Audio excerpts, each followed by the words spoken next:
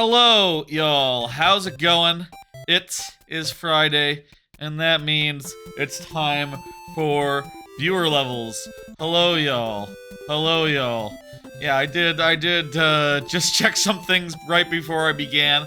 I forgot to get rid of notifications and to load up a level that was mine on the so you can see, oh, look, a cool level, rather than one of those pre-made ones that are, you've seen a million times. Not that you haven't seen my levels a million times if you've watched my streams. You probably have seen my levels a million times as well, but that's not important. What is important is that it's Friday, end of another week. I'll say for my part, things are a little bit, not a lot's going on right now insofar as I'm currently in between things, but that doesn't matter. What does matter is that it's Friday, and we're here to have a good time and relax and play some lovely levels. One thing I want to touch on before we begin. One little thing.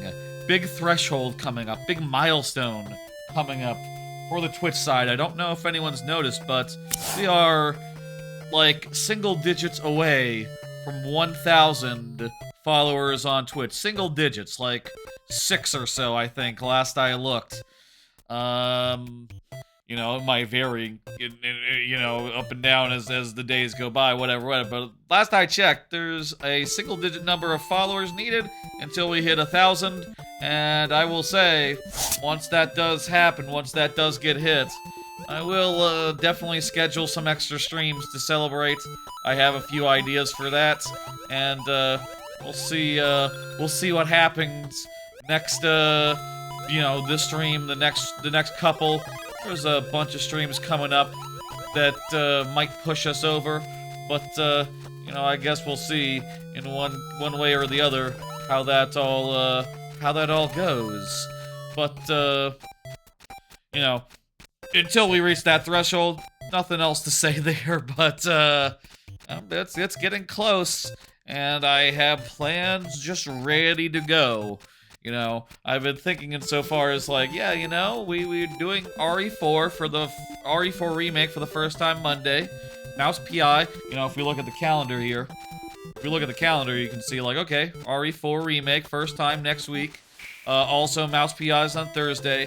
I could add a Sunday stream where I play DKL Land 1, 2, and 3, switching games every 5 lives. I've been thinking I want to do that. And seems like a good opportunity if we hit that threshold, and also do have an idea for the next time I play Paper Mario Randomizer, and also we could do more Shadow the Hedgehog like we did last week, except with a harder route that might be more shitty, which could be fun insofar as being bad goes.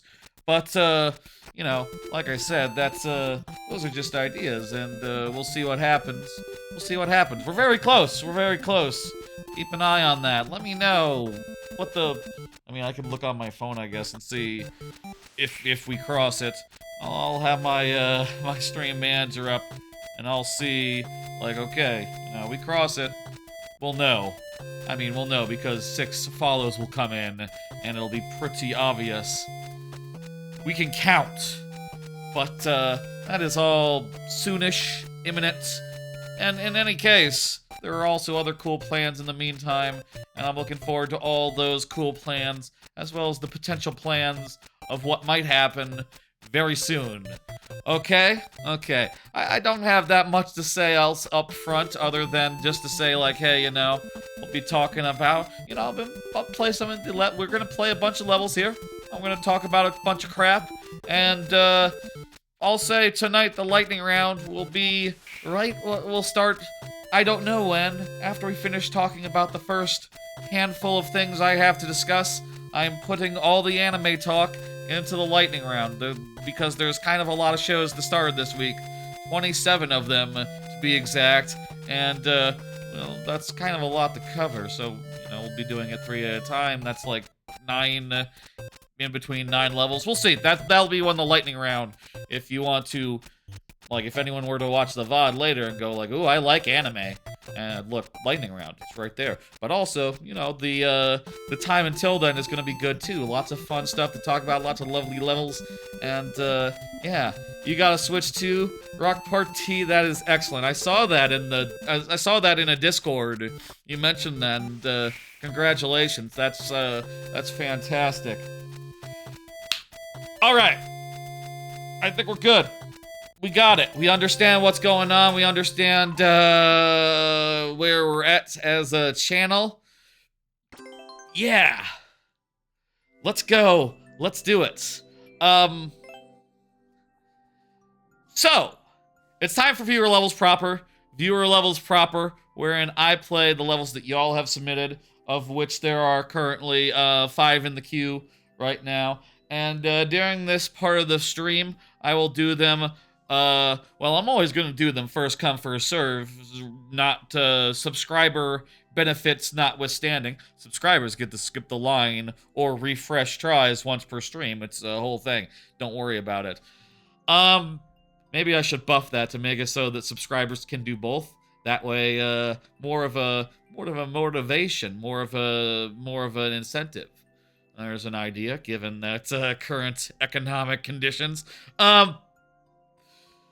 So, let me say, the way that this works, viewer levels proper, is that if you're here when your level comes up, which 06i is here, if you're here when your level comes up, also submitted it first, and, you know, that's like a different, it's cool. 06i is about to say hello, I'm sure. If you are here when your level comes up, I will give your level, hello 06i, I will give your level, 12 minutes plus 5 last tries, if that's not enough. If you are not here, I will still play the level, but I will do so in very nearly, but not quite sudden death, wherein I will only have 2 tries to beat the level, refreshing at checkpoints. You're good, Huston Durand. I don't know what you're apologizing for. That's how you want to submit a level. You want to submit a level using !add, and, you know, you get into queue and you wait your turn, and that's all there is to say about that. So yeah, 12 minutes, 5 last tries if that's not enough, 2 tries refreshing at checkpoints if that's if you're not here. It's all very simple, and also a good way of balancing the prioritizing the people who are here, which is important, and playing more levels, which is fun. Like to balance the two things, you know. That's part of the speech I give at the start of every stream. So I've said it many times. Everyone knows it. Let's go. This looks cool. In Chiverius Forest, Ludwig lurks in his sanctuary, trapping all who enter. When was this up? This is just uploaded. Kind of looks like a seasonal level. Did it get like delayed or something? 06i, let's go. Let's do it. This are the red coins optional or mandatory here? Reworked level from winter 2024. Gotcha. Went through some revisions then. Let's go. Let's do it. I remember last week there was that level with all the coins, and you had to like use a map and find them. Interesting idea, you know, not the kind of thing you see in Mario Maker very often, but you know, long is the only thing about that. Kind of a long one.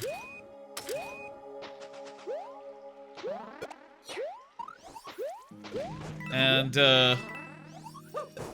wah. I like a traditional level.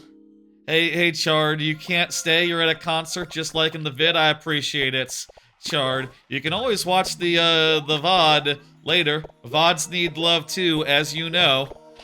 And I appreciate the support, Chard, and others. Hello, Knack, how you doing? Oh, there's like a... Is this like an alternate version of the level, or just a vertical subworld? I think it's a vertical subworld.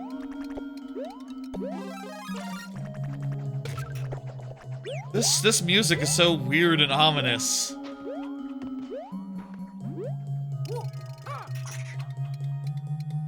It's always interesting to me when a level uses music, but not like recognizable music, or not like a not like the way that an auto scroll level would, but like this, where it's just like Jordant. It kind of reminds me of like Ocarina of Time, like some of the or like Majora's Mask, where like some of the dungeons just have like spooky loops in the background. Spooky loops, you know? Does that make sense? I don't know where I'm going, I'll admit. I can go into a pipe. Enjoy your concert, Shard. I appreciate you coming by just because. Now, I don't know how long we're going. You can always stop in later as well, depending on whatever you want to do. I'm fine with whatever. This has to be for one of the red coins, isn't it? Ha! The bullet killed him.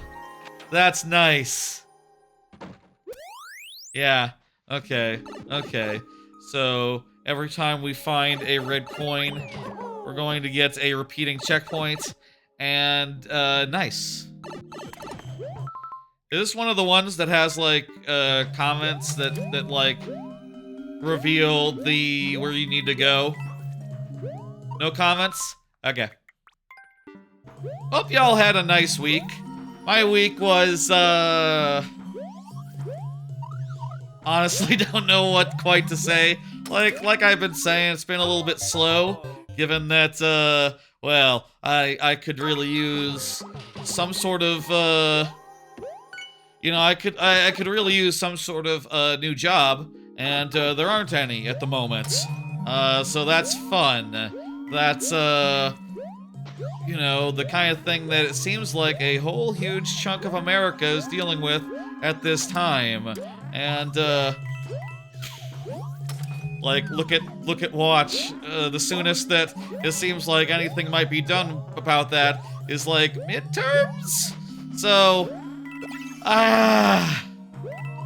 anyway, I don't mean to linger over that, and honestly, I do think that as the weeks turn to months, turn into, you know, I've heard some people have been out there looking for like, you know, most of a year.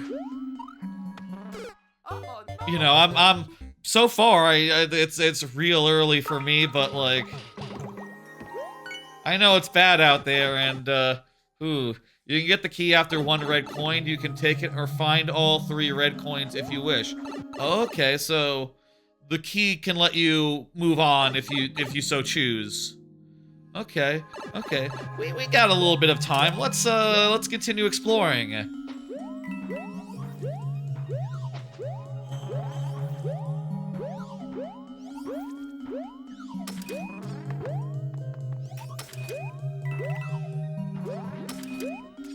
Again, the music, quite atmospheric and cool. I like it a lot. And hey, this gets us through this wall. Nice. So anyway, we just need to find one more. Ah! We just need to find 2 more.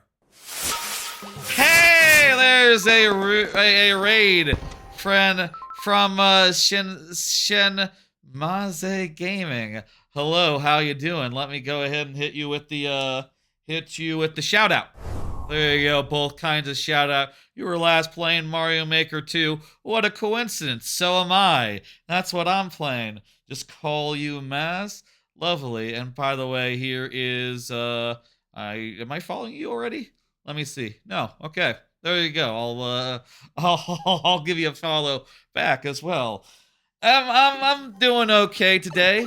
Well, I'm sort of in between things as far as money goes, but we're also about to hit 1,000 followers on the Twitch end here, so that's nice and lovely. And also, you know, I'll say that I have stuff to talk about as the night goes on that's a little bit more fun and stuff. Yeah, this level is fun, and it has cool music, and I think it's interesting. Also, I can totally just go end if I want to right now.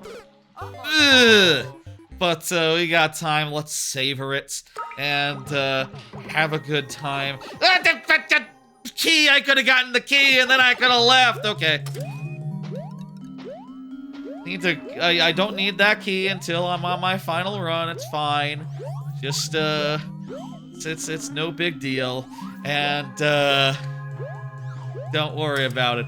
Anywho, how you doing? Hope you're doing well. Hope that these unprecedented economic times have been okay to you. And if they have been okay so far, I hope they will continue to be okay with you. Not Rick in chat.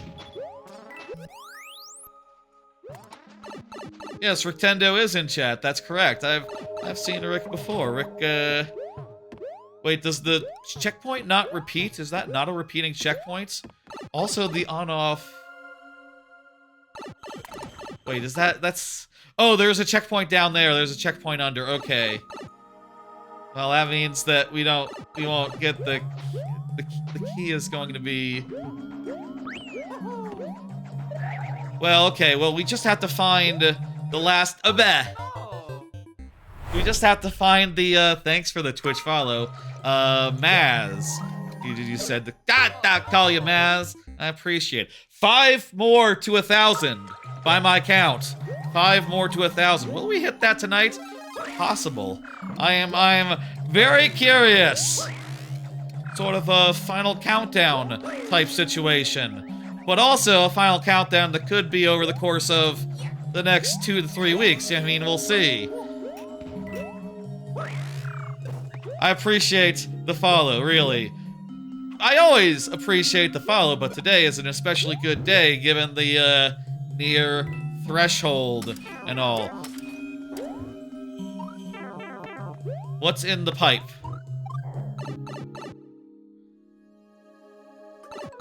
Ooh.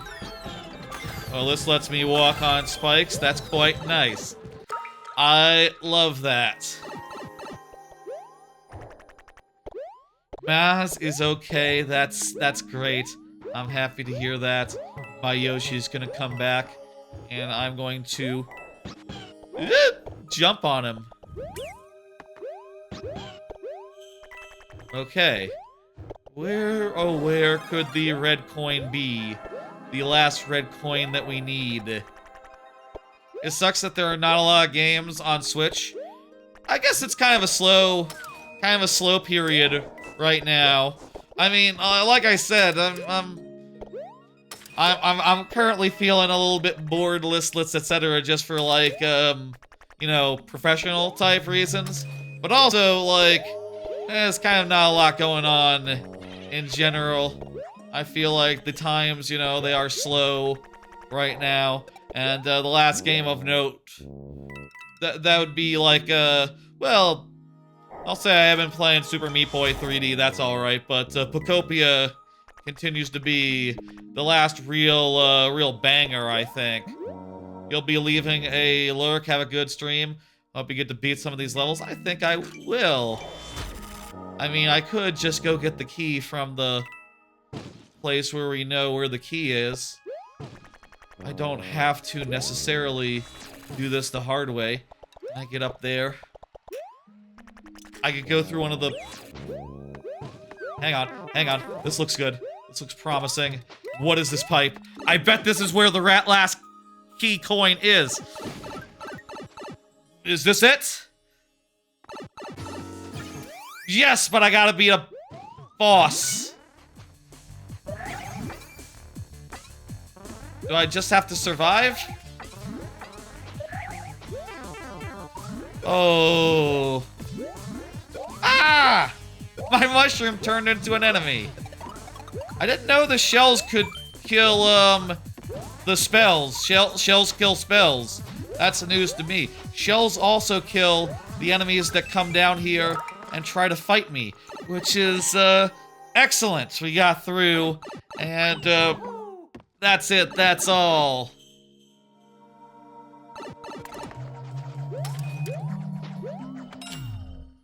I think that there could be some more games to play right now, but hey, you know, Pocopia And you just gotta switch too. Rock Party. Are you doing the Bonanza? You getting into Bonanza? Bonanza's fucking I really loved Bonanza. As you might know, it was my game of the year. You could also play Silk Song with a what is the version difference between Silk Song Switch 2 and Switch? You could play it on Xbox previously, I guess, if you've had Game Pass for a bit, sometimes on and off based on like if there's a game you want, right? So maybe you played it that way. Oh, this is kind of a long boss, isn't it?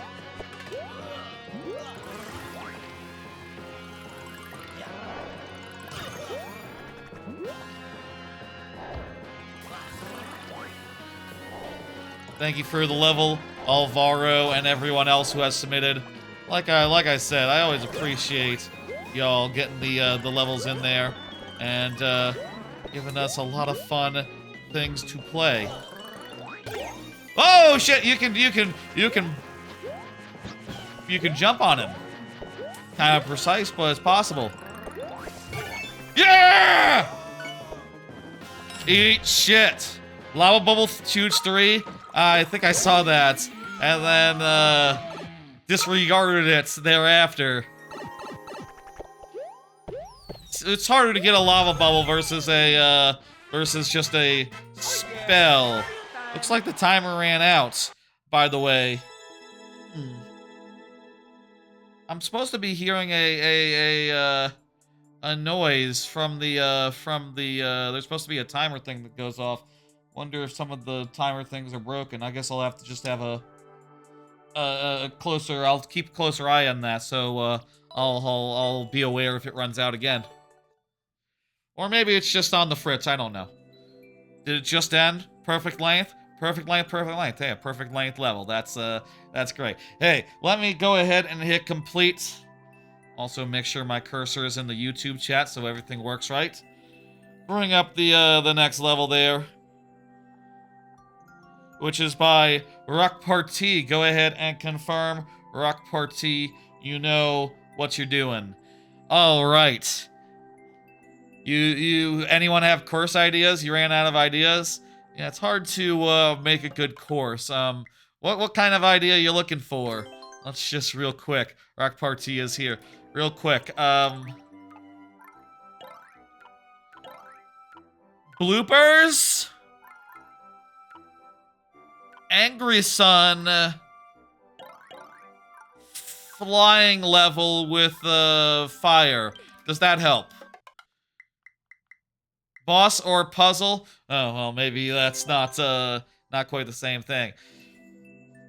Regardless, good luck on your, it's hard being out of ideas. It's hard when you've made everything you can think of, you know. It's hard when you've made everything you can think of, but, I hope you figure something out.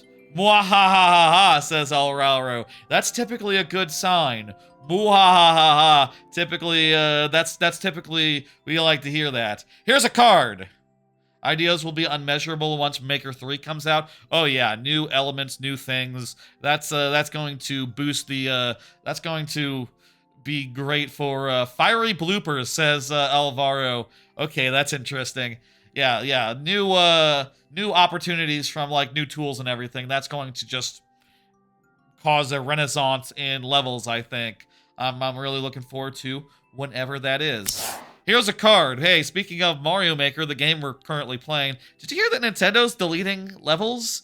This is a thing that I saw a few YouTube videos about, and seems kind of concerning. I'm not sure like how big of a problem or like the extent of it is, but basically it sounds like Nintendo is currently on a bit of a rampage insofar as deleting levels that use hashtags in the title, or I'm not sure if title or description is the what it matters, but I'm not sure if description is the same, but it seems like they're deleting levels that use hashtag whatever, any sort of hashtag after the name of the level, which is kind of concerning because apparently a lot of people for years have just done that as like standard operating procedure, And, yeah, like hashtag blah, blah, blah, blah, blah. Exactly.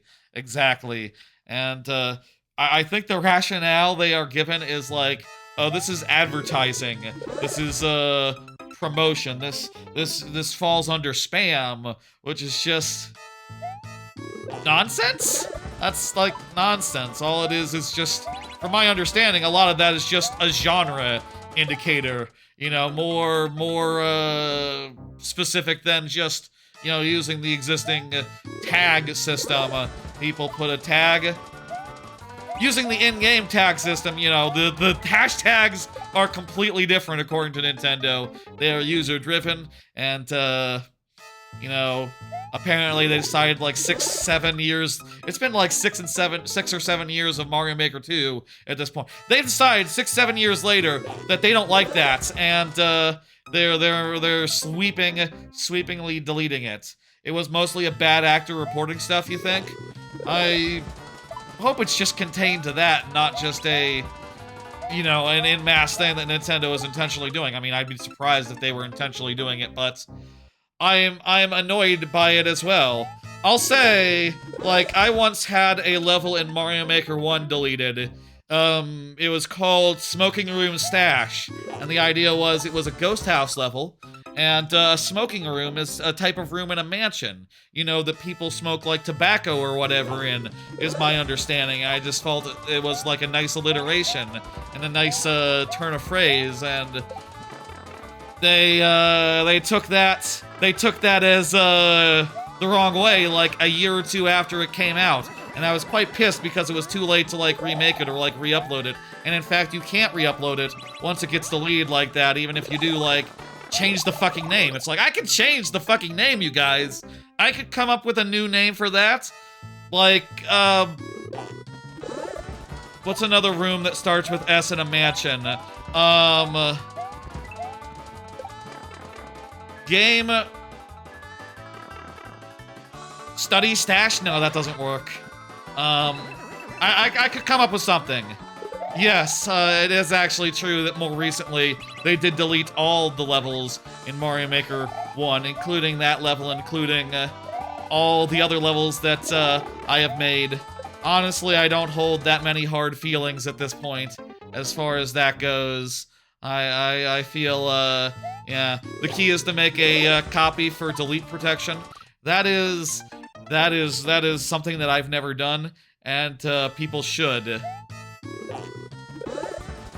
Nintendo hates guys accessing websites that aren't official. Nintendo wants money. Do you think it comes from, like, people browsing those other sites that, like, you can browse, like, put in a level code on? Can you, like, search by hashtag in those or something?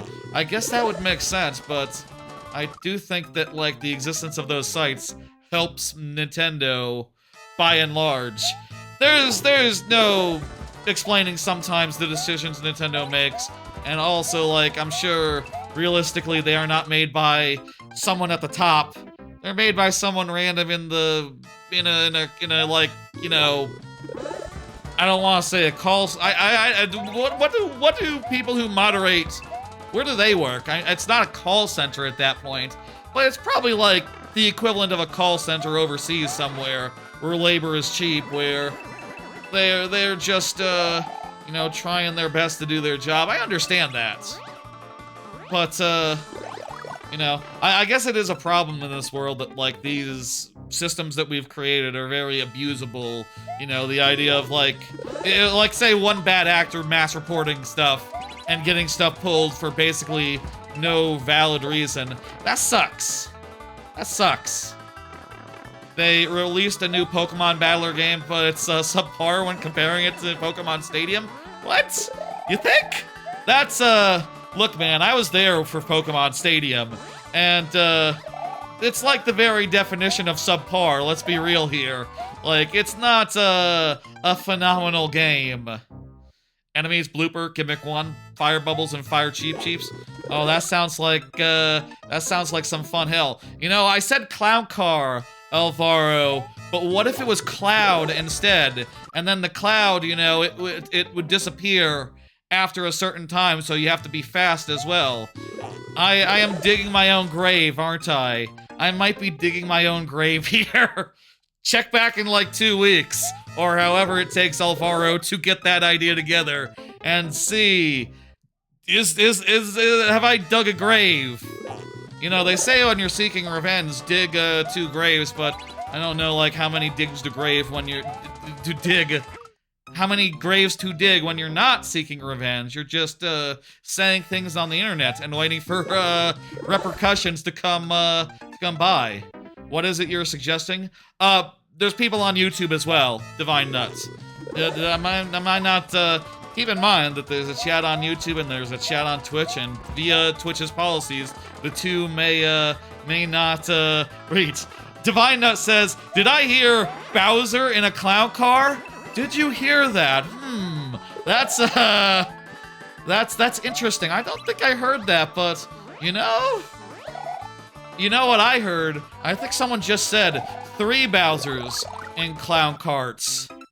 3 Bowsers, that sounds like a lot. I don't know about that. The new one is subpar compared to Stadium, even still. Wow, okay. I have very little interest in that. I personally feel like Pokemon, I need an adventure. You know, I need like a world to explore and some sort of like catching system. Hey, thank you for the raid. Thank you, Pipe Wrench 40K. Let me pause and do the shout out and all that. Hey, multiple raids in one night. Lovely, lovely. How you doing? Here you go. Shout out. There we go. And let me drop the follow on there. Myself. You were playing Mario Maker 2 as well. What a coincidence. That's the game I'm playing too. Wow. What are the odds? I appreciate the follow, Elise Dum Dum. Elise Silly Dum Dum. How you doing?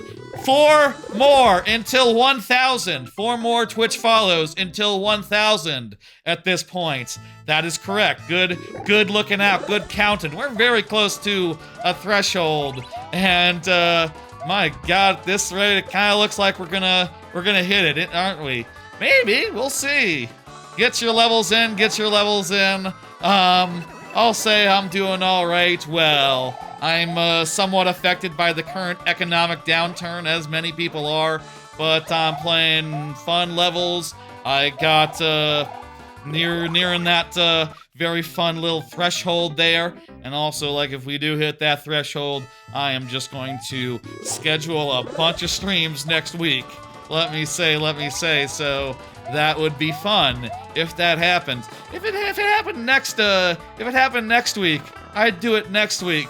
For what it's worth. Yeah, that's correct. The economy does suck, and on a certain level, I don't know what can be done. What? You know, you kind of just have to wait out for whatever the fuck. You know, shit's bad. Oh, hang on. Okay. I think I wasn't close enough to get into the pipe anyway. In addition to the mole killing me. I feel like we need to gain some extra time on that, like, vertical ascent sequence, but how much time? Am I close? Remains to be seen. Oh, wait, remains to be seen. Was it the lava? Sometimes it's hard to tell. I know that time it was the Wiggler. Kind of obvious, but it was like, I think both at once were like, I was about to hit one, if not the other. Time was not there. I've not seen the other side of that pipe yet, by the way, if you're wondering. I've played this level many times. It has been submitted, and, it has been submitted many times before, and I'm sure it'll be submitted many times, hence, how far are we, by the way? How far is that, end of that room? Like, are we halfway through, or are we, like, a quarter? How much do we have to learn? Is there a checkpoint? These are questions that, I ask myself sometimes.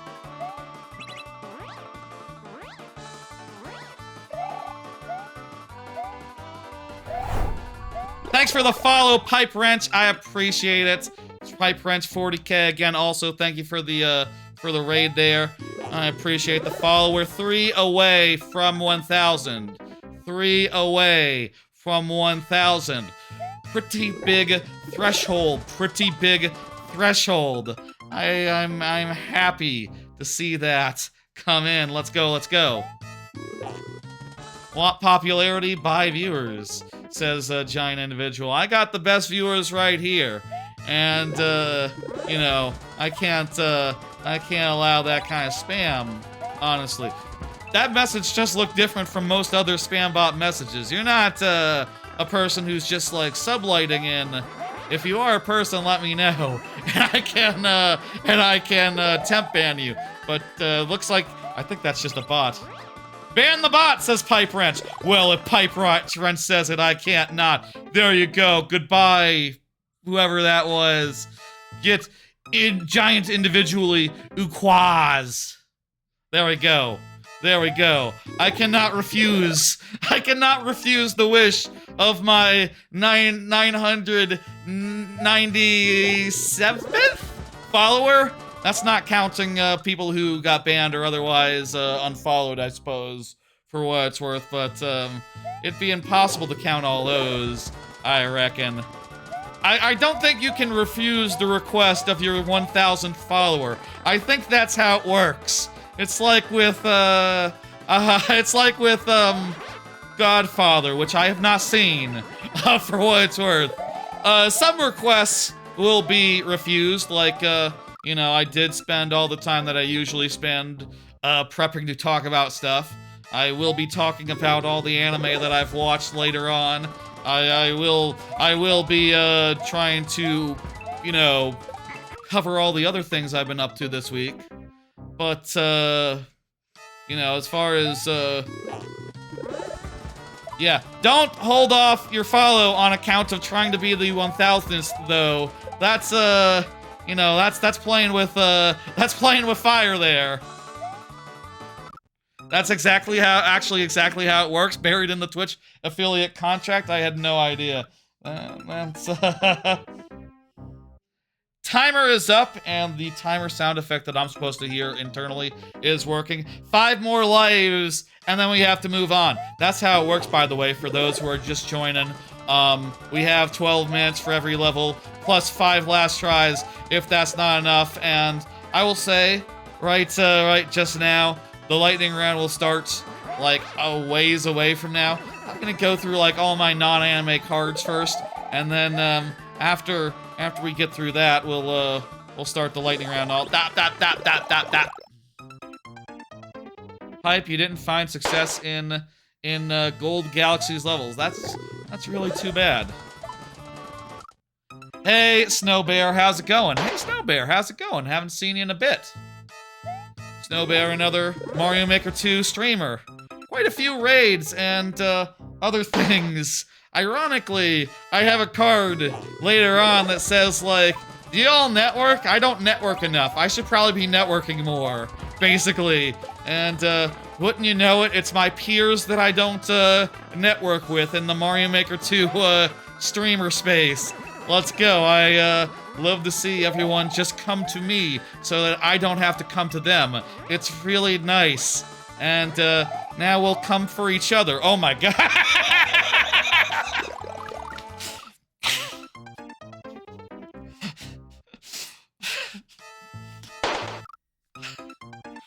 Phrasing! I'll you know, I like to raid the people that I, give me raids back. You know, I'll come for y'all of it. Oh my god. Anywho, we're out of lives. Thank you, for all that. And, you know, I was thinking when I said, you know, the phrase, I cannot refuse the what the fuck was it? I cannot refuse the request of my 1,000th Twitch follower. That would be a good stream title for the VOD, but also, like, that stuff about coming is, like, just, Mike, what the hell was that? That could be a title. Would YouTube like that as a VOD title? Oh, they might not like that. I'll spell it though. I'll spell it I'm bad at spelling. COMING. It'll be fine. It'll be fine. We'll see. You go with it and just do it when whoever the 1000th Twitch follower is. Yeah, we'll go with it. We'll go with it. But like, will it be the VOD title? Find out later when you're looking at the VOD. You don't know why, but you feel Bowser's fires are faster when he's in a cloud? Huh. If you put Bowser in a cloud, is that temporary? Is it I don't know, like I guess like if an enemy's in a cloud, it's not temporary, it's like their lackitude, they go back and forth. Right, yes, they can only go along a vertical plane. That's, huh. Thank you for the level. We did not complete it, which, you know, is that a surprise? Probably shouldn't be a surprise at this point, Rock Party, you understand. Next up is MM66 something or other. I think I saw MM chatting before some of the rage. Yes, MM just said nice and just said nice again. Lovely. Let me start typing in that code, and meanwhile I'll do another card. For those viewers who are new, etc., I like to pull these cards in between levels and talk about whatever's on them because I have things to talk about. So, since last week, I've started watching indie dev YouTube. I talked about last week how, given the economic downturn and, like, situation and all that, I've kind of been interested in, like, maybe looking at some sort of side project in the meantime, you know? As a software engineer, it makes sense, and I have the skills, you know, and I have level design skills as well, so I started just watching some random, like, tutorial type stuff, game design minutia, more of that, and that's been kind of interesting. Turns out there's basically a whole niche that I have been hitherto unexposed to, I guess. I mean, I guess I've watched a good amount of, like, Game Maker's Toolkit, for what it's worth, but I've been now watching, like, more direct stuff and more stuff that's just like, hey, here's, like, a tip for what you can do with your physics, or here's a tip how you can do this or that better in this or that, like, game engine. I've been looking mostly at Godot, or Godot, I guess you say it. The T is silent. Hardcore Parkour. Very nice name for the level, and fun. This level is apparently fun, self-proclaimed. Let's do it. 12 minutes on the timer. I've been watching a bunch of that stuff recently, and it's been real interesting, real neat. And, honestly... Oh, we need to... The axe was right there! I didn't think before I jumped. But that was an amazing first go, no? I almost didn't think I could, would get to the thing. Just follow the coins and arrows. Okay, I can do that. I can do that. I probably need to Z there. I need to Z there. I am having fun. Thank you for asking, Alvaro. I am 100% having fun. This is a cool level. Cool level. Yeah, Z. Anyway, I've been watching a bunch of that YouTube, and I'm kind of surprised, like, how much it's come in the last, like, apparently since I last looked. You know, when I was, like, a younger man and, like, was more, open to the idea of, like, oh, maybe I'll become a video game developer after I graduate college, you know, like, 10, 12, 15 years ago. I graduated college, like, 2013, so that would be, like, 13 years ago, 12, 13 years ago. Around that time, I was more looking into that stuff, and I don't remember there being anywhere near this much, like, useful content, little quippy little insights, and it seems like there's a whole space now where it's more viable than ever to, like, promote an indie game through, like, to have one of your main means of promotion these days, it seems like, just be a YouTube channel, which also, you know, builds support for it, builds awareness, etc. And, like, that's As a out-of-work software engineer, that is fascinating to realize that's how it works now. It's like, as an out-of-work software engineer with a YouTube channel and a Twitch stream, it's like, oh, wait a minute. Hang on. That's interesting to me. And also, it's very, you know, interesting as well, just learning about how a bunch of stuff, works. Do I need to gain more momentum? When you finish, your level will be the same level as yours? As Tor's? Yours, yeah. You'll play, when you finish, you'll play the same level I'm playing now. Okay, this level, you mean. Gotcha. I was trying to figure out which one you meant. This one that I'm playing now. Yeah, all in one movement. Okay, all in one movement. Shit. I can't slow down for nothing. Hey, okay, this looks difficult. It was difficult. Can you get... how the hell do you get through that? I wonder if you can get to that, get that thing. Yeah, Alvaro on the YouTube side, I think, is gonna play this level after the nightmare that was, proposed in chat. Like a half Z? Okay, a half Z will do the trick. Apparently, I think we need to go through the gap. But anyway, watching all that stuff, the one I've been watching the most. Yeah, that wasn't so bad. That wasn't so bad at all, actually. Okay. Nice. What was that? Oh, maybe we need to hit the on-off and then go into the hole. I think that's what we need to do. The one I've been watching the most would be, a YouTube channel that's making some sort of indie game called, what was it? It starts with an I.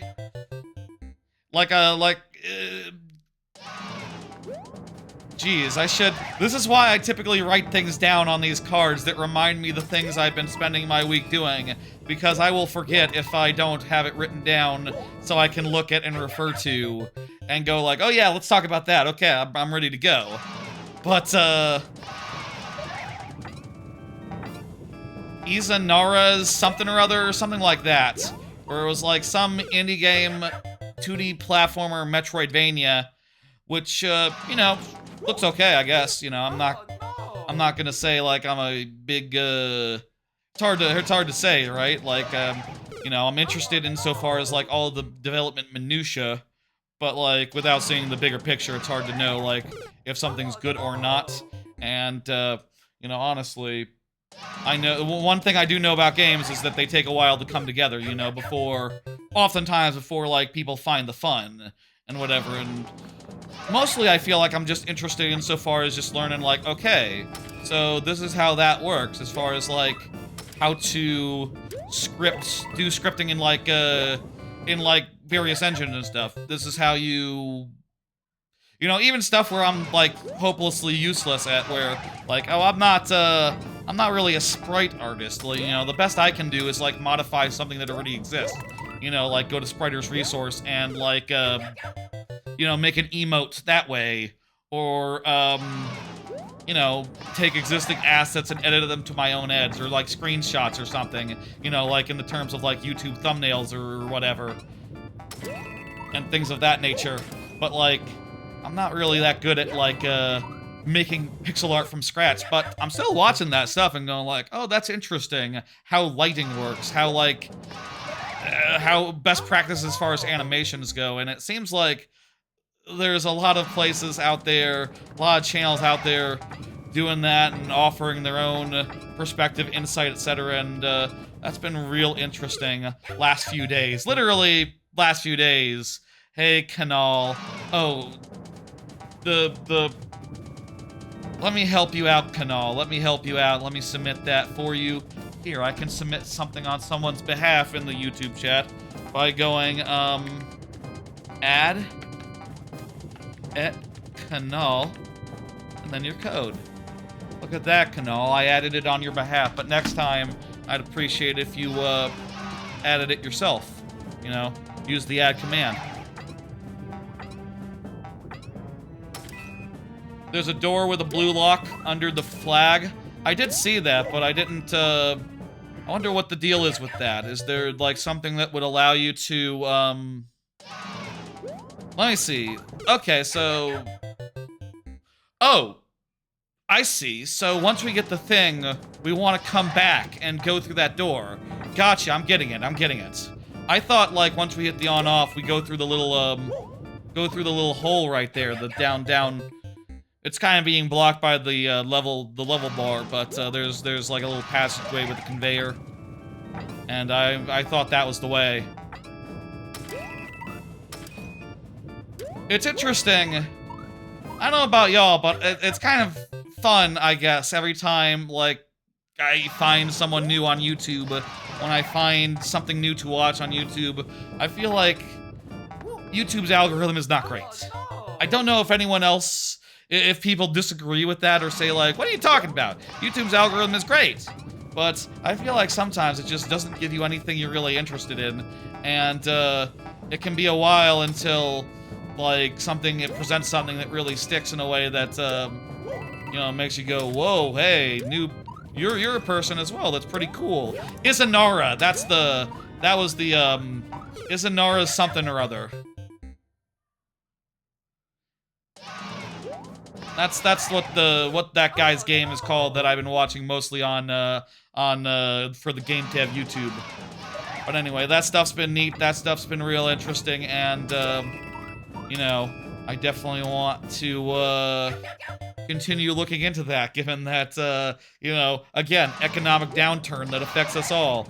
It kind of feels like there's not going to be any. It's going to be very hard to lock something down in the next. You know, I hear horror stories of people, you know, taking a year or more to find something right now. It's, not a good time, But, you know, do what you can. Should I do another card? We just got 2.5 minutes in this level. We can relax on the cards. I'll say, the current cards have, like, a theme to them.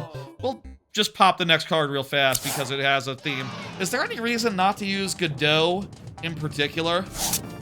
So, one of the first things I watched as far as the game development YouTube goes was just like engine type talk, you know, whether to use like Godot or Game Maker or Unity or like what's it? The main one, Unreal. You know, which one is best, and basically all of them just came, basically sort of seemed, the consensus seemed to be like, yeah, you know, there's no one choice for every single project, there's no one choice out there. Try out what you want to work with what you want to work with, and, you know, you go with the best. Do we have to go up from there? It kind of looks like we have to go up, but I think I can just, like, spin jump across this crap. Godot does have its pros and cons. I'll say, like, as far as my basic understanding right now, the main con, its biggest pros is open source, yes. That and also really good for 2D in particular. Though it does support 3D as well, for what it's worth. As far as, like, the main con goes, my understanding is, like, it doesn't have as native console support as you would possibly want, you know? You'll have to pay someone to port it to console, I think is what I heard. Like, you either have to pay a studio, like, a whole chunk of cash to port your thing to consoles, or you have to, like, get a dev license and figure out how to do that basically on your own. I'm unclear, honestly, the detail of all that. And, that does seem like a real concern to me, you know, like, really, you know, like, I do think, like, the perfect console for basically any, let's say 2D platformer, for the case of argument, though who knows what I would end up making. Let's say a 2D platformer, like the kinds that I make Mario levels of already, and have plenty of design experience as far as, level creating go. You never have to buy a Godot license. That's true. It's open source and all. That makes sense. But also, with the console support question, you know, I do feel like for 2D platformers, 5 tries left, by the way, and that was the first one. I do feel like for 2D platformers, Switch is the best possible console. No, like Switch is definitely what whenever I see a 2D platformer, I'm like, oh, cool, is it on Switch? And you know, it's always a bummer when the answer is no. It's just on Steam for now. Just on Steam. It's like, oh, okay. Let's go, we made it here for the first time. Let's go through this door and live, and I'm sure it'll be very nice. Okay, puts us right here on the other side of the door. Nice, nice, nice. Switch is like the only console left that is trying to be a console. I mean, that's true. PlayStation 5 and Xbox, honestly, I wouldn't really prioritize those two. Personally, and it would just be the Switch, basically, and the Switch 2. Switch 2, maybe more than ever, I'm not sure. Do you think people are going to be continuing supporting Switch 1 for the extended... Why wouldn't they? Especially if you're talking, like, affordable 2D games, like... No, yeah, I bet we'll see Switch 1 games. Like, it'll have a tail like the PlayStation 2 did back in the day, I bet. Okay, let's go. We made it here again. If you see someone buy an Xbox for their only console, you just think, what? Yeah, I feel like more and more. I mean, really, it's too late to buy an Xbox. The Xbox is basically dead already, and it's basically too late to get an Xbox. Good night, pipe wrench. Hey, we got a checkpoint that refreshes our tries. Let's go. Thank you for the follow, by the way. We just have 3 left until 1,000, as you know. Oh.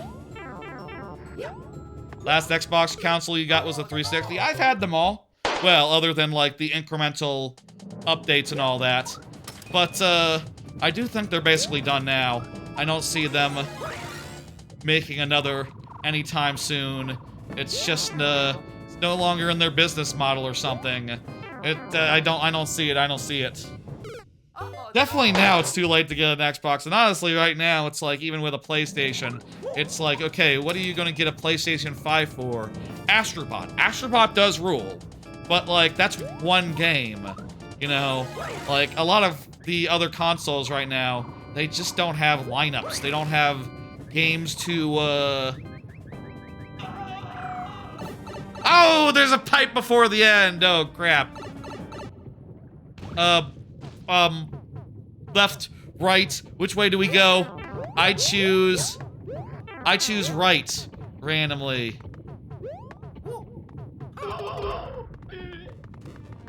Please, please, what? Oh, did I need to, like,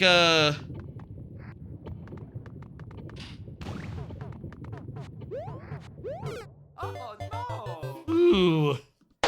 I think I need to... Okay, we could try the other way next time. I won't count that. Are you playing on Switch or Switch 2? I'm playing on Switch 2. I gotta Switch 2, at launch. Right is the right way, do not go left. Oh, right, arrows. I can look at the arrows. We have 1 try left.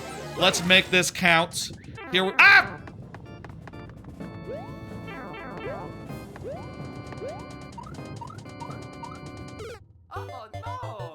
Good tries, I think. We can all agree. Yes, yes. Good tries, good tries. Yeah, let's, good tries. Let's go. Yeah, I was so close. Good, so close. I agree, I agree. I think I need to, like, drop the POW to kill the guys rather than throwing it. Kind of didn't occur to me that I should do that to save the POW. I think that's what I need to do. I think that's what I need to do. Or, I don't know, maybe follow along behind it so that the POW reach the guy.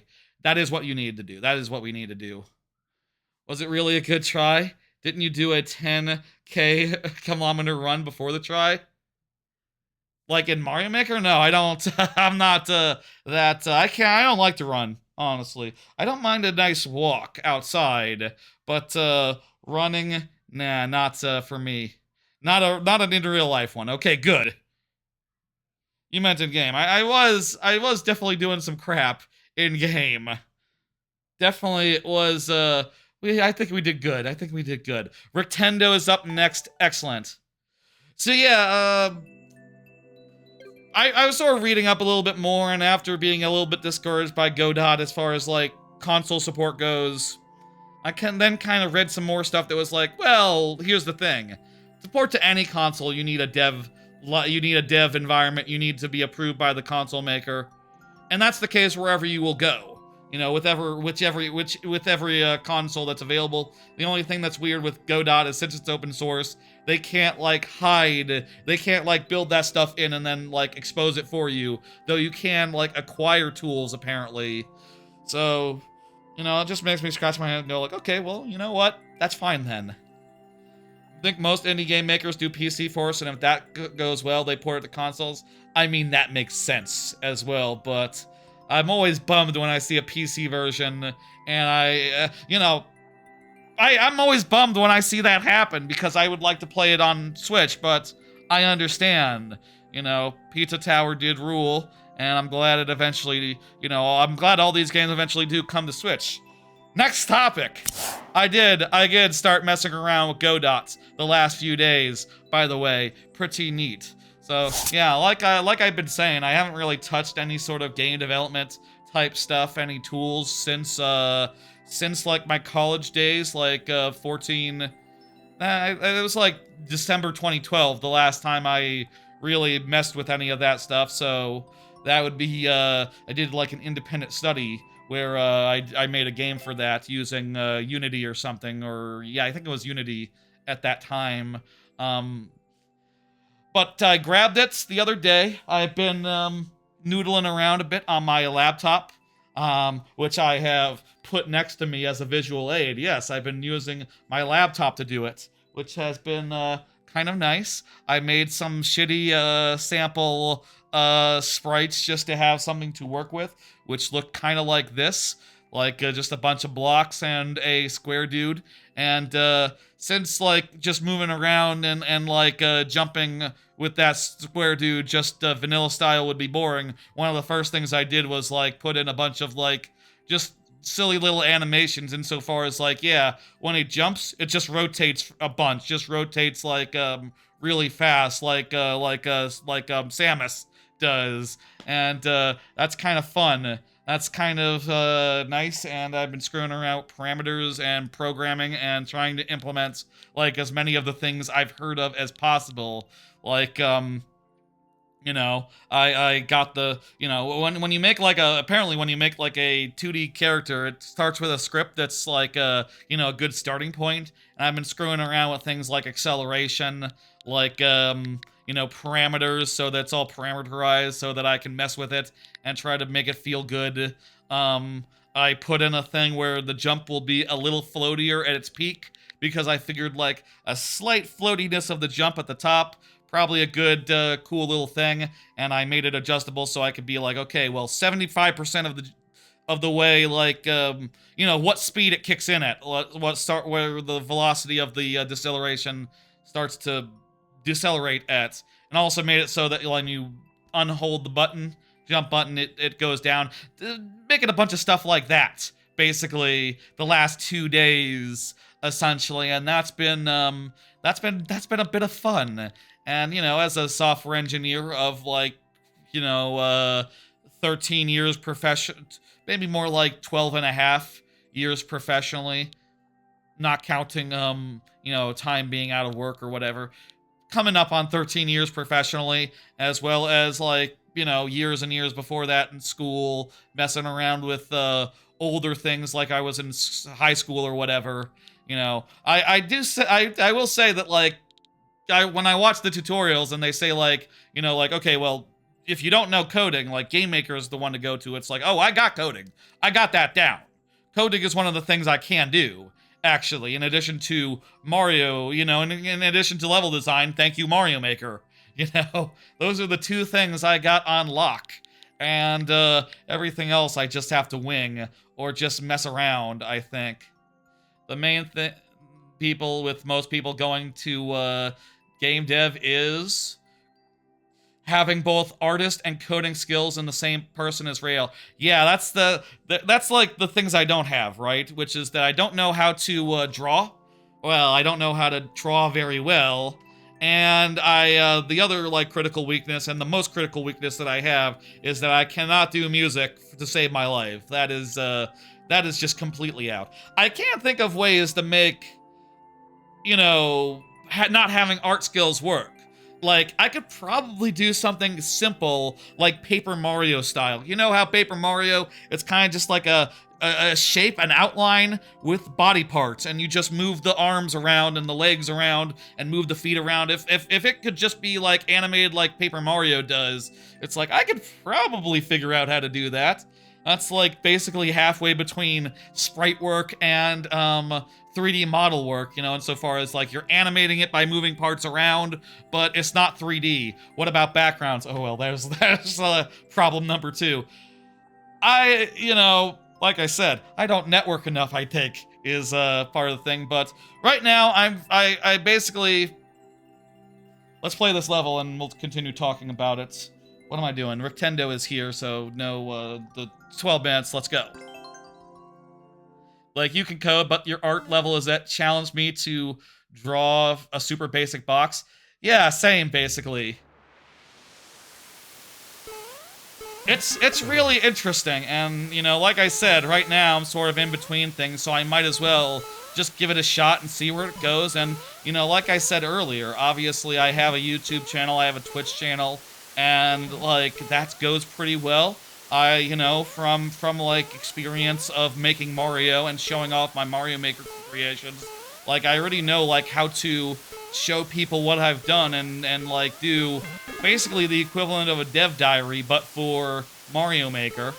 So like there is some real potential here to like, wait a minute, maybe, you know, maybe, you know.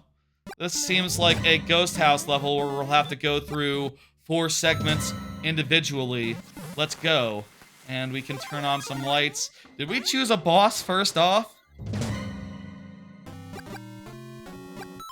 Yeah, and I'll also say, just low-key, the fact that Godot uses a Python-type language, I feel like is really nice. I've been kind of wanting to learn Python. I've never had the chance to really work with Python in a professional capacity, so, you know, that'll round up my experience, basically, round out some things. I'm doing this rather than, like, looking at AI or anything. I'd rather fuck around with a game development engine than, like, debase myself and go like, okay, haha, I'm figuring out how AI development works, and I'm trying to snag one of those unicorn, damn it, one of those, like, really unlikely jobs, you know? That was a good first try, and I fucked it up right at the end. It's fine. We got plenty of times. Plenty of time. Times?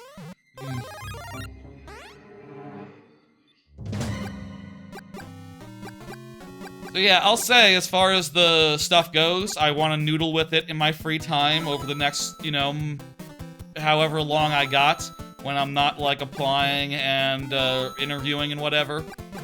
And I feel like people were saying in chat last week, just doing something in my free time until something comes around will look good to employers and all that. And also, like, what if? You know? Nice first challenge. Nice first challenge. Hope you don't mind me talking about stuff I got going on with, while I do it. Hope you don't mind that. I'll say, as far as, my approach goes... Okay, this, we can at least see what's ahead here, using our, life. We gotta, like, gotta hit that... How do we hit that pow? Oh, the icicle will hit the pow, and that'll clear the way. As far as my approach goes, you know, I've talked a lot here and there for a while, like, various ideas I have for 2D platformers and all that as far as structure, as far as like systems go. And I was thinking about that the other day before I really started and realized like I don't need to like what's the going on there? I don't understand quite yet. I don't need to go in like thinking that hard, that heavily about any of that stuff to begin with. Honestly, I think I just need to like run at full speed and it'll work out. Is that right? You once beaten a level without knowing what's ahead? Sometimes that happens. That's called first try. That's impressive whenever you can manage that. You have to like jump on the... How the hell do you do that? You have to like jump in place and stay... Let's do one of the easier ones. I say easier. Let's do one of the other ones first. And I think like once we lose our thing, we're cooked, so might as well just see what's ahead. Okay. You're just focused on your level, Alvaro. That's nice. I don't mind lurking. I don't mind lurkers, Alvaro. It's cool. It's chill. You focus on what you're doing. I definitely watch streams sometimes, watching laundry, doing laundry, doing dishes, making spaghetti. I got some spaghetti from the store the other day. I'm gonna make some spaghetti soon, and it'll be tasty. I love spaghetti. It's been too long since I had spaghetti. It's probably been like a couple fucking weeks. It's not been that long, but I'm always hungry for spaghetti. Anyway, my approach right now, I thought about it and I realized like the important thing in making like a game or making like an engine or like screwing around with it, you know, fucking around or whatever it is I'm doing there.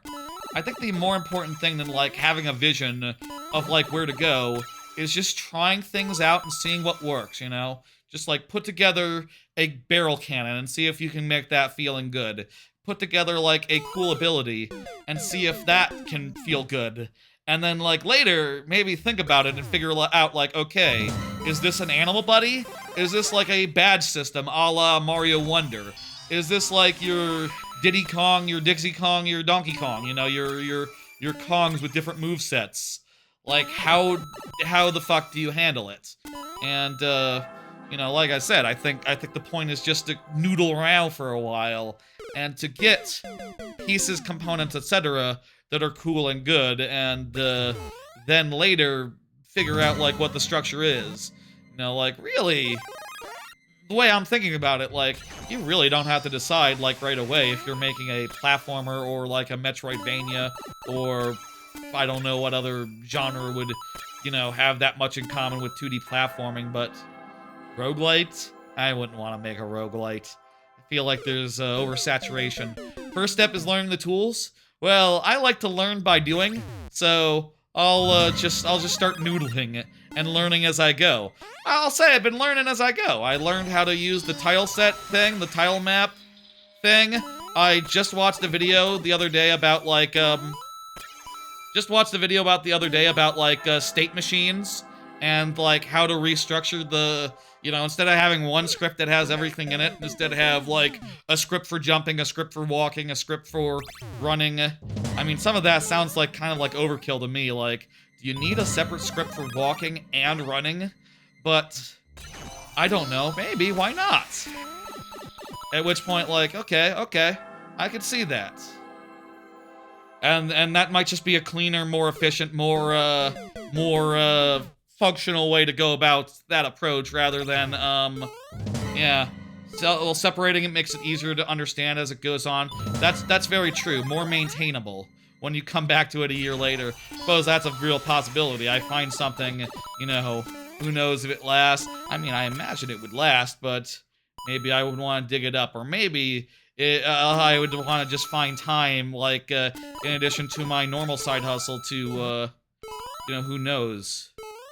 In addition to just streaming, find time for, that as well. Okay, so we definitely do need to not take a hit.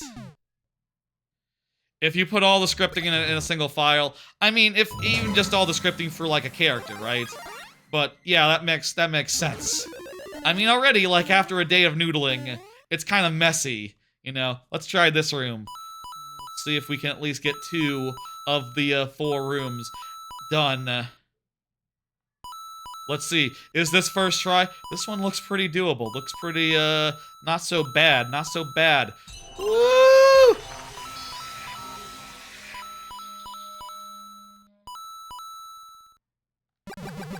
Come on, come on, come on. Yeah! Okay, first try! That was the first try room. I don't know if we're gonna beat the other 2, so, you know, the other 2 are really hard and all, but, let's do this one again. Yeah.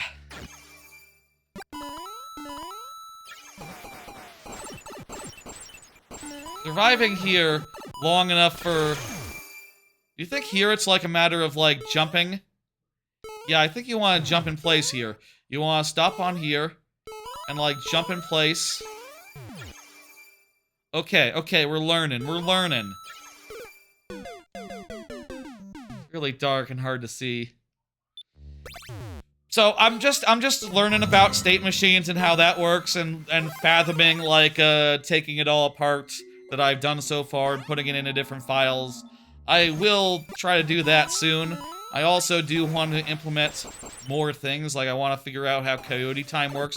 I currently in my, just in my little notes or whatever, I have coyote written as like a separate state. You know, in addition to like, falling or jumping, coyote as like a, as like its own, state. I feel like that just makes sense. Especially if you want to be, you know, a whole lot of coyote time. I mean, I'll say, like, I love DKC. I love that you can jump out of a roll. So, like, you know, by my own preferences, like, yeah, anything I make probably will have a roll, and, I would have to imagine it would have a roll. I currently, you know, like I said, I was thinking about Paper Mario style, and it's like, okay, well, if I did that, you got the spin in Paper Mario where you go, like, whoo, you know, you go in, like, a circle. You spin on the spot. Like, that could easily be a roll. If I'm thinking about it, But, realistically, you know, it is probably the case that what you probably want to do is find, a collaborator who, rounds out your... anyone's interested, you know, if, I know anyone who's like, I should talk to people that I know who do art, really, and see, like, hey, what the fuck? Would this be something you're interested in? I know some people who are game developers on the internet and stuff, and, you know, like I said, I got nothing better to do. Honestly, like, at this point, it's too premature to say, like, if this is going to become anything, or if, like, there's a future in this, but, like, since everything seems fucked out there, might as well give it my all during the time, during this, trying time. Oh. Fuck! That's as far as we've gotten so far. We're about to run out of time, so 5 tries, starting with the next, oh, fuck. Wow. Okay, there's the end. We've seen the end. We've seen the end there. 5 tries for refreshing at checkpoints, and by the way, you're wondering how that works for repeating checkpoints. If we lock in new progress, that refreshes our, shit. That refreshes our shit, but, only if we lock in new progress. We can't just go through an older room to refresh our lives. That's against the spirit of the thing. So yeah, right now my priority is just to try things out, and, you know, right now I'm just basically doing the initial stuff, you know, just running, jumping, coyote time, things that I've heard about, floaty, making floaty jumps, things that make sense to do. But eventually I'd like to try doing things like, oh, what about a barrel cannon that can shoot cannonballs before it shoots you out?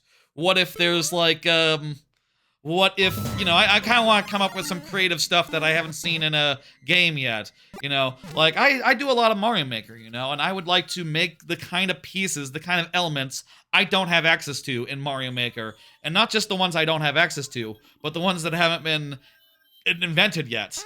And then, you know, like I said, like, one of the things I really like to do in Mario Maker is, like, brainstorm. It's like trial and error, workshop ideas, and try to find the fun. And, what is game development but trying to find the fun with things, but instead of, like, you know, 100 things that that Nintendo made, 100 things with, that don't exist yet.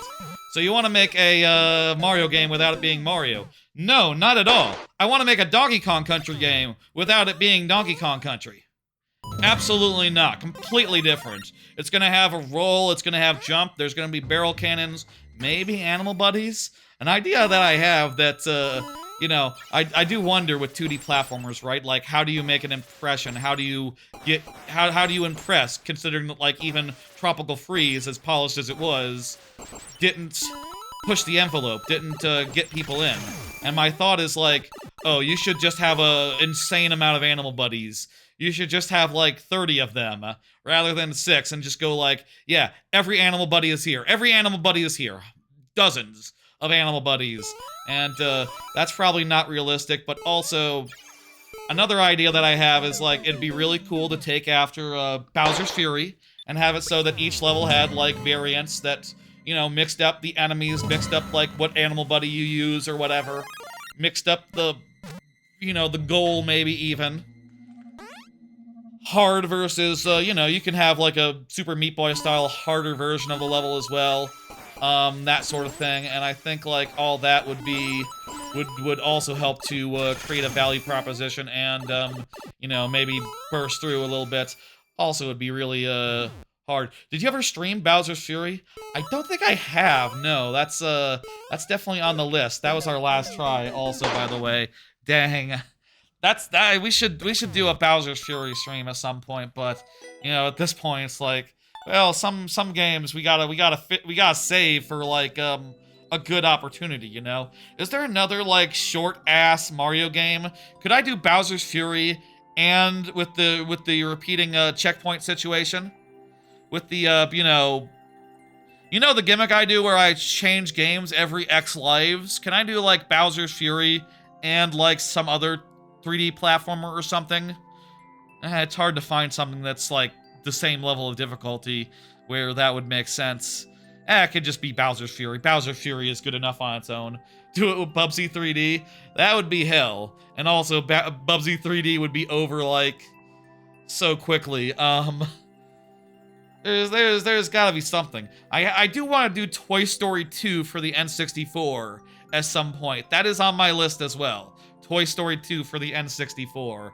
But, I think that one's just more of a banjo. You're not gonna die normally, generally in that game, if I remember right. That's more of a full playthrough type thing. No gimmicks required. Anyway, thank you, Nintendo. Good tries indeed. Let's go ahead and hit dismiss, and we'll bring up the next.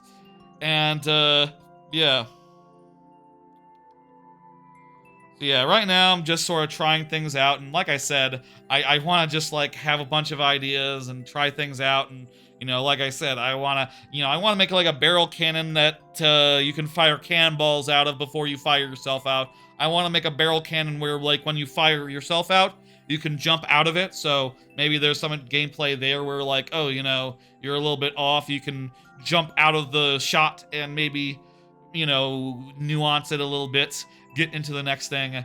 I feel like that sort of thing would be pretty neat and pretty fun, and I just want to make tools that could make compelling levels, basically.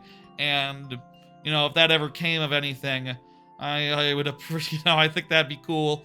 And, you know, as a streamer who already, you know, is coming up on 1,000 Twitch followers and over 500 on YouTube, on the YouTube side, nearly 600 on YouTube at this point, it's like, yeah, I could totally pivot into game development.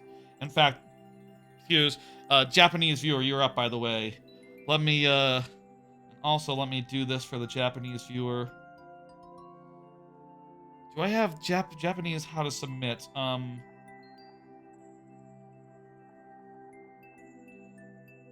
What's the... I forget what the other Japanese how to... There's Japanese how to submit. I think I also have, like, a Japanese... Is that command working? Wait, does the YouTube chat translate now? Wait, does the YouTube chat translate now? I'm seeing in Nightbot, I put in the command for Japanese how to submit, and I'm seeing it in English now.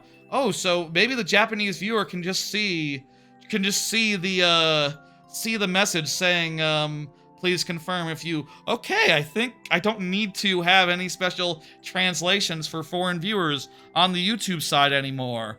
Well, presuming that the message just translated correctly, but... That's interesting to know. What the... Oh, wow. I can also just disable the Japanese submit. You're not seeing it translated on mobile. Okay, so that's... I'm seeing it translated on the, like, YouTube browser chat, which I have an OBS, like, as an overlay. Weird. Okay, so maybe strongest human Super Luis is what the translated name says.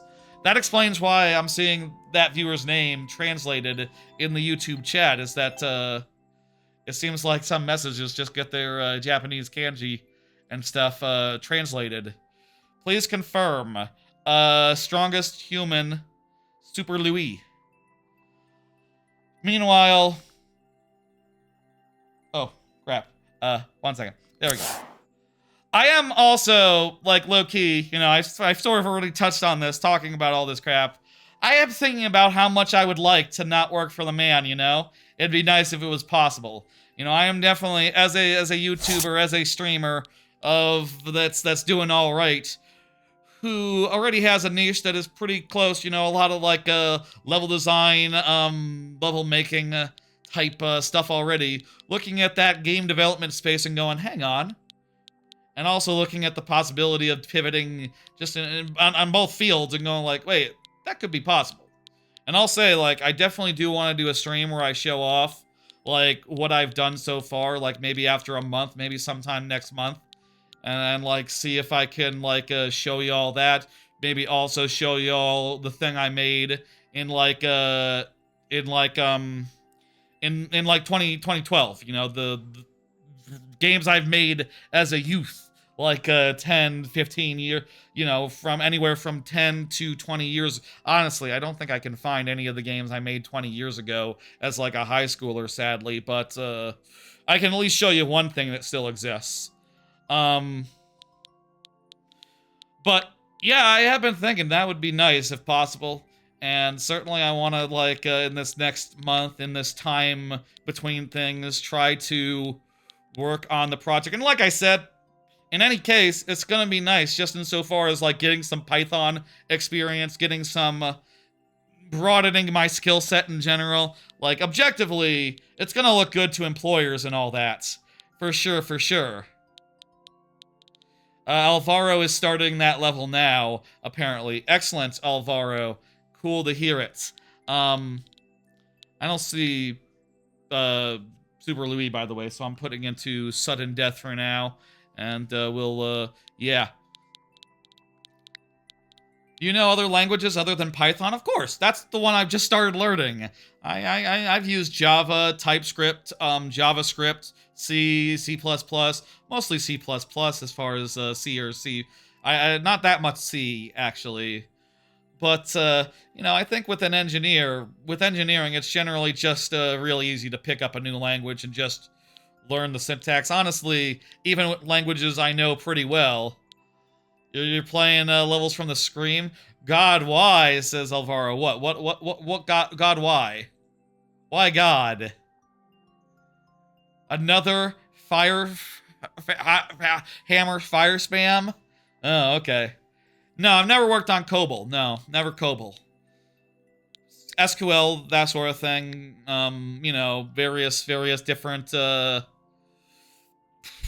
know, I've done some like stuff that's like web app type stuff, you know, with like style sheets and HTML files, but not really like strictly speaking web development type web development, more just like web app type stuff. I've done a bit. Yeah, I mean, I do think my resume looks pretty good. It has companies on it that people have heard of, and you know, that are some of the biggest companies in the world. And it's like, yeah, that's you know, it pays well and all, but man, it can be pretty boring. It can be pretty dull, and like it is kind of nice to, as a change of pace, like do a bunch of stuff on the laptop and like start figuring things out, like ooh, how to do running and jumping and how to handle this case and that case. And it's like I feel like I've had you know, not to say that like programming work isn't hard or nothing. It is hard, but also it can be pretty like boring and pretty you know, it's not exactly all compelling, you know? That would be really nice, and I would love to have that be a pivot that I could make. And, you know, like, if that could happen before the economy clears up and I can... Oh, right, this is the fire. I remember this. The viewer is not confirmed, by the way, so, we just got one try left. Should we go with a different pipe? Yes. Wait, how the hell... Do you have to do every room, or do you have to just pick one?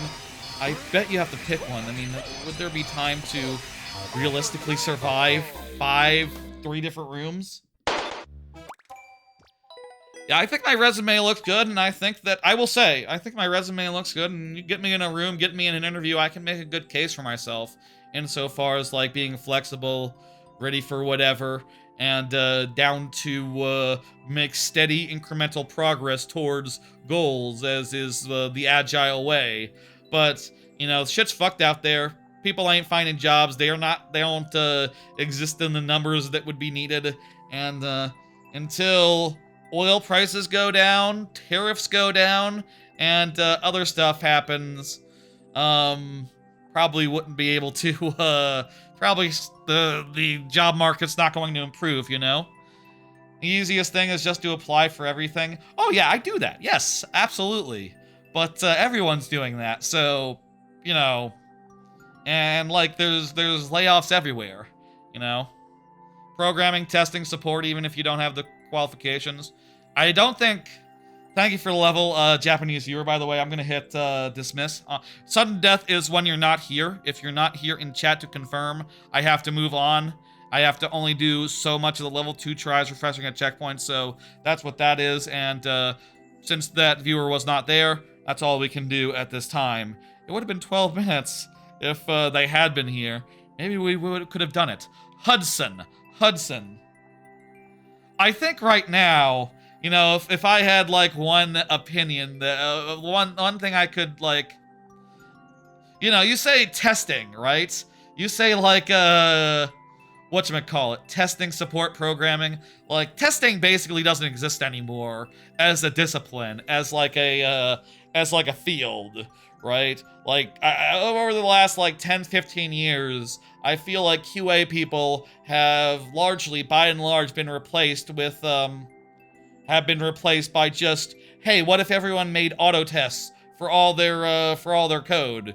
Which, you know, they do work to a certain certain extent, you know. They definitely do work to a certain extent, but like I do think there are limits to auto testing, and also auto testing, you know, the building of auto test suites adds additional overhead and additional time to every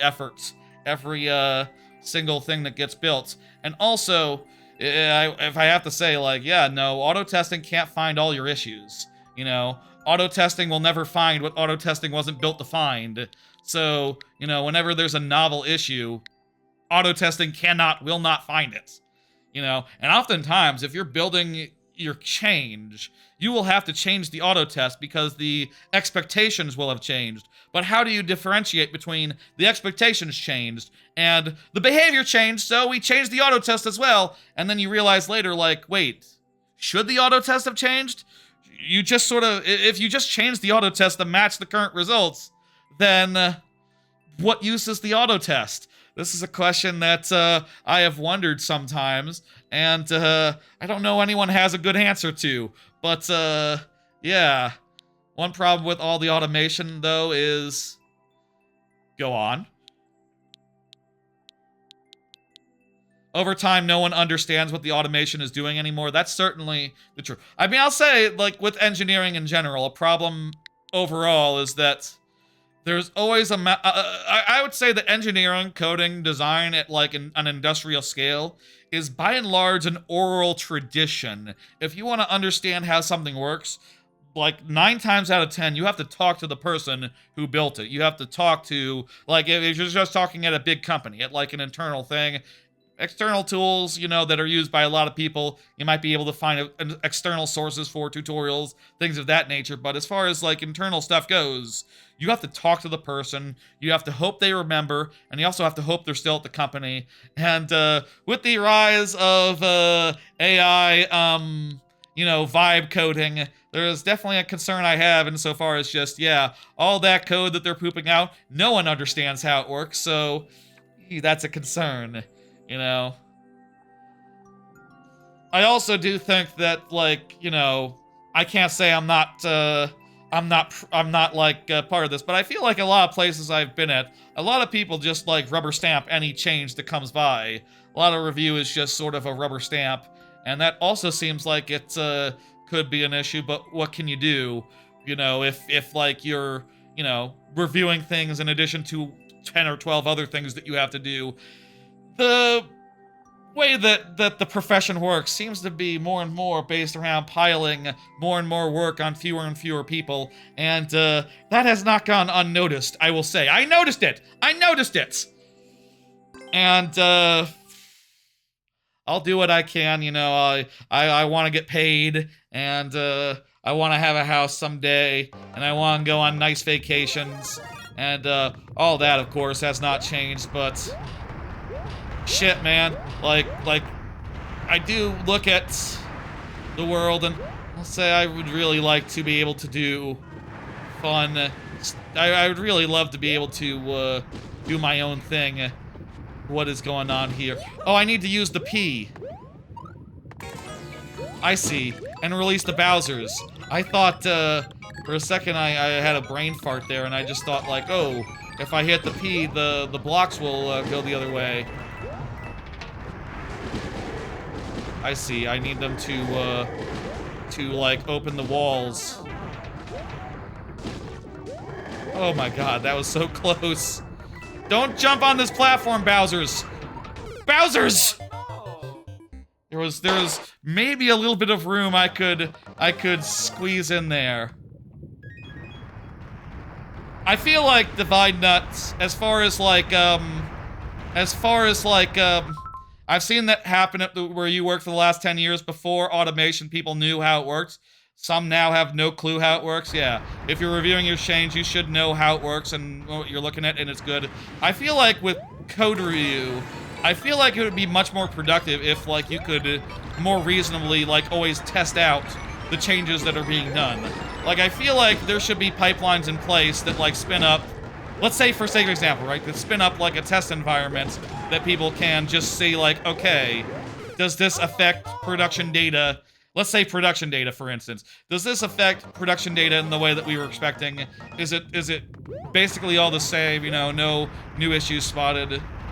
Like, realistically, there should be, like, a system where, like, every time someone does a change that could affect, like, say, some database or something, a copy of that database should be spun up, and, like, you know, you should be able to check and see, like, okay, did it make a difference, etc. Like, that is just a thought. I don't know if that happens anywhere, if that's, like, even remotely possible, but I feel like at the places I've worked, nothing quite that strict happens in review. You know, it's typically more that you just have to eyeball it and figure out, like, okay, do I see any possible issues?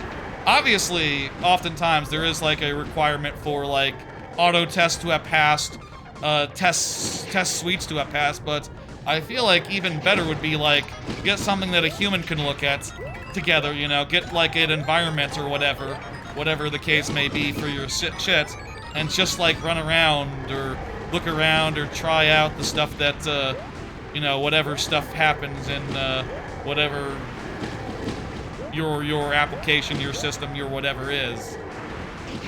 That would make more sense to me, but I don't know. Again, it could be a thing where that already exists and some people already operate in that fashion, or it could just be that's very expensive. I bet it's very expensive. Damn, that was a real good second try there. That was a real good second try, but I do not see Hudson right now. Did Hudson confirm? So this is all we can do at this time, and I think those were good tries. That was standard practice for test environments to exist. Well, there is such a thing as, like, I'll say, for what it's worth, there are, like, environments that are test environments, but, you know, you can't always, when there's different servers involved, production versus test versus verification, you know, there can be issues that only happen in production. For instance, let's say, and if your company has, like, a lot of red tape whenever changes need to be made, it's like, okay, well, that's just a lot of work for a very simple I'm getting a little too close to telling tales out of school. Getting a little close there. There are, for what it's worth, there are processes, but, like, I kind of feel like there could be more, and they could be more direct, more streamlined. They're not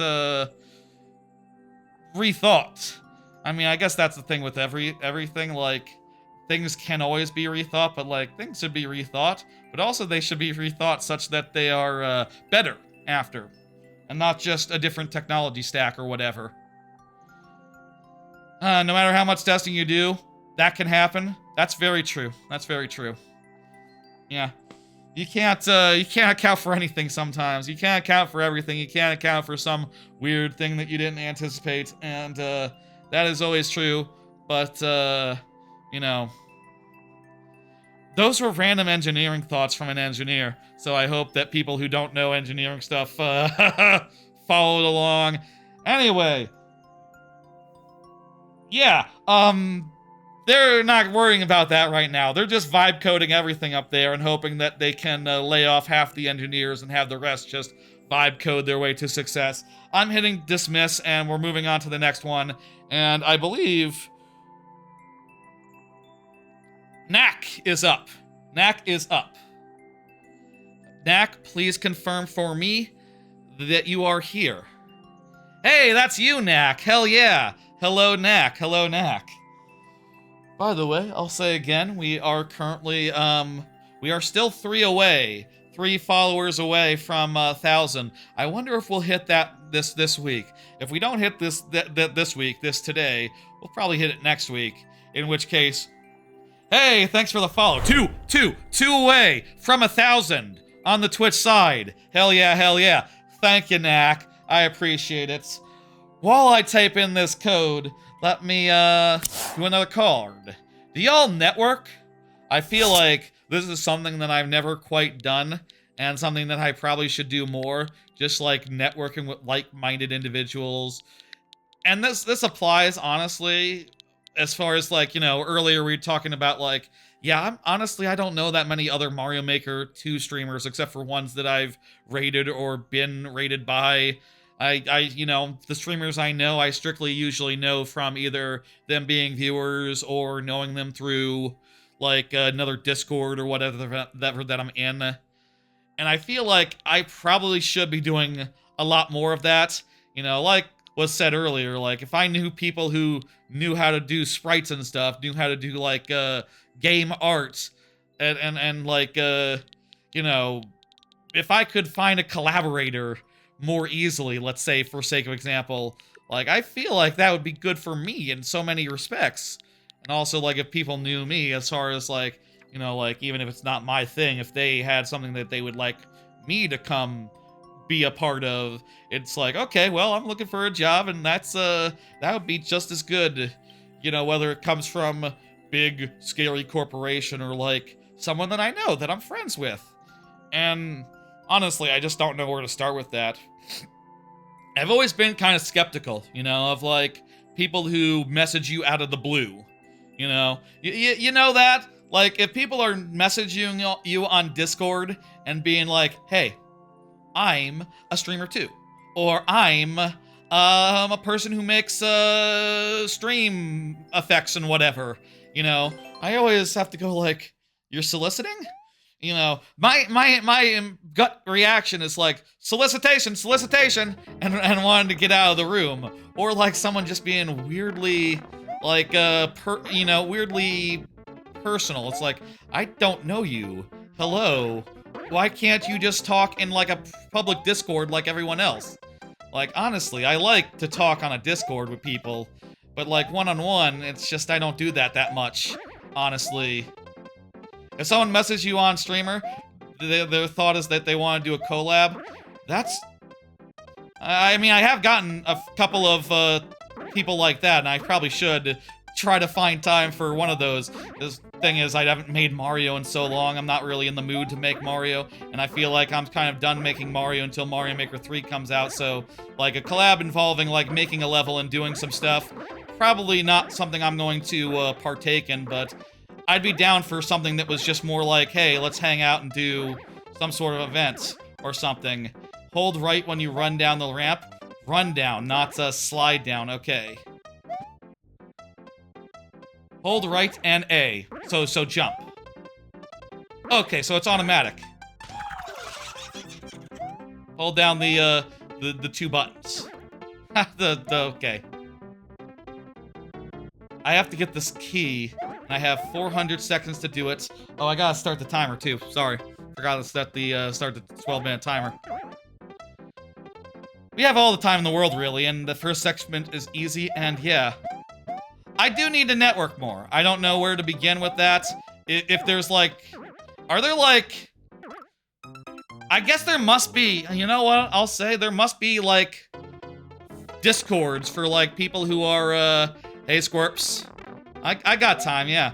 There must be Discords for, like, people who are getting into Godot, and, like, you know, there must be Discords for, like, people who are trying to do indie development and stuff. Should I, like, find one, hang out there, try to make connections? I mean, as I say that, the answer is obviously, yes, you should do that. That's, like, that would be really productive.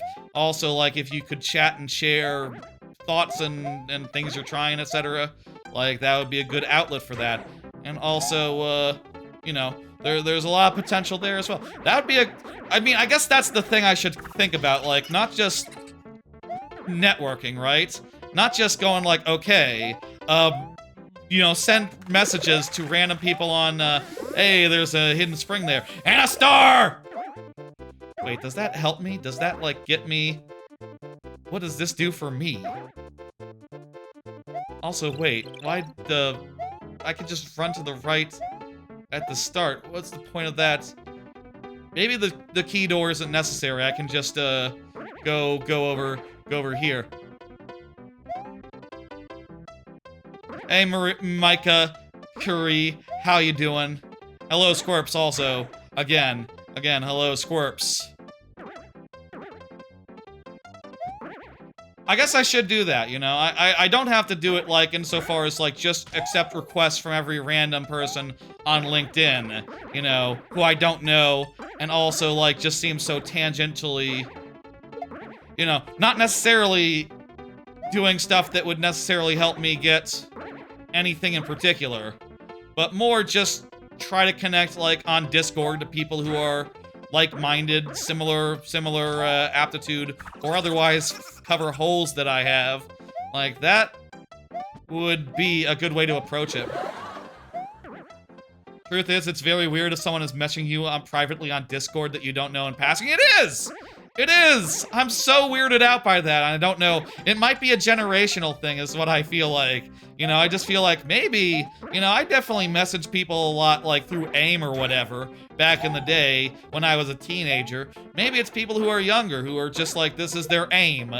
And for me, it's like, no, this is, like, the latest, you know. And also, like, there's, you know, I have a Discord. People can just chat in there. In fact, I would like it if they chatted in there. Get some activity in there, you know. Chat with me, chat about whatever. It's the space for that. And also, like, low-key, as far as, like, me making time to chat with random people, that's Twitch, baby. That's the stream. Like, if I have office hours, it's right now. You know? If I have office hours, it's right now. And, like, I'm I'm happy to chat with people I don't know all the time. You know, every stream, as the case may be. Like, I am more than happy to do that, but mostly when I'm on and like activated and like my energy is there. When I'm off stream, I'm often just like tired and crap, you know? I'm like in a less social mood, you know? Hello, Supernova, how you doing? I agree, it's a weird thing, but also, I would really like the social network more. I feel like what I should do is I should start, like, more talking about the things I want to do and the things I'm messing around with, and see, like, hey, is there anyone that I know who would be able to do stuff? You should join the Discord so you can send private messages. You could do that, or you could just chat in the main chat. And there's also, like, a behind-the-scenes channel there where I just, like, overshare, you know? Like, I'll share, like, all the progress that I'm making on thumbnails and stuff and going, like, oh, this is, how this thumbnail's coming, haha. Here's, the work in progress, and there it is, it's done, okay. Now I can go to bed. You know, stuff that you really don't need to know goes into the behind-the-scenes channel because it's, like, me just oversharing everything because I kind of like that, you know? It's kind of nice. One thing I really like, just in general, is I like doing something and then telling people about it. I just like to do that, just professionally in my online shit. I just like to get something done and then go, ooh, check this out. It's ready. I can't wait to show it off in a bigger venue. You know, the biggest venue I can have access to. You know, or just one-on-one with like a person that cares. You know. Yes, this level is tricky, and also I wonder if I'm going the right way. Hey, Sienna, Bay, how you doing? How you doing? I should do that and see if there's any Discords that I could join to like network with the queue is open. Yes, go ahead, get in there, get your level in there. It's plenty open, and we haven't even gotten to the lightning round, so things have yet to move, started to move yet. We have a lot of levels in queue. Trust no one that sends you an EXE telling you to test out their game. Ah, okay, yeah, sure. That makes total sense. You know, I don't think I've had to deal with, like, viruses or whatever recently. How do you share your game, then? If you're not going through, like, EEXs or whatever. Is there, like, a safe way people share games and like, get playtesting type stuff? I'll say, if I ever, like, made a game development, that sort of thing, I think it'd be really fun to be, like, send test kits out or whatever to, like, viewers or something, and then, like, network with them, and then, like, stream them playing it, and, like, react to me, like, you know, talk it over as they play it and go, like, okay, see how, you know, they take it. One thing I've always wanted to do with Mario Maker, honestly, is that when I'm making my Mario Maker, like, right, when I'm making a level, I feel like it would be so valuable if I could just get someone else to play it for me and see how they take to it. Like, I feel like that would be such a cool, thing to do on stream, but it's not really feasible without, like, uploading the level at present, which I wouldn't necessarily want to do.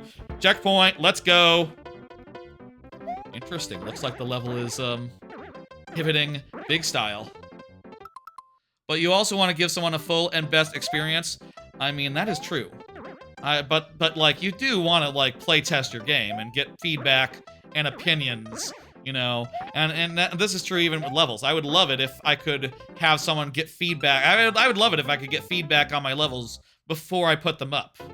You know, oftentimes I put them up and I think they're great, but there might be a few issues and a few, like, pain points that still need to be, like, stomped out. I feel like every time I see someone playing one of my levels, I want to make changes. I want to make tweaks. I want to do things, and that is, you know, I'm sure it's part of the experience of being, of making content and making levels, you know? I don't know, do y'all feel that way? Maybe not, since y'all are more... I feel like, just like, I don't watch as much Mario as I could, you know, besides just the fact that I stream it, like, you know, once a week. I don't watch as much and submit as much as I could. Hey, Barnstormer. How you doing?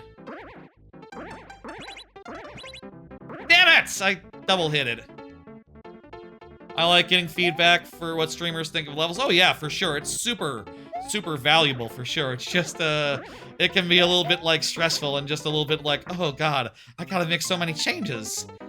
And, I kind of wish there was a way to, like, make revisions and keep your, stars and all that. You know what I mean? And keep, like, the same place it is in, like, your making lineup. You know, in, like, the chronological order of things. If Mario Maker 3, like, you know, last year we had a whole stream where we came up with Mario Maker 3 ideas. Here's another one. They should have a revision system. You should be able to edit your levels after they go up. Mind you, within some fucking limit, I'm sure. Like, maybe you can't change 100% of it. But maybe, like, 10%? Maybe, like, 10% of the level could be, changed?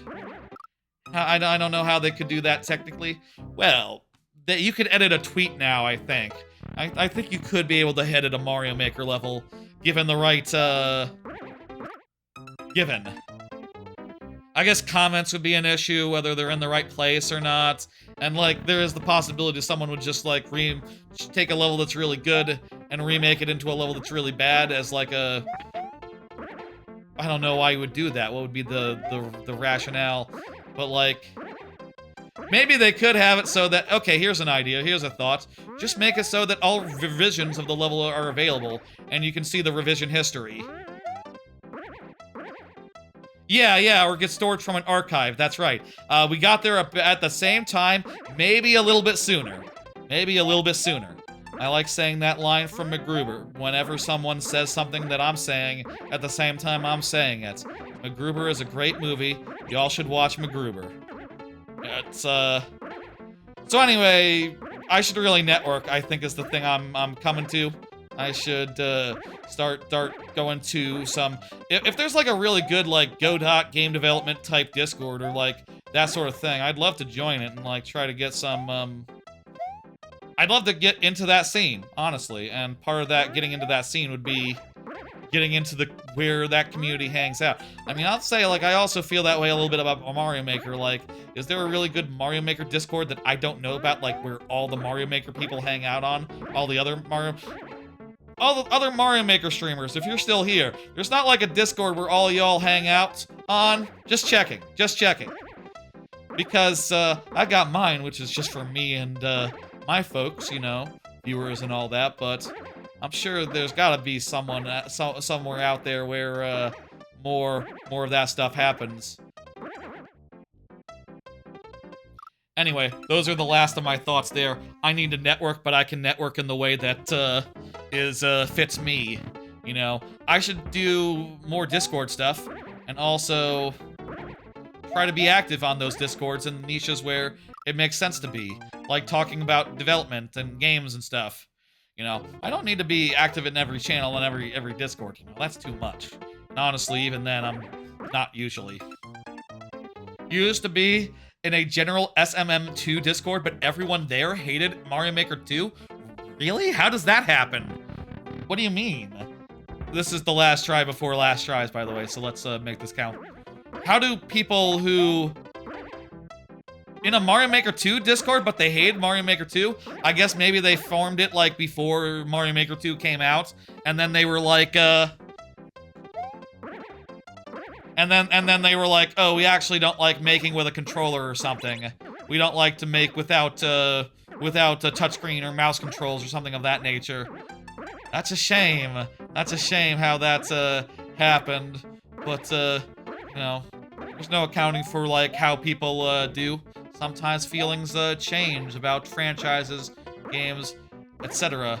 Okay, I think here, I want to wait until this is at the highest, and the other one is at the lowest. I think I go now. Yes! Perfectly weighted. Weighted perfectly there. You can do touchscreen and handheld mode. I just used a controller. I learned how to... That's not... Swamp! Okay.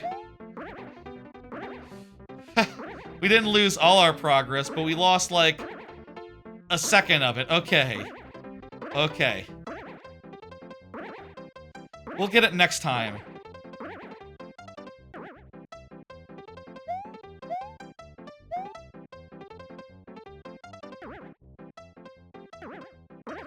And now we've lost all our progress. Right.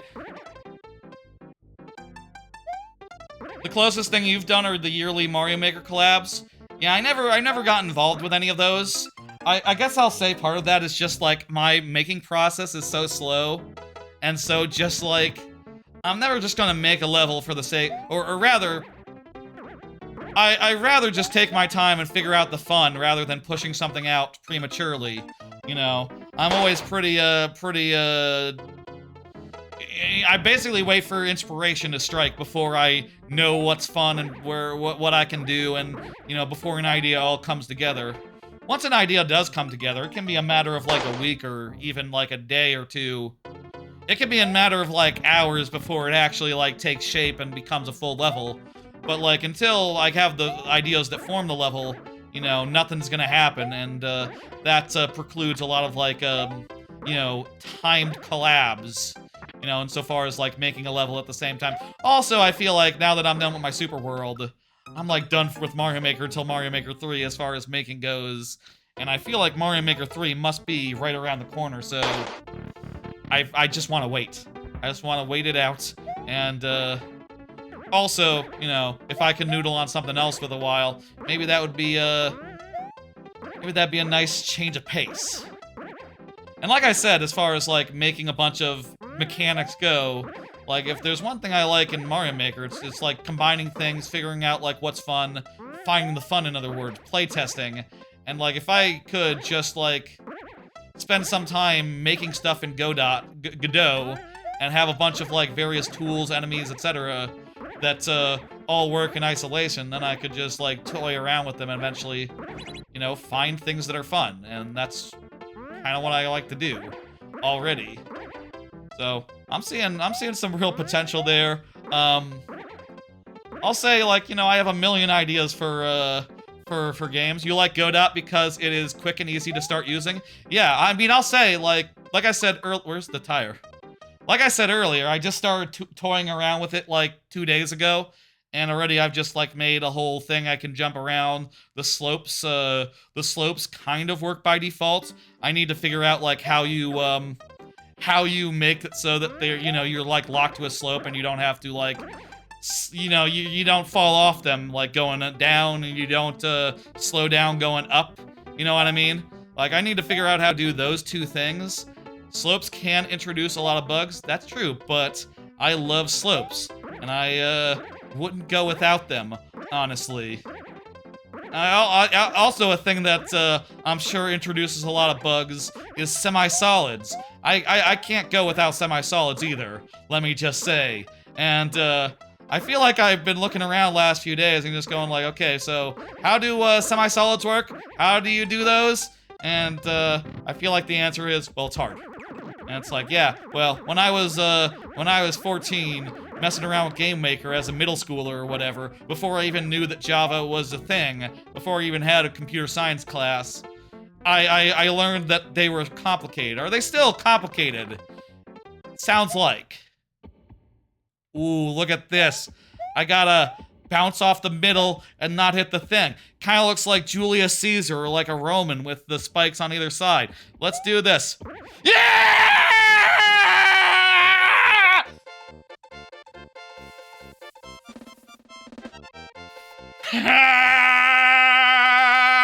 That was good. That was good. That was good. That was good. That level was pretty long, so it would have been bad if we hadn't been able to do it in those tries.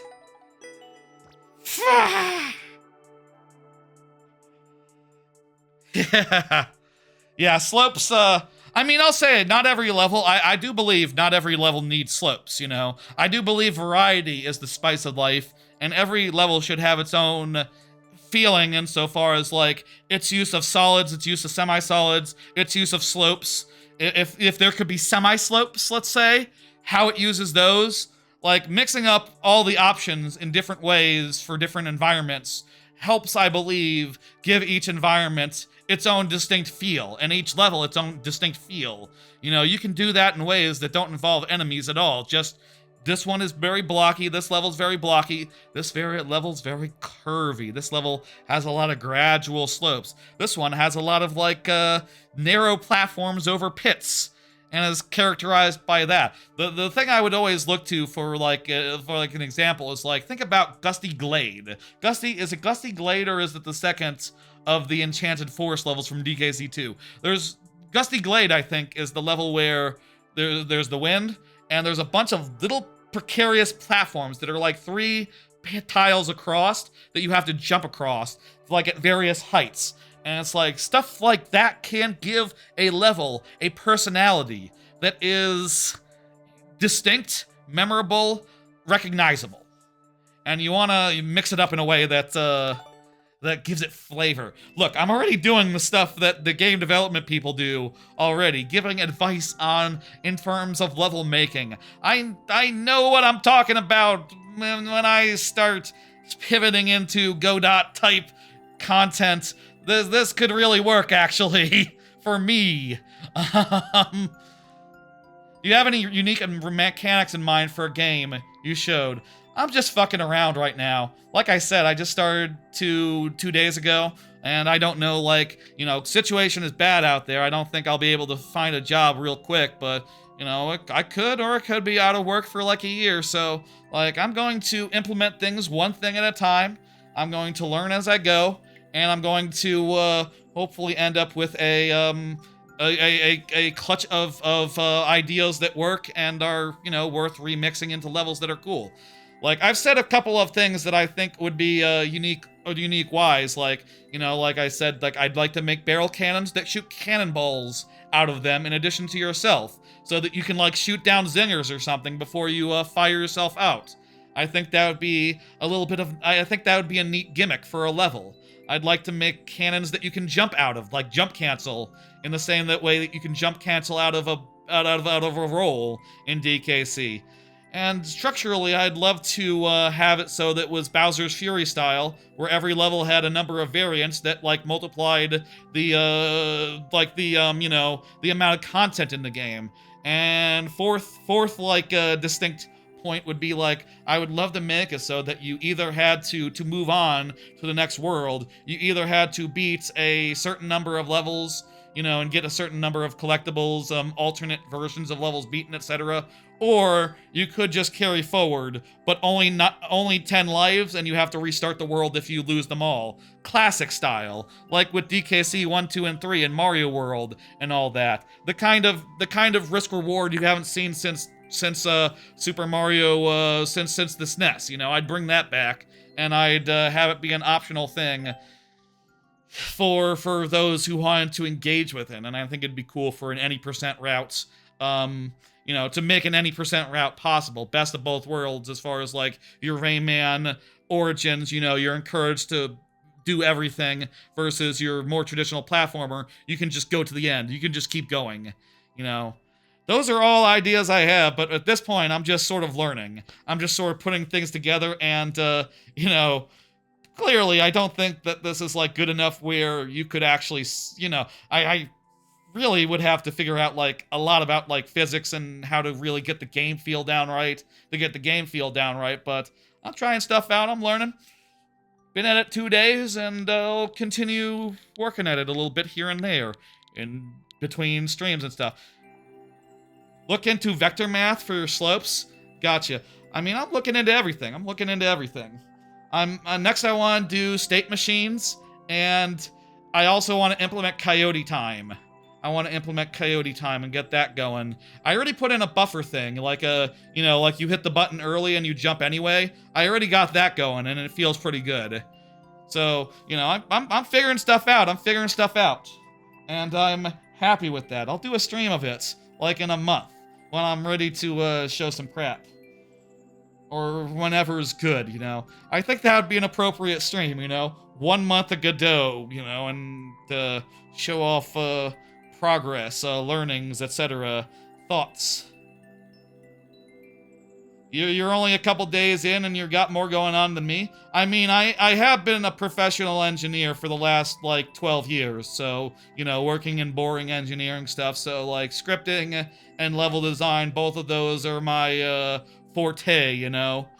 From like 100 Mario Maker levels and 12 years of engineering. I got that on lock, you know, but there's, you know, art and music and stuff. There's a lot I can't do. And also just the fact that realistically, it's probably like 5 years before you can make something, pretty much anything these days. And also the reality that my super world of 40 levels took, like, you know, let's be real here. And by the way, yes, I will hit next in a second, don't worry.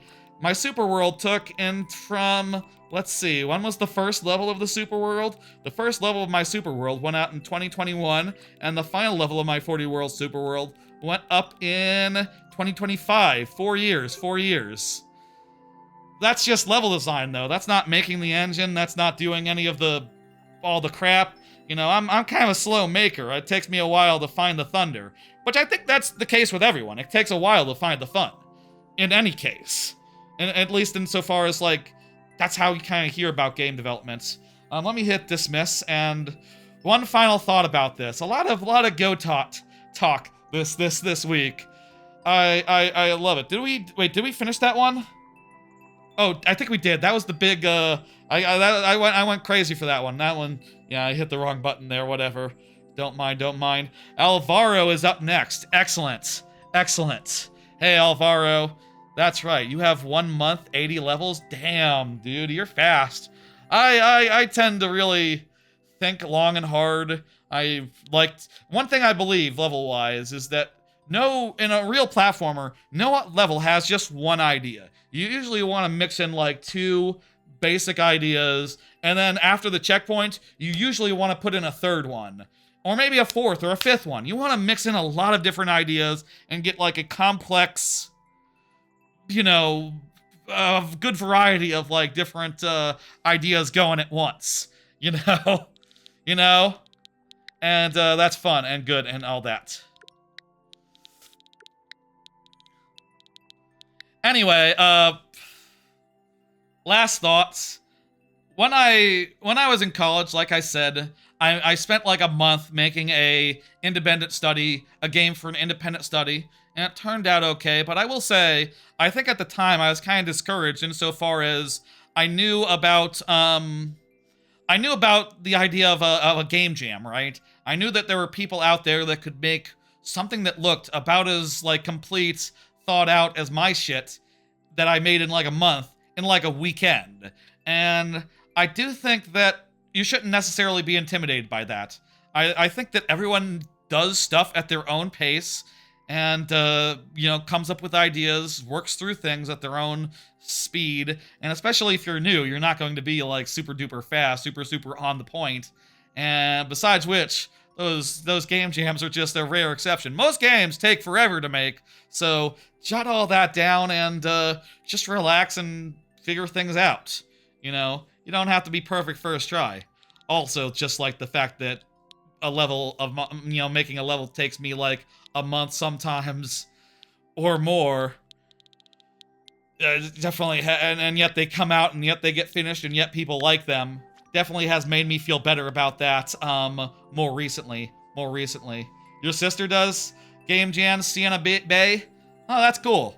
Maybe I should, like, try out one of those, and maybe that would be a good way of networking of all that. Let's go, let's do it. Alvaro is here. What am I doing with the heads? We're not in the lightning round yet, but, we have gone pretty late, just, talking and stuff. I will say, by the way, whoa, how did I not... Whoa! How did I not know that the feather goes twice as far in low gravity? How did I not know that? How have I not seen that before? I mean, I've made a low gravity level. Is that just in this weird aesthetic? I mean, still, this is swamp. This isn't a weird aesthetic. Also, it isn't low gravity. This is swamp. Why was that? Oh, this the overworld is the wheeled world. Yeah, okay. I was for a second going like, wait, this is swamp. But this is normal. This is the weird place. I didn't know that affected the thing. You learn something new every day, even after 2,550 hours of Mario Maker 2. You learn something new every day. Continually. I'll say, a lot of streams. What does lightning round mean for your stream? When the lightning round happens, we will have a limited number of tries to beat each level that comes our way, refreshing at checkpoints. It'll be 5 for base default, and then 7 in the case of harder levels, super world, and the first one up. That'll happen later on, later in the stream, and I kind of set this up this week so that all the anime talk would be in the lightning round. I set it up so that the first part of the of anime time just says like, hey, start the lightning round. So I missed the shell. Is that a problem? Oh boy, it's not spawning another one. It's not spawning another one. Okay, okay. To that end, hey, how about we just keep things going? Okay, so I'm pretty sure we just have like a couple more cards left. I think we just have one more card that's not in the lightning round, so I'm gonna say after this level, we're probably gonna be starting the lightning round. I'll just say that right now. This card has the next thing I want to talk about, and the last thing that's not anime related. Hey, yo, I've been watching a bunch of Disney movies this last week. I said last week that after watching Lindsay Ellis's latest video, I was sort of in the mood for some Disney type stuff, and I did indeed make good in watching a bunch of Disney stuff over the last week. Started with Aladdin, that's been fun. Let me see if I can remember all of them that I watched. Aladdin, Beauty and the Beast. Didn't watch Lion King yet. I feel like I'm saving that one for last. Watched Jungle Book. Watched 101 Dalmatians. Watched what's the other old one? Watched Little Mermaid. Watched Fox and the Hound. I think that might be it. I think that might be the set of them. Fun movies. I will say that some of them were weirder than I remembered, you know? Like, I love, Why Hidden Maga Koopa? I don't know. I will say, like, it had been a while since I watched The Jungle Book in full. I forgot just how, like, what's the word? Like, it has a lot of non sequiturs, right? Like, each sequence sort of is just like, hey, here's some stuff that's happening. Oh, that guy, yeah. I think there's no reason for that guy. A lot of, like, non sequiturs in Jungle Book, where it's like, okay, you know, I love the scene with Louis, right? With the gorilla who's just like scatting and whatever. Like that scene is great, but it is just sort of a bunch of random scenes like that with charming little characters like the beetles, vultures. There's the elephants that are sort of like English generals, and funny, there's also English generals in 101 Dalmatians as well. I guess, like, hey, Jax, sure, give me whatever you want to give me. Troll levels are cool and fun and funny. I'm down for that. Whatever. Like, one thing I noticed is, like, in the oldest of the old, there's kind of a lot of, like, general characters, right? Like, that are sort of like, like a fancy posh UK commander, a British legionary or whatever you call like a soldier of the her queen's service. You know, I guess that sort of thing just made a lot more dang it, I missed again. Just made a lot more sense in like the last century, 100 years ago, right? When British soldiers were a lot more prevalent, a lot more of a thing. You know, when your idea of like a general was like a really posh Englishman with a really like, oh, quite, You know, really fancy sort of disposition. Whereas now I feel like it's much more like 10 hut, you know, that sort of shit. And you know, that sort of character has changed a bit over the generations, I guess. You know, you're very rarely coding your military characters as like British. You know, if you got like a colonel who's a dog, he's not like British anymore. But yeah, those movies are good. I will say I'm surprised, like, in retrospect, how many of them, how much of them is just like fluff. You know, like stuff like in Sleeping Beauty, or not Sleeping Beauty, but I didn't watch Sleeping Beauty, but like in Little Mermaid, right? There's a whole bunch of stuff where it's like, oh, here's you know, the main story with Ariel. You gotta go in a minute. Sad to hear that, Alvaro, but hey, you know, we still got 5 minutes of the level. Don't you worry, we will, you know, we'll play it and crap. Don't, it's cool. You know, you're still good and all that. There's a bunch of, like, Little Mermaid where they're, like, running around, and, you know, it's like, the little crab dude who's Jamaican running around trying to avoid the chef. And it's like, that's a good scene, but it's, like, kind of funny when, you know, probably, like, a third, maybe 25% of the runtime is stuff like, oh, you know, you got the comic relief comedy birds, you know, in, Fox and the Hound, and they gotta catch the caterpillar. You know, and they're sort of like comic relief characters. And it's like, oh, that's fun though. And it's good scenes, but it's funny when you got like this really poignant story about like a fox and a hound who you know, should be friends, but you know, the world had other ideas or whatever. Also, I'll say that those some of the movies are really funny insofar as like how weird they are about certain things, right? If that makes sense. Like, in particular, I think about, like, Jungle Book, right? The ending of Jungle Book kind of took me aback because I forgot, like, how it all unfolded, right? Here's how it happens, end of Jungle Book. Spoilers for Jungle Book. But, like, you know, Mowgli, he spends the entire movie basically going, like, I want to stay with y'all. I want to be a bear. This is cool and chill and really fun. And you guys are like family to me. But then he sees a human woman and he's like, wow, wow, wow, wow, boom! What is that? I wanna, woo! And the human woman is just like, ooh, I want a husband, and I wanna carry around water because I got all the water that I need to carry. And she's sort of singing a song about water, and you're going like, okay, okay, okay, right. You got to carry the water.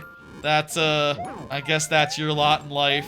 I guess you like it, though. And you're going to have a lot of children with Mowgli. Sure. It's so weird just, like, how much character motivations will just go out the window the instant they... Or like, the characters will just pivot on a dime, like, the instant they see girl for first time. You know what I mean? Yeah, I think if we had gotten the coin, we would have been able to skip the key door here. But it's fine. I'll fight the boss. It's cool. It's funny how much, like in some of those movies, like Fox and the Hound is another example where there's just like a lady fox, and immediately the instant dude sees Lady Fox, the plot about like the hound and stuff sort of goes a little bit out the window a little bit. Like, oh, okay, I'm happy not being with my my sweet human mother anymore. My owner, and I'm just going to enjoy being in the woods and, you know, hanging out with, sexy fox. It's just like, oh my, okay, okay. Aladdin is definitely the best that I've seen of the bunch so far. And, Little Mermaid is also really good. I do think Beauty and the Beast is really great, and I love the, you know, I love the you know, the song, Be Our Guest. And also, I do also love of 101 Dalmatians and Be Our Guest. I do love watching that and thinking about Mr. Burns, you know? And, See My Vest. That, makes me smile, the connection in between those two. You know, one being a parody of the other. See My Vest, that's gotta be a top 5, top 3 Simpsons song. It's so good. It's so good. This time, no Bowser fight. This time we got a key because I didn't just skip it for no reason. And, we don't have to fight him this time, so that's nice. Kind of a long fight to, go through, you know? Anyway, any other thoughts about the things? I will say I do think that Beauty and the Beast is great. There's just two things I would note. One is that, the Beast was hot before, so he didn't need to become a human again. Like, you could, you know, it's sort of the thing where it's like, you gotta wonder, looking at Beauty and the Beast, and wonder, like, did they know about, did they know that people would be looking at the Beast and going like, va va voom? You know, like, ladies and all that would be looking at the Beast as a hot dude. Did they know at the time, or is that a surprise, like, that has come over time, that people would be attracted to the Beast? But also, the other thing I'll notice, like, honestly, the scene where they were, like, twirling around and dancing, and the song was just Beauty and the Beast, you know, tale as old as time, that didn't do as much for me. Kind of a simple song, doesn't have that much, lyrics to it. Not as big a fan of that as I don't know, like, Be Our Guest is definitely the highlight of that movie. And also, like, the Gaston song? The Gaston song. I don't underestimate the ability to attract people to be attracted to just about anything. I mean, does Disney underestimate? I think Disney underestimated. But, you know, it is what it is. I've been enjoying it, you know, it's good to have stuff to watch. And definitely, you know, some of the coding and stuff that I was talking about earlier, you know, I did definitely do some of that while watching things like these movies, as well as do things like play Overwatch and things of that nature. Okay, good. Very nice. Very nice. Let me go ahead and hit complete there. That was a great level, Alvaro. Bye. Alvaro actually did leave a little bit ago. It's cool, Alvaro. You can check the VOD to see that I did it if you really care to. The VOD needs love too, you know. 06i is up. I guess that means we loop because 06i was the first one up. And also, hey, I do believe now it is time to do two things. One, as the thing says there, we're about to start the lightning round. And also, it is anime time, so the next handful of cards will be anime related, so yeah, there we go. Folks, it's the lightning round. During the lightning round, we will have a limited amount of tries to beat each level that comes our way, which, is to say, 5 tries per level, refreshing at checkpoints, if you are here. If you're not here, it's still 2. It's still sudden death if you're not here. There are additional bonus heads in several instances. 1, the first level of the knight who is here, who is 06i who is here, so there you go. 2, super worlds. 3, levels with clear rates of 4% or below. I will say, I am thinking now of implementing a feature where there can be like an additional set of heads, like on the existing heads, like as hats or something, that adds another 5 for, let's say, levels of 0.4 clear rate or below. But, haven't done that yet, but I did find out that they added a thing where you can get a different command by holding down a button on your Stream Deck, so that is a nice and clean way to implement it. And is there a dead pixel or is that just some dirt? I think there's just some dirt on my Stream Deck there, okay. That is just a nice way to implement that where I don't need to have a bigger Stream Deck than I already have and can still be on one page, all the Mario Maker minutia. Anywho, let's get this going. Let's go. The bonus heads, they come in a variety of forms, from Mario forms to non-Mario forms, and I'm just gonna make those things appear, and I'm gonna, you know, hide it, and I'm gonna hit stop, and we got Waluigi heads. Excellent, very good. Randomize it, you know. That's how I randomize it, so I can't see what it's on currently, and just sort of go hit the stop button whenever makes sense. Let's do it. 7 tries. Here we go. A turn-based battle. You can attack or power up during your turn. Survive enemy attacks during there. Okay, so this will be sort of like a, you know, it's called a turn-based battle, but it's turn-based in the way that, like, Undertale is turn-based insofar as we make decisions, and I do think we should power up first, let's say. Let's power up first. What?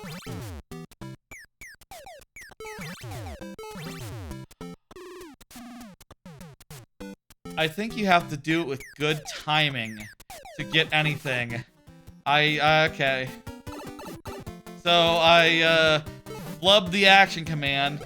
Now I have to survive an attack with nothing. I could just... Oh, good, I get a mushroom. I get a mushroom. Okay. I didn't know you at least get a mushroom. I guess you only get there on your first time, so make note of that. Honestly, it might be a good idea to start with just doing an attack then, and then power up later. Power up second run. And I'll say, by the way, let me explain what I mean by it being anime time. I just said it was anime time at the start of the lightning round. Basically, I am a big seasonal anime watcher. I like to watch the seasonal anime. I like to keep up with the season. Let's do the 2 HP route. Let's do 2 HP of damage. And that means we have to do a better job in making it across the way. Very nice. Watched a lot of anime, and a lot of anime aired this week. 27 of them since the last stream. So we're going to deal with them 3 at a time, and we're going to get through them before too long. What are your thoughts on Steel Ball Run? That's a great question, especially because the news came out this week that Steel Ball Run is delayed, or rather, it's done for now. It's not going to be until like fall, until it comes back with the second event. And who knows even then if it's like a whole rest of the thing or if it's just like the second event. But I really fucking enjoyed the first episode.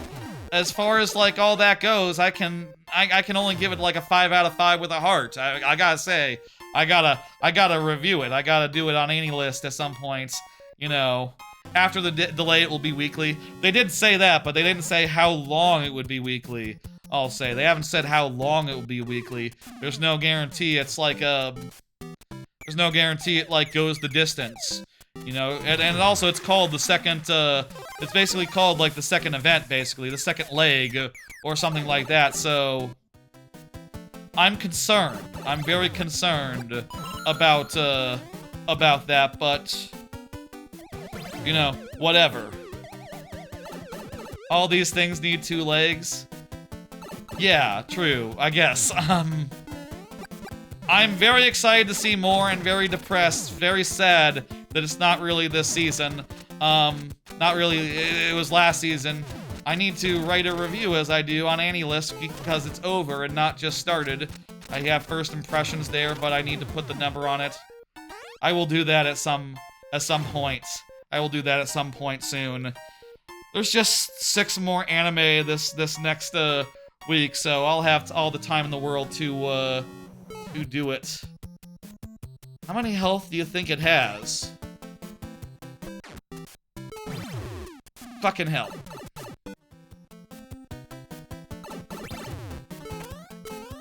Two more HP? Okay, shit. Next time we should just go for it. Worms don't need legs and neither do snakes. That's true. Okay, if we could survive that attack, we could have done it. Alas.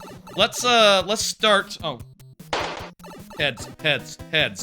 We're gonna start by attacking. And, let's do 2 HP out the gate. High risk, high reward. And then we can do another 2 HP the next time. Holy lord, that was a scary one right there. I want to wait. And now go. Beautiful, beautiful. What about your car? It doesn't care about legs. That's true. Oh, once we have enough, we can... Okay, I see. I see how this works. This gives us a mushroom either way, right? No, only the left route gives us a mushroom for free. Okay. Shit, I didn't know that, but we just need to survive that room that we already got through once in with the 2 HP room one more time, and we'll be home free. You can't survive this without a power-up? Yes, I can. Clearly. You sure? Let's do it. Let's do it. I can do this again. Does it make it harder the second time? Like, you could do that if you had, like, an on-off gimmick or something. Make it so that after you get through it once. Suppose that there's, like, 2 different versions of the room that can't exactly, Yeah, it's all the same this time. Okay, I'm going now. We made it through. We made it through. You thought you'd get hit by a bonefish? Nah, I'm too good. I got this. Can't and unlikely, 2 different things. Wait, what's that? Phase 2. Oh, there's a phase 2. Ah, there's no phase 2! The phase 2 is the flagpole! Oh, fuck yeah. Eat shit, Dry Bones boss. Lovely. Lovely. Very good, very good. Thank you for level 06. I am hitting, complete. And we will go to Divine Nut, who is here. Very good. Divine Nut is also here, so we can, do this level. But, before we do, it's time for the anime. We gotta talk, about 3 anime real quick up front. Ready? First of, 27. Here we go. I watched the first episodes of Demons of the Shadow Realm. I watched the first episode of Akane Banashi. And I watched the first episode of, Mao. I have images that go along with that sort of, you know, you can read synopsises and see an image and see like, oh, okay. Demons of the Shadow Realm is, hey, it's the Full Metal Alchemist mangaka. The author of Full Metal Alchemist has a shonen anime again. And it's real fucking interesting. It's real fucking neat. I almost don't want to give away too much, like the reveal in the first episode, as far as like how the setting is and what the mystery is just really neat and really well put together, and really just what's the appetite for more, in addition to being like really well animated, having characters that are clearly like, you know, one of the first things you might notice is like, oh, that guy looks like Scar. Oh, and there's a girl running around dressed like Edward Elric a little bit. And the main character, like with his blonde hair and stuff, he kind of looks a little bit like Alphonse a little bit. Like, this mangaka has like a type that they draw, I guess, you know, has like a character designs that they like, and hey, you know, that's great. Full Metal Alchemist is definitely, Brotherhood especially, is like one of my favorite anime of all time, like one of the closest things that I can think of to a masterpiece, so the fact that they're coming back for a new show is just like, oh, it's here and it's now, and I saw someone talking about, like, their new production, but I thought it was just, like, a manga thing. I didn't know that, like, they were talking about it because it was just about to be adapted, just about to hit the, hit streaming and all that on Crunchyroll and stuff, and, you know, whatever. It's really cool and really, really fascinating, and it sort of takes place in a like, feudal-type village with some weird stuff going on as far as demons and, stuff goes, and the guy has a sister who's like locked up in a cage or something, and you're like, what's the deal with that? And I would like to know what the deal is up with that, because I think a certain someone is on the level. I think that you know, I think we sort of have like to like be vague with it. I think this is a I am your father situation. I think it's true. The second the twist there, and also like looking at the image there, I think that is the Darth Vader of this analogy there on the picture. Is that right? So maybe that's a clue, and I'm quite interested to see like how this unfolds plot wise and to find out what's going on. Second episodes of that is tomorrow, I think. So I'm excited about that. Akane Banashi is another fantastic show right out the gate. It's about a Raguko performer, and Raguko, which is like a type of storytelling in like traditional Japanese storytelling, where like apparently the thing is they tell funny stories, and by like turning their head and changing their mannerisms, they do like different characters, and it's this show does a great job in like making that seem impressive, like just them changing voice and facial expression and mannerisms on a dime, like as they tell the story and stuff, and makes it really impactful, really impressive to behold, and really conveys the impressiveness of it better than the other Rakugo anime I watched a few years ago. And also the characters are really great, and I'm really interested to see like where the plot goes from the initial point. The pilot sort of leaves it, the first episode leaves it in a very interesting place, where like basically it seems like it's low-key a revenge story in an interesting way, a redemption story, and also mostly about the girl, mostly about the daughter of a Rakugo performer who the first episode is more about. Finally, another one of these Saturday shows is Mao, and this one also was one where I was able to recognize that it was someone that I knew, because like the characters did like this thing that they do in Ranma, and also the characters looked a little bit like Inuyasha, and then I realized it, and it's like, oh, same mangaka as Inuyasha, Ranma, and geez, what's the third thing? There's a third anime that's really popular and successful and stuff that she was involved in. Urusei Yatsura. Urusei Yatsura? That one. That one's also him? I'm not sure, actually, the mangaka's gender. So I shouldn't, actually, no, I think I did check. This is a lady. This is the lady. The Inuyasha mangaka is a lady. And, I don't really know that much about, like, her generally, but, like, you know, it's very clear that it is the Inuyasha person, and, I'll also say, so far, I'm not, like, super duper duper impressed, you know? Those other two shows that I just mentioned, they're better than this one so far. It seems like a show about a girl who's, like, kind of powerful. Like, I like that she's the one who has the power this time, rather than the, Inuyasha-looking boy, but also it's a little bit trashy, a little bit like, oh, is that the character design you're going with? It made sense in, like, oh, but, you know, that monsters would look this way, but I guess that's just how you draw characters, how you draw monsters, and, I do wonder if, like, this is, like, past or peak. I wonder if this is, like, you know, not really the... I do wonder if, like, this isn't, as, like, impactful as, like, any of that stuff, and, I mean, I'll say Inuyasha, it's great and all, but it is a bit trashy. It is a little bit, on the trashier side. It doesn't really, and I feel like if you just did Inuyasha now, it wouldn't necessarily be one of the best shows of all time, best shows of the season, etc. It'll just be somewhere in the middle, and this feels somewhere in the middle so far, but I'll watch more and, figure it out. Really a series that likely should have been left in the past. I mean, I'll say this one she wrote it like in 2019 or something, like 5 years ago. You know, it's a relatively recent thing that she wrote, thing that she did, and I feel like it just might be the thing where it's like, okay, well, you know, a younger person writing, you know, maybe that's their masterpiece, and later on, you know, it's like, it might be past her prime, you know, not exactly peak performance there, maybe not quite to the level of the two other, you know, mangakas coming, you know. I'm definitely more interested in the Full Metal Alchemist, of course, one of my favorite shows of all time, so that goes without saying, but also, like, the Rakugo one is just also on that level already, just one of the best shows of the season, and, yeah. Oh, hey, this again. Let's go, let's do it.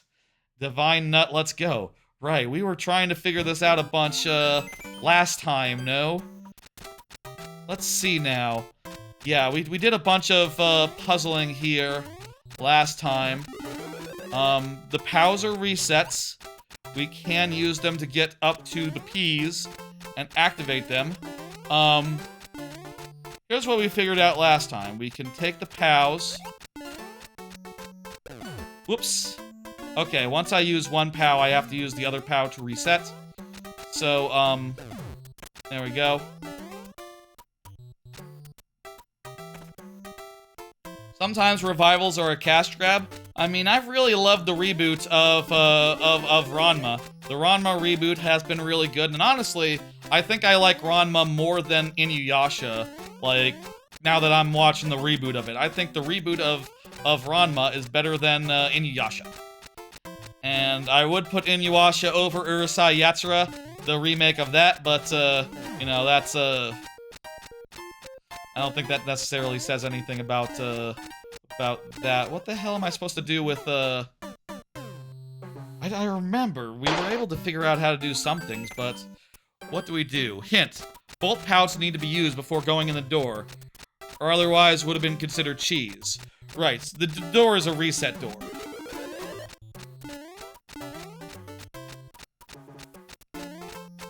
So, here, okay. Things to keep in mind. Let's just go through the things that we know. One is that, we can't get to the peas. We can't get to these peas up here. We can't grab them because they're sort of in little enclosures. We can't get to those peas, but how the hell would we get to the pea on the side? This pea, once we step on here, drops down into there, and then it drops down further. Could we get like a spring or something over there? That would, no, we can't do that. That's not how it works. Hey, I-Eat-We, how you doing? I'll also say, by the way, we're still 2 away from 1,000. 1,000 followers on the Twitch side, I'll say that again. We're really coming close to that big old threshold there. Let's go.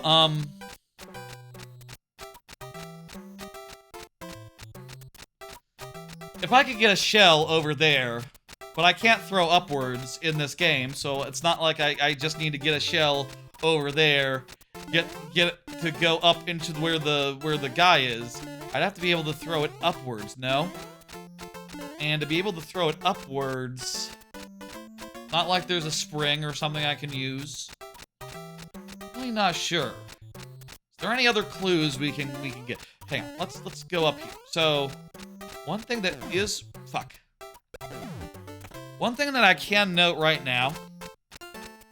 Take my headphones out for a second and relax my ears, get a little bit of air for them and all that.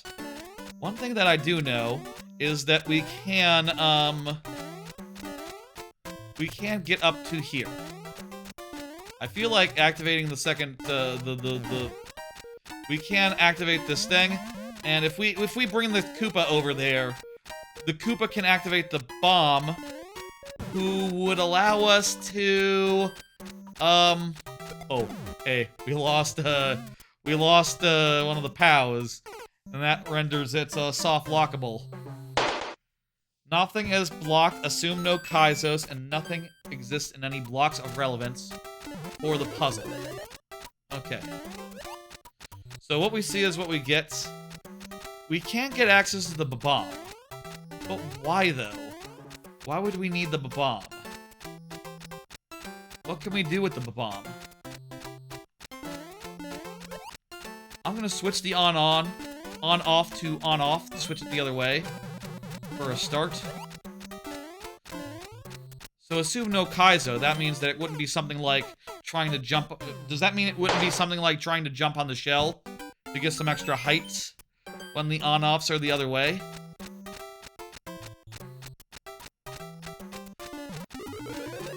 So something like, no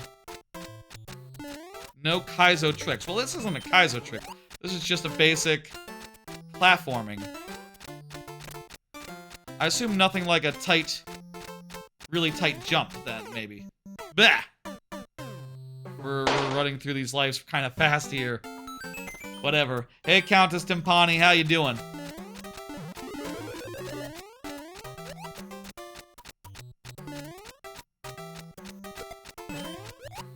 So I can't get up here. Using this, I can get the POW without activating the thing. One of the jumps is kind of controlled. I can't get the POW without activating the blue plat. But I don't know why I would want to do that. I don't know why that would be a good thing. I feel like part of it must be getting something or other into this crevice here and, like, getting something up through that hole.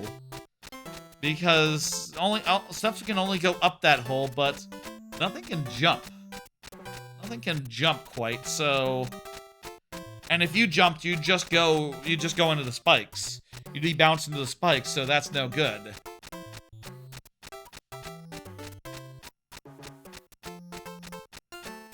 If an enemy could go behind there, an enemy could walk out the P. The donuts makes it impossible for Mario to jump out there. Yes. What are we doing? What are we doing?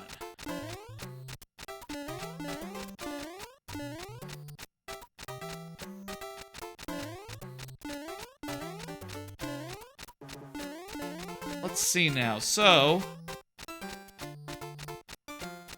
I can get the Koopa up here, and then the Koopa can release the bomb. Let me show that real fast. If I put the Koopa here, the Koopa's gonna unshell, it's gonna walk over, and release the bomb. The bomb's gonna go directly into the bomb hole, so nothing further can be done. You know, not... Can I make the bomb escape from there? If I, like, ran and... Oh, that kills the bomb. Okay. It's killing... I can't kill these guys with it, or no? No, we definitely can't. Could I do something like put these thing... Could I, like, run to put those in there, and then the bomb would be free to just wander over here? Or wander, on the other side, alternatively. That doesn't help me. That doesn't help me at all.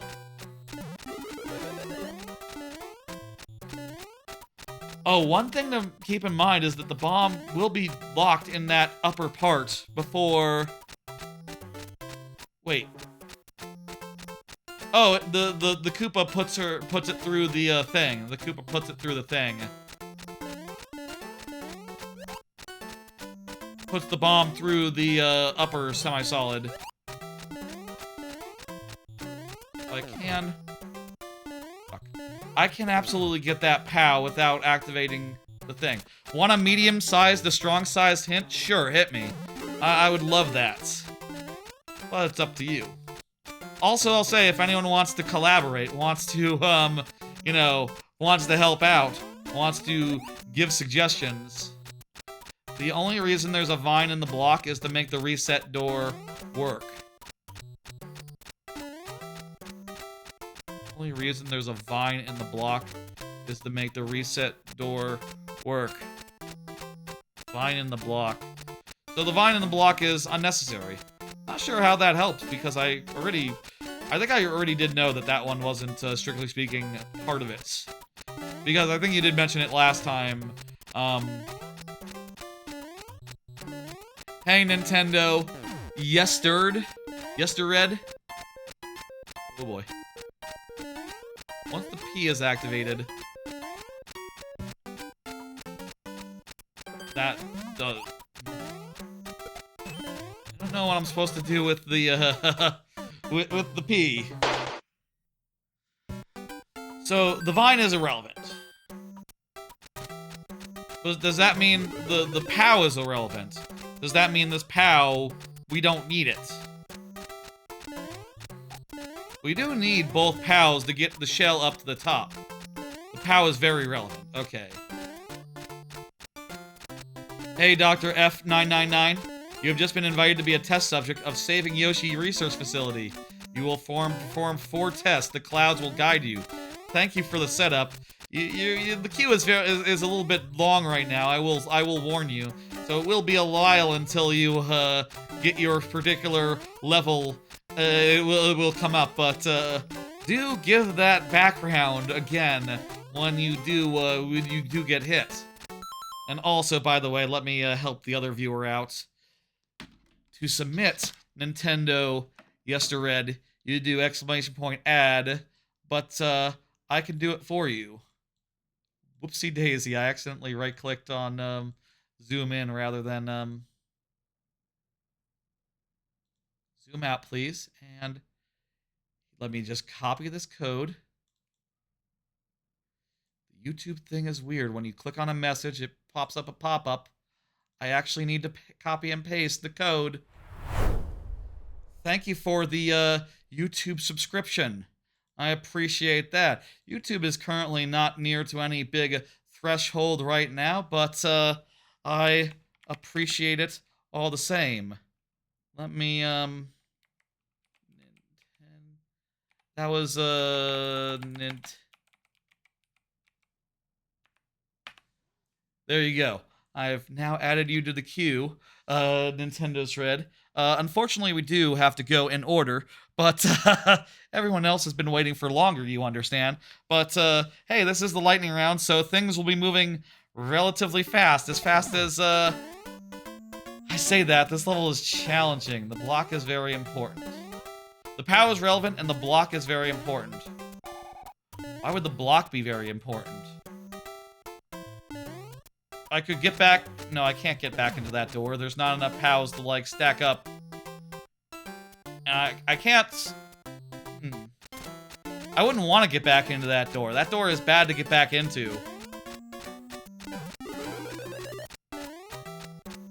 You're gonna be AFK, but you'd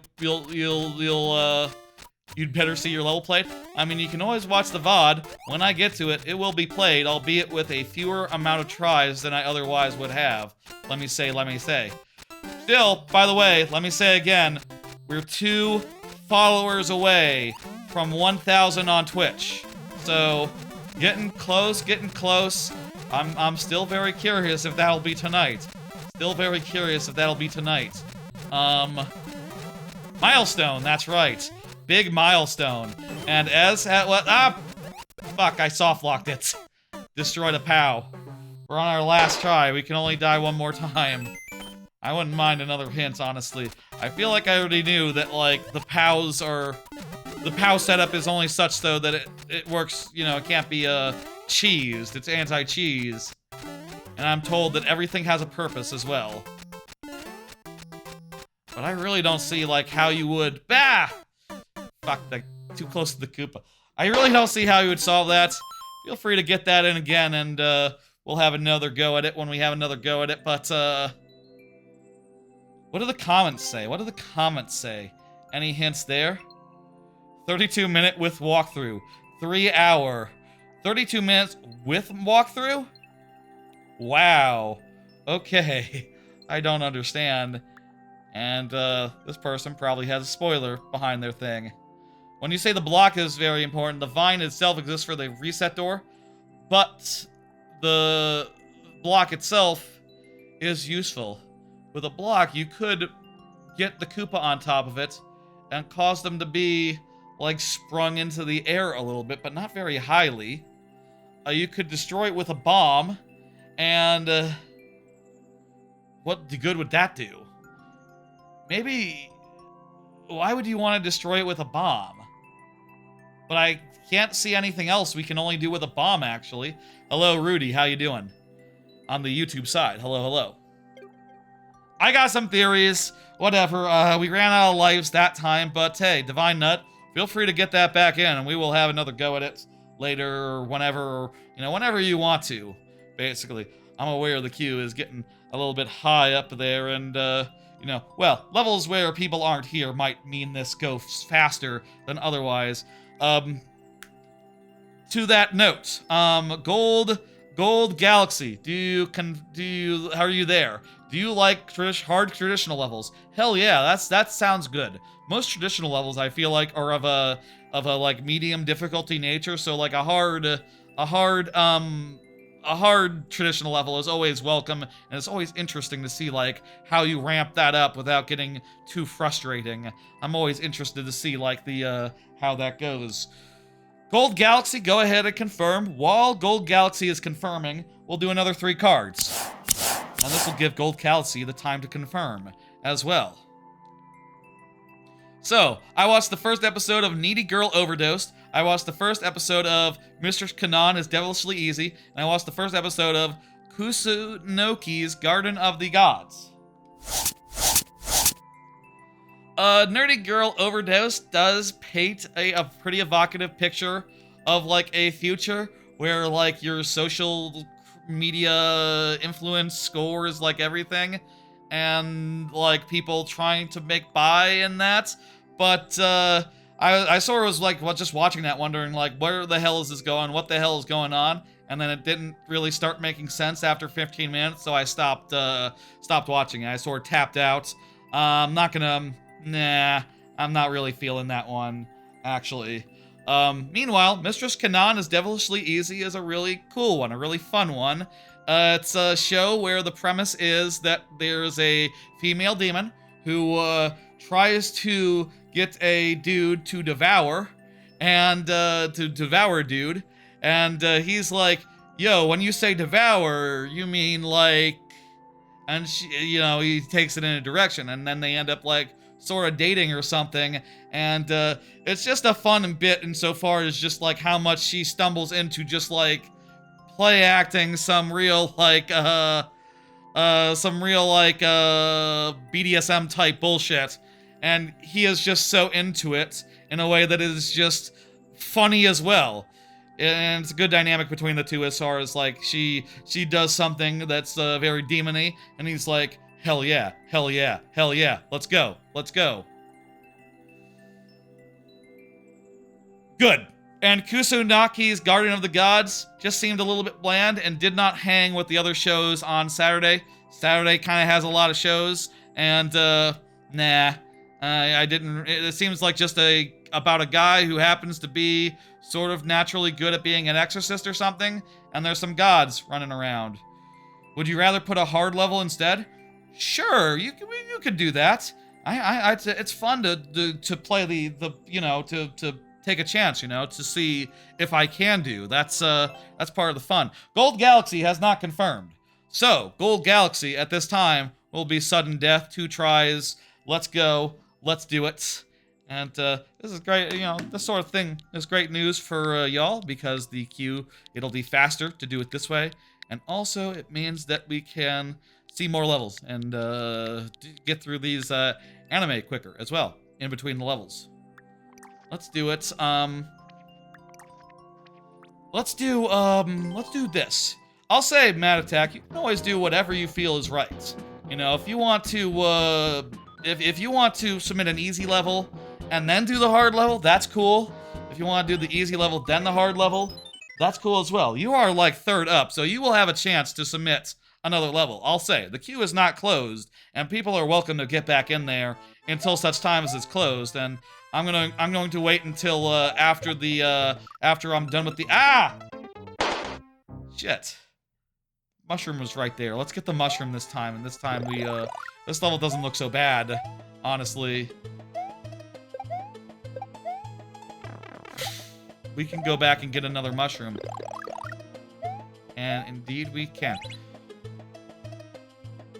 I'll say, you know, feel free to keep getting levels in there. Feel free to, you know, you can always have multiple submissions in a stream. It's cool, it's good. You don't have to worry about it. Okay, I see what we have to do here. We guide this up, and then prevent it from being destroyed by the, on-off blocks.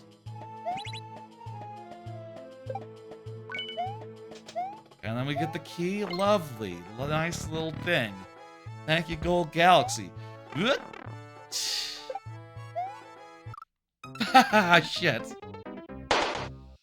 That, not too tough, but tough enough where sudden death was just barely not enough. I say that. I don't know. The world record is 11 minutes, apparently, for what it's worth, so the clear rate probably is not great. There's probably a really hard part coming up, and just like you stray too far from the thing. Let's see, what's the clear rate there? Let's see. The clear rate is 0.38%, so yeah, pretty damn hard. Pretty damn hard. 2 tries was going to be a difficult in any case. Nintendo, hey, gotta note, there are 16, there are like, you know, at least 15, 14 people ahead of you, you know. I'll say that Twitch subs can get a skip the line, albeit with only 3 Twitch subs can skip the lines, but that's like a premium perk. You know, that's I understand your level might be easier, but like, you know, everyone has to wait. That was the way we do things. Thank you. I'm hitting dismiss, and we'll pull up the next. It is Artist. Artist, go ahead and confirm. Nintendo, please, chill. Relax. You're good. You're already in there. You're not going to, you know, if everyone did that, it'd be a problem. You know? Be cool, be chill. And, if your level gets played, it will get played even if you're not here. I'll say, even if you're not here, we will get to it. Unless you keep on pushing it, you know? In which case, I'll you know, do some moderation. Anyway, next up is Artist. Let me hit the button and make the thing in chat so Artist will know. Meanwhile, let's do another 3 cards. Let's do another 3 anime and talk about them. I watched the first episode of Ghost Concert. I watched the first episode of Nippon Sangoku. I watched the first episode of Mahou no Shimaimai Lululoto Lily.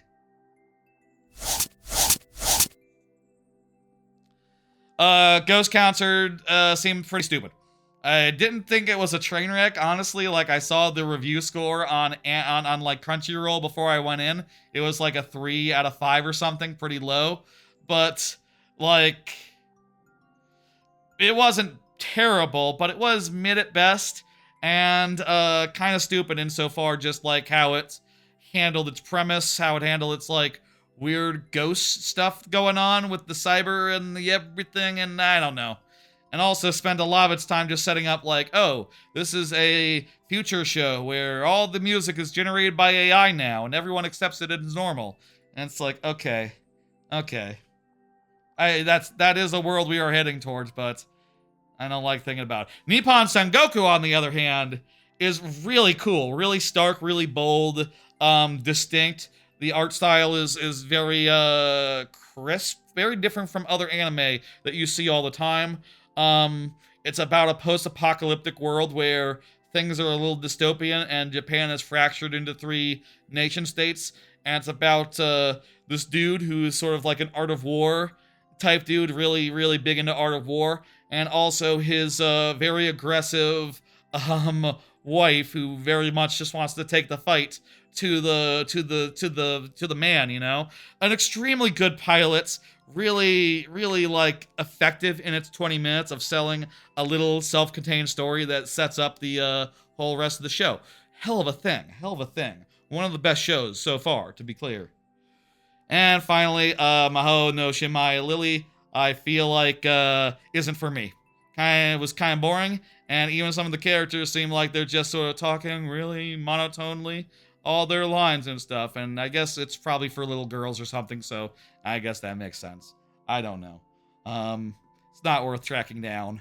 I have seen Undead Unlock. Yeah, that show's great. That's a great show. I'm looking forward to whenever it comes back for a whole season. That's a show where it really, I'm sure it, you know, when I saw it, I was like, oh, this should be someone's favorite show. You know, this is outrageous to the point where it would be, but I feel like it probably got like buried under the Hulu effect, you know? It was like on Hulu or Disney Plus or something or other weird where I feel like a lot of people might have missed it. I don't know. I haven't seen, Artist hasn't confirmed yet, so let's go ahead and do sudden death. And I'll say, by the way, just because I put you into sudden death doesn't mean you can't get out of sudden death. You can do. Just say the word. Ah, shit. Okay, don't trust the coins. Don't trust the coins. The coins are bad.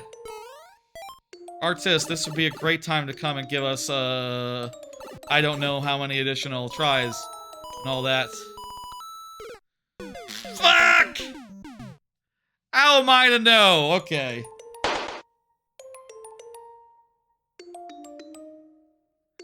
That's as many tries as we can do. Thank you, Artist. You know, we did the 3 cards and the 3 anime, so I gave you plenty of time to confirm. I'm gonna hit dismiss, and we're going to go to the next person then. I think that's fair. Feel free to get back in there if you please. Next up would be Canal du Mathis. Canal do Mathis. Go ahead and confirm to me. In the meantime, again, let's do another 3. And I think these 3 are a very special 3.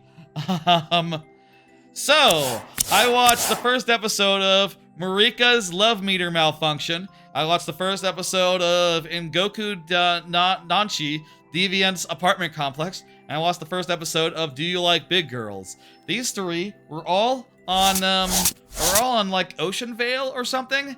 Ocean View, Ocean Vale. And also they are all 6-minute long ecchi shows that are, similar enough where you basically could say the same thing about all of them, even though they're made by different studios, apparently.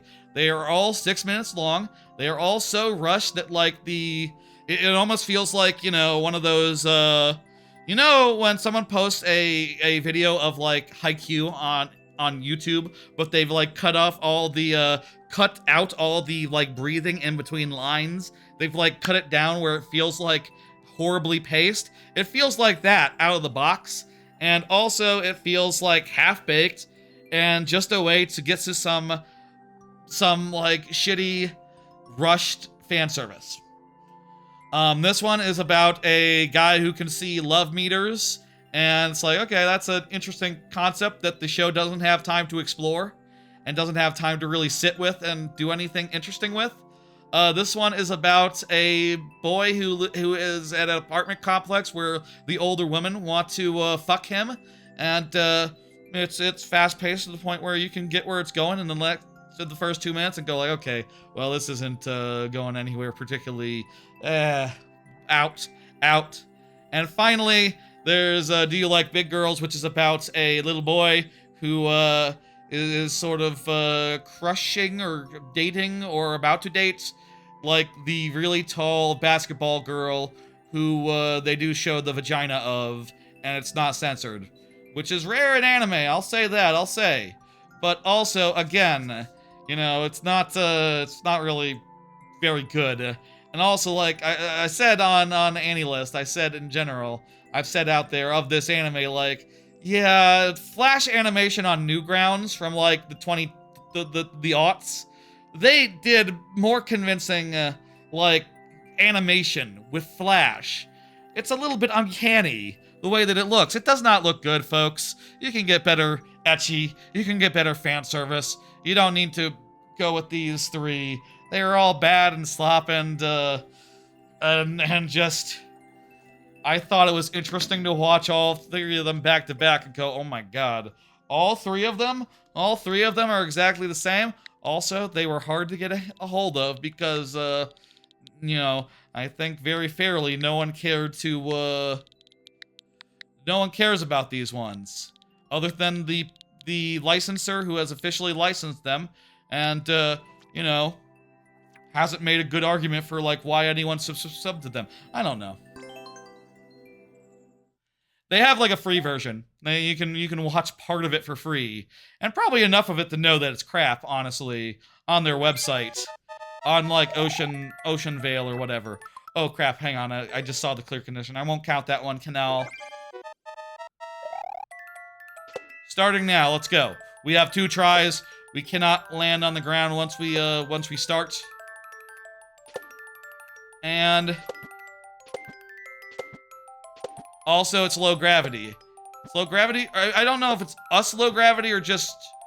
I don't know who's got the low gravity. Us or just, or them. I think this is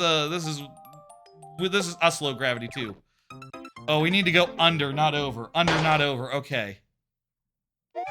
Oh. I won't count that. I just wanted to test the gravity real fast. This is definitely just low gravity for everyone. Which is nice. Definitely makes it so that this is, not too impossible. This would be high precision with any other, theme. Or impossible. More likely impossible. It's sky only, low gravity. There's also low gravity in like, the pirate low gravity. In, like, airship. But it's, like, low gravity for everyone else, not for you. It's, like, partial low gravity. I wasn't quite sure which one it, was off the top of the head. This is... Oh!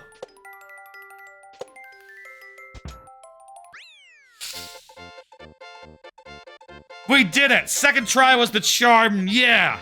Alright. That wasn't so bad at all. That wasn't so bad at all.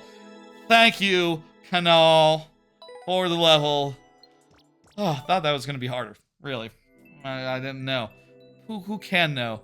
The clear rate is like 6%. That's fair for a level of that difficulty. Let's go! Let's do it! Thank you for the level. I'm incomplete. And it's Matt Attack's turn. I think Matt Attack has been chatting, has been asking questions. I do believe you are here, and good for it.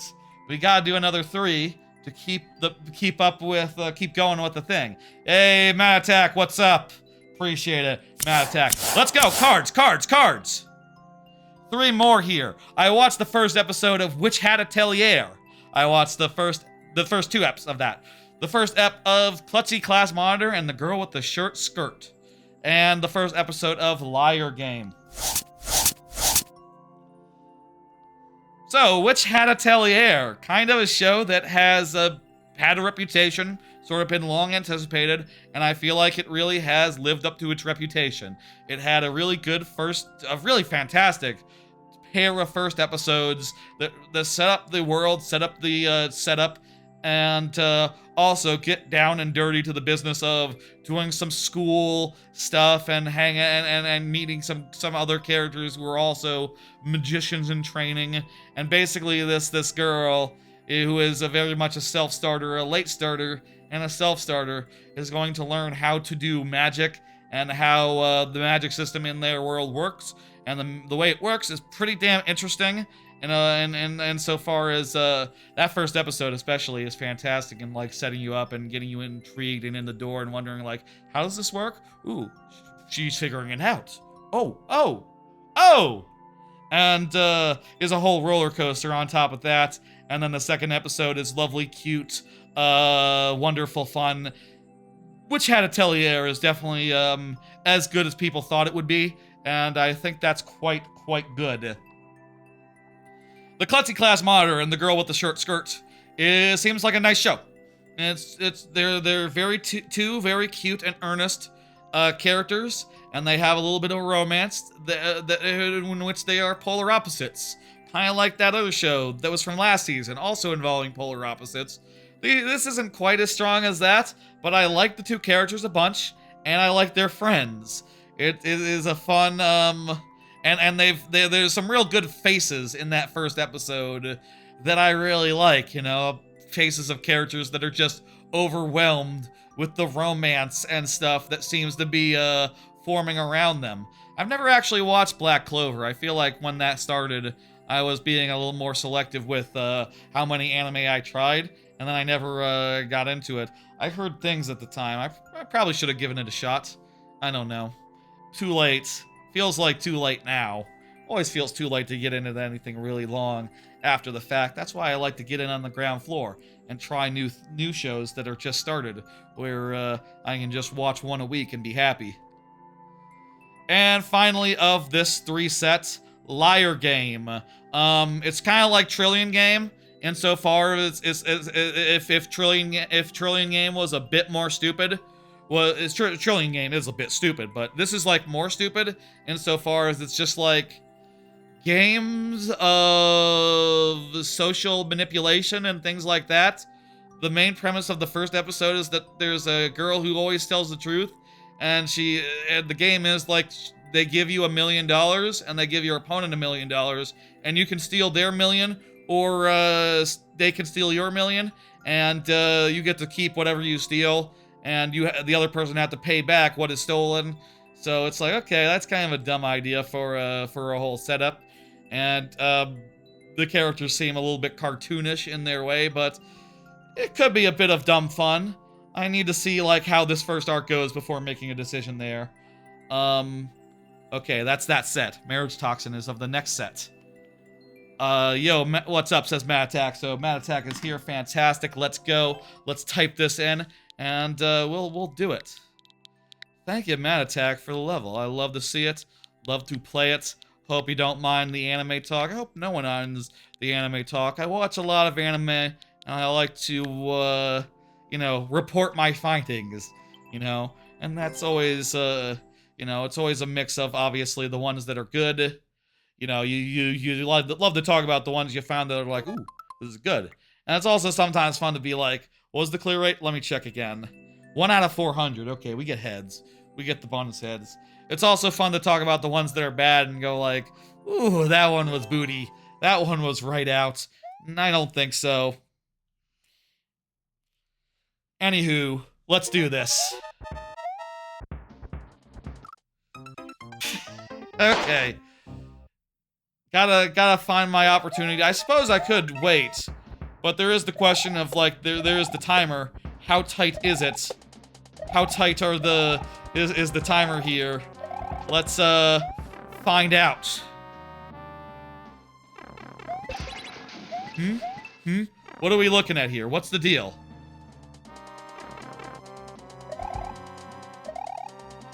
Do we have to go back? Why would we have to go back? What's the other way? Oh, platform opened up. Interesting. This is some really interesting routing. Good use of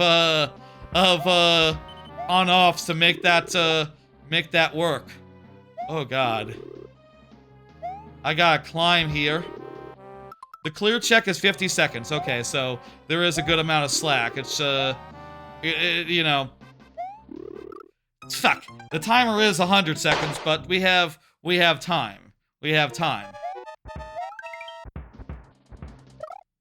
Okay, and also we should not go. That's a bad place to be.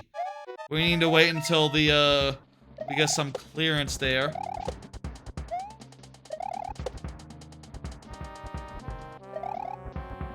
All right. I feel like we're clearing the way, so it's important to do that. Hard, but not impossible, not doable. And we have the attempts in we have attempts. We have whatever.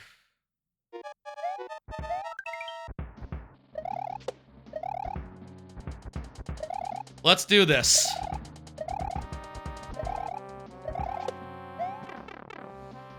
Okay, we got through this. The way back is not so hard. We got through it first try. We have 2 tries left though, so we gotta start we gotta hustle, yes, but also we gotta survive! Last try. Whoa! Okay. That fuck felt like a fluke. And then I blew it. Okay. That was a good last try, though. I'll say, Mad Attack, you can always feel free to get that back in there. I think that's doable. I think we could do it, given more attempts.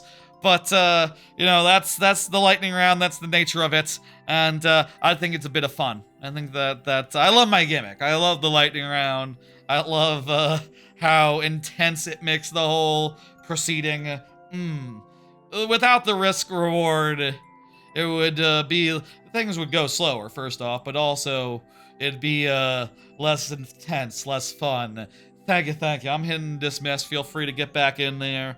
And Countess Timpani, you're up. Countess Timpani. Let me put next in chat so Countess Timpani can see. And let me do the thing. Countess Timpani, feel free to say. Another 3 anime. Marriage Toxin, first episode of that. Watched the first episode of I Made Friends with the Second Prettiest Girl in My Class. And I watched the first episode of Even a Replica Can Fall in Love. Marriage Toxin seems like a really cool, really cozy show, or I say cozy. It seems like a sweet show. In addition to being really cool, it is about a really bizarre assassin who is trying to find love, trying to, like, you know, find a mate, find a lady, and he does it with the help of a great marriage swindler who he meets in the first episode, and for reasons he cannot marry, which is really cool. I mean, it's fun. It's fun the way that they revealed that why the marriage swindler, seen there on the right, won't marry him. And he is very awkward. He is very awkward in like the dates that he goes on in the first episode, to a fun degree, and also very cool when it comes time to doing poison-based assassin work in a way that is dope and fun. Crazy plot twist, yeah. You mean the thing about the marriage swindler, who I am talking around in a very pointed degree. Yup. Yeah, I was surprised by that too, but that was hilarious. I was really expecting the marriage swindler, you know, for them just to be like, okay, that's the love interest. Nope, not really. That's very, very fun.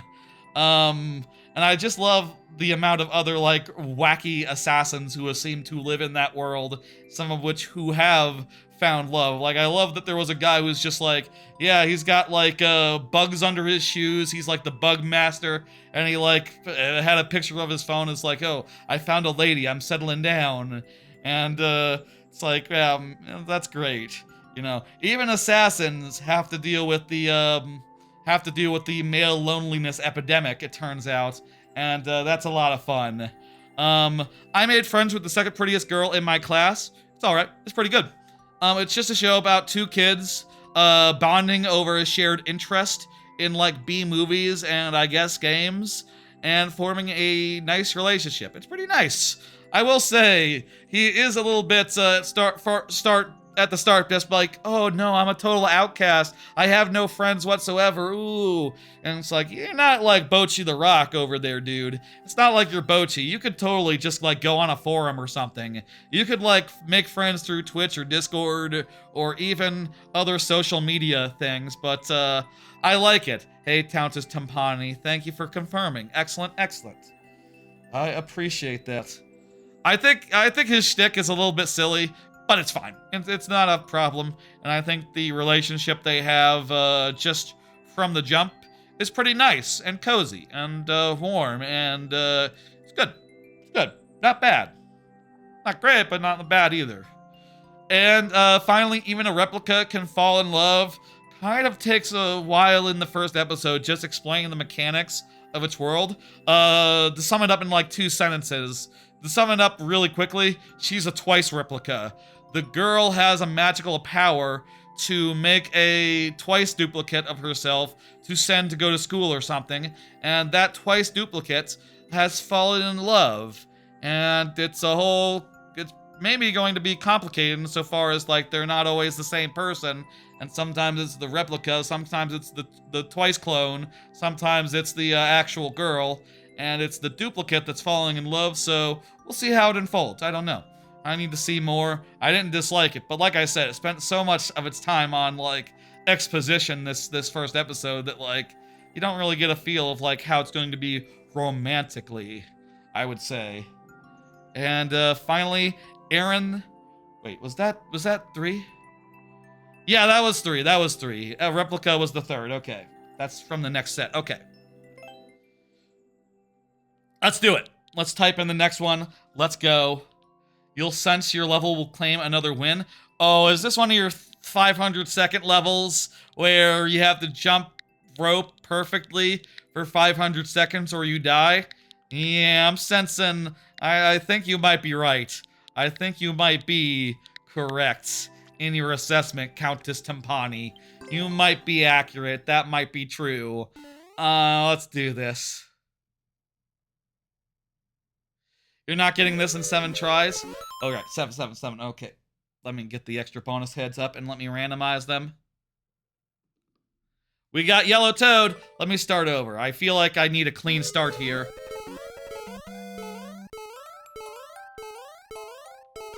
Okay, so this is 100 seconds, so there's that much. It can't last super, super long. I am worried it's a tight timer. Like, any delay here, is that it?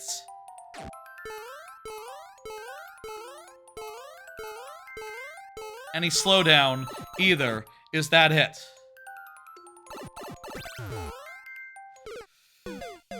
Still. We're making good progress. We're getting through rooms. I feel good about it. Fate O Day O. Fado Deo? Feo Deo? That was a flub right there. Feo Deo. Is that it? Like, isn't that like a song? That was a perfect one. Keep it up. Ooh, another perfect room! This might be it. This might be it!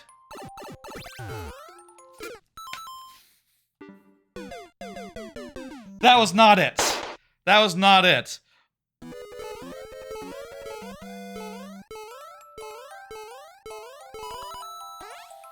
Perfect room, perfect room.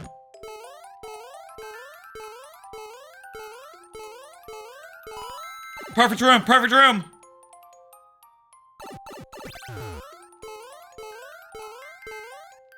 Ah! I missed the jump there. Too late on the button, too late on the button.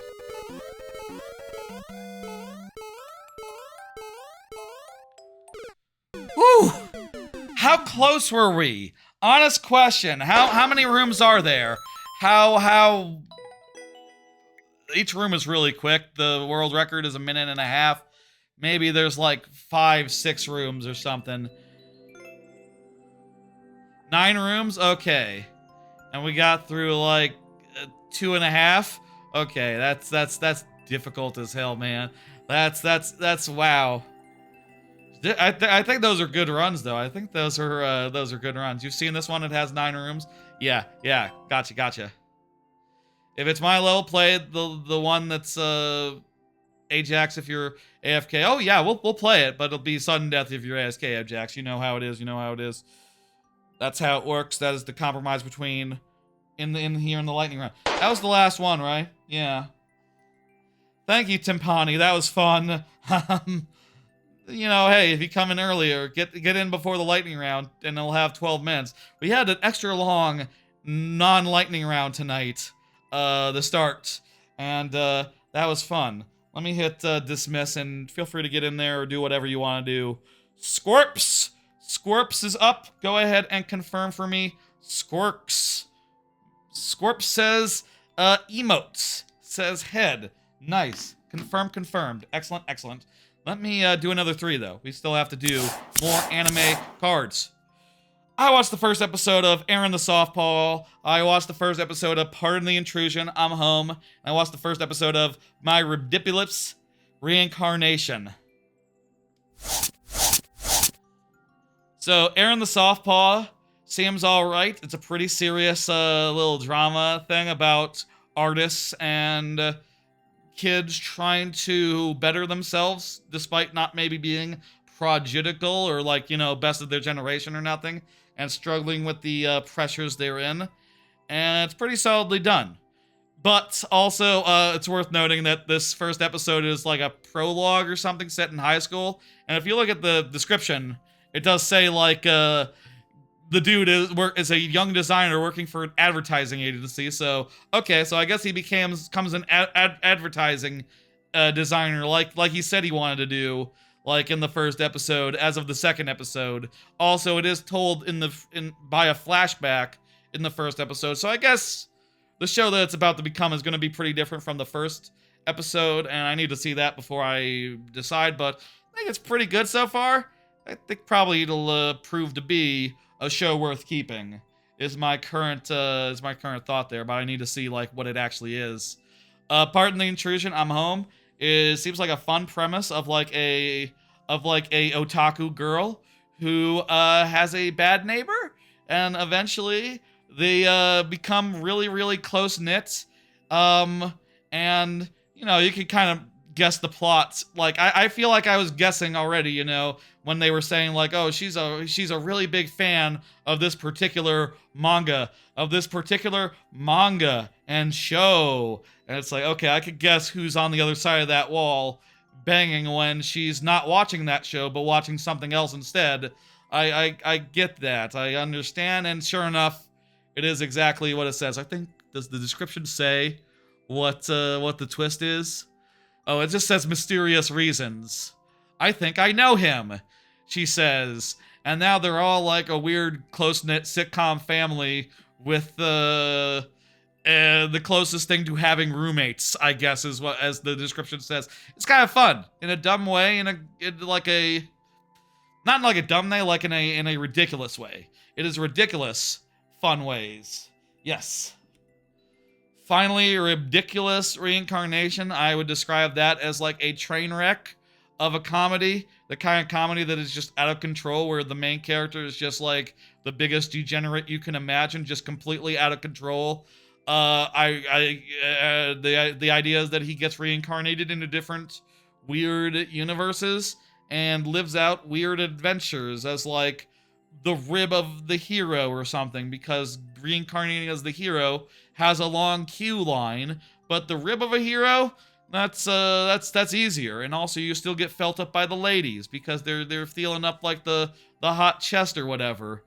And it's like, okay, well, that's really stupid. And then they told a really stupid story around that, and it's like, okay. There's way too much stuff on, I think this was Wednesday already. Like, the 6 previous shows were on Wednesday, the 5 previous shows, and this is the one that I dropped immediately because it doesn't hang.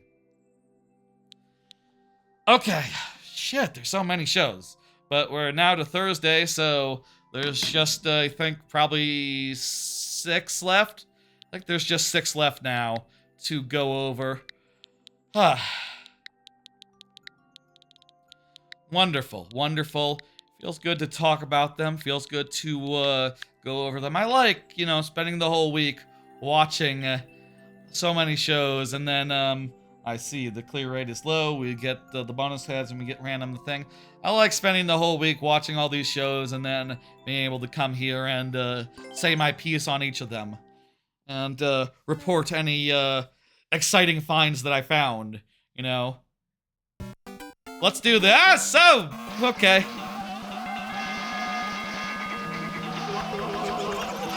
This seems to be maybe a troll level. Wait a minute. If you become frog, can you not? Okay, you can duck and get through. Okay. I was about to say, can you not get through this situation? The sound effects are being very, sending some mixed messages here. I'm not sure if it's good or bad, but we will find out. And also, I'll say, the difficulty here is, yeah, it's probably below, it's probably like heads. I'll say, in the case of a timeout, that would count for, all of our lives, if timeout was was what killed us. If a timeout were to kill us. But, we'll see what happens and play it by ear. That is, one of the further stipulations of the lightning round, to keep it, moving. The idea that a timeout has different, slightly different rules. You understand? I'll say, next week will be a little lighter on the anime. Next week there's only 6 more shows starting, so we'll be able to do, the anime in between other type talk. I'm going to have an eventful week, otherwise, anime aside, in order to have, like, things to talk about that aren't anime next week. Because, like, yeah, you know, they're only going to cover, like, 2 pulls worth of levels. I'm going to have to get, you know, more into the Godot stuff. Get more into, like, do some stuff, you know? Duck on the way out to make the jump onto the vine a bit easier. I managed that already. Oh my god, is this a blind jump? Ooh, okay. I can't see where I'm going! Do not go that way, says Squips. Ah, fuck. I already did, I already did go that way. It's like, don't go in there. That's like, don't go in there is like Ace Ventura, right? I don't know I've actually seen Ace Ventura, but I know from reputation that line. I had it? Oh, maybe I had to, like, drop off the other side or something. Let's try this again.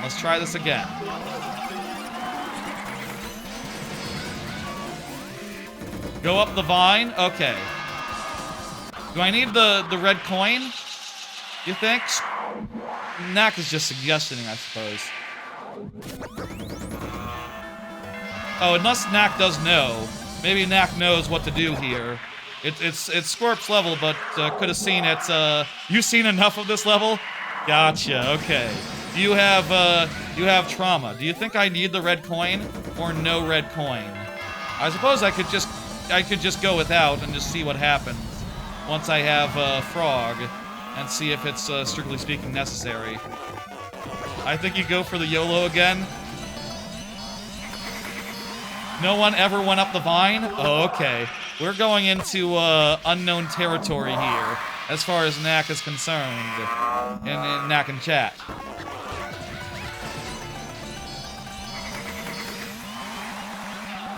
So far, I think it's a pretty good season, pretty solid season. A lot of, I'll say, you know, we're just going over the new shows. There are a number of returning shows as well, and those continue to be as good as ever. We'll talk about a couple of them real fast. And like those shows that are strong, you know, they have serious potential there. You know, like fuck.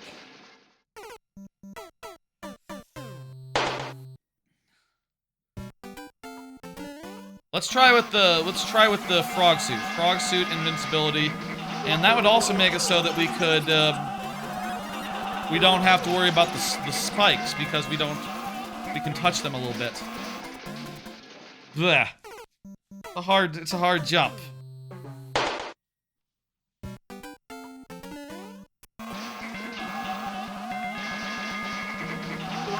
We could also just go up there and see what's up there without the frog.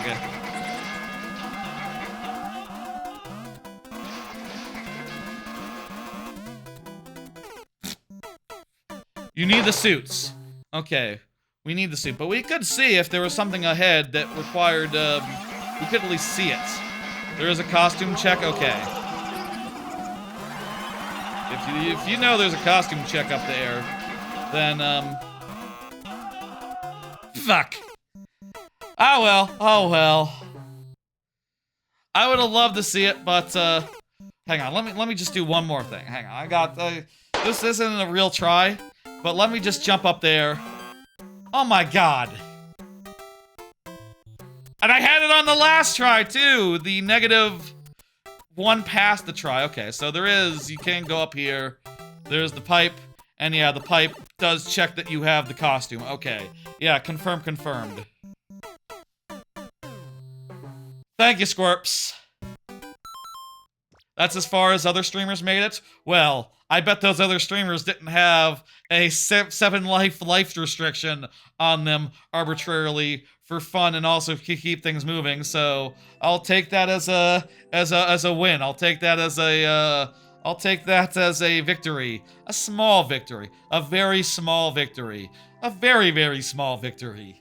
Thank you. Feel free to get that. If you want to get back into the queue, go ahead. You know, Scorps, we can have another crack at that later on. The queue is not closed yet. And Supernova, you are next.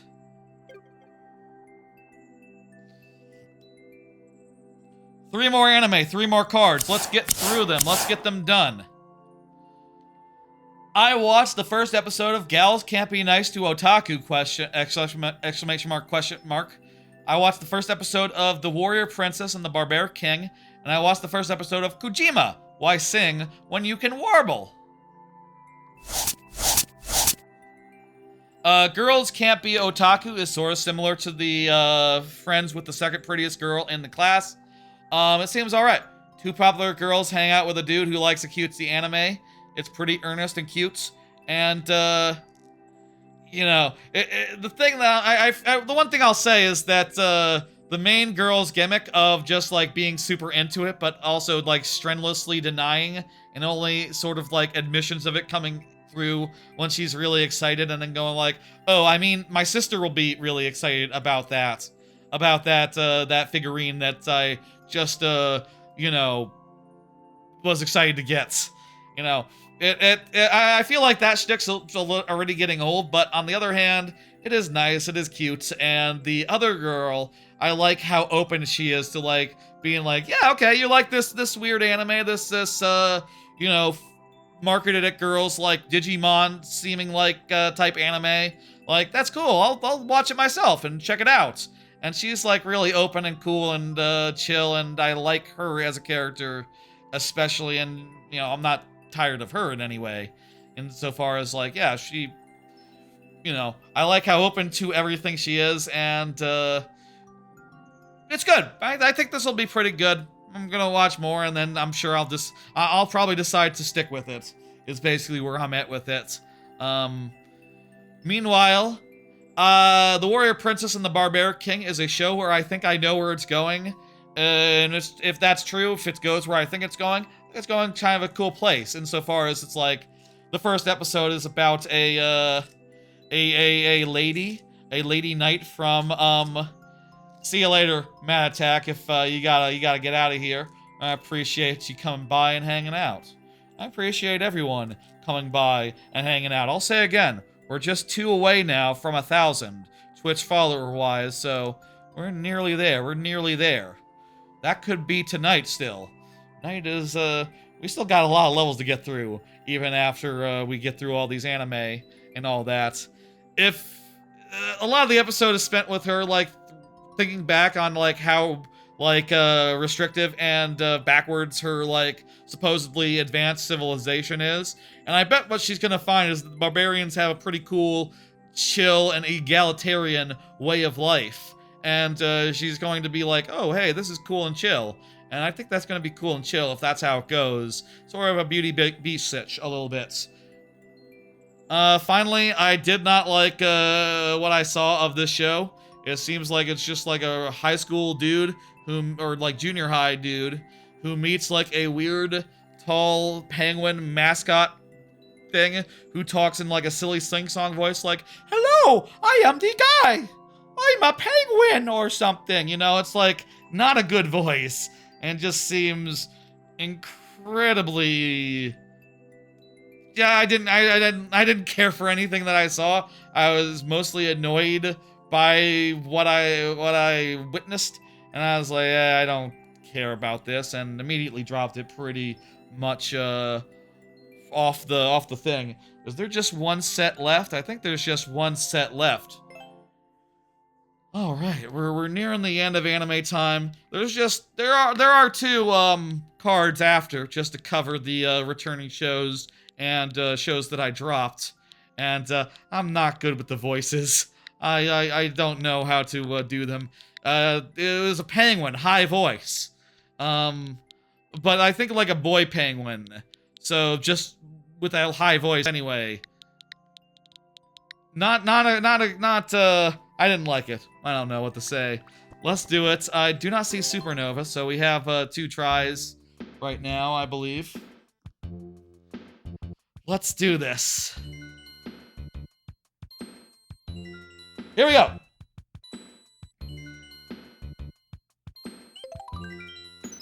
That's right, World 1. Yeah. Mystic Cave Parkour 2. I don't know if we've tried this one before, or if this one is brand new to us. But we will try to do it in 2 tries, as per the stipulation of sudden death, which is when someone isn't here for their level. Divine Nut wants to see Toadette. Alright. Hang on there. Next time I die, which is to say, probably after this level, or maybe we'll get a checkpoint, whatever, we'll see. We'll see Toadette. Let's go, let's go. Thank you for the channel point redemption.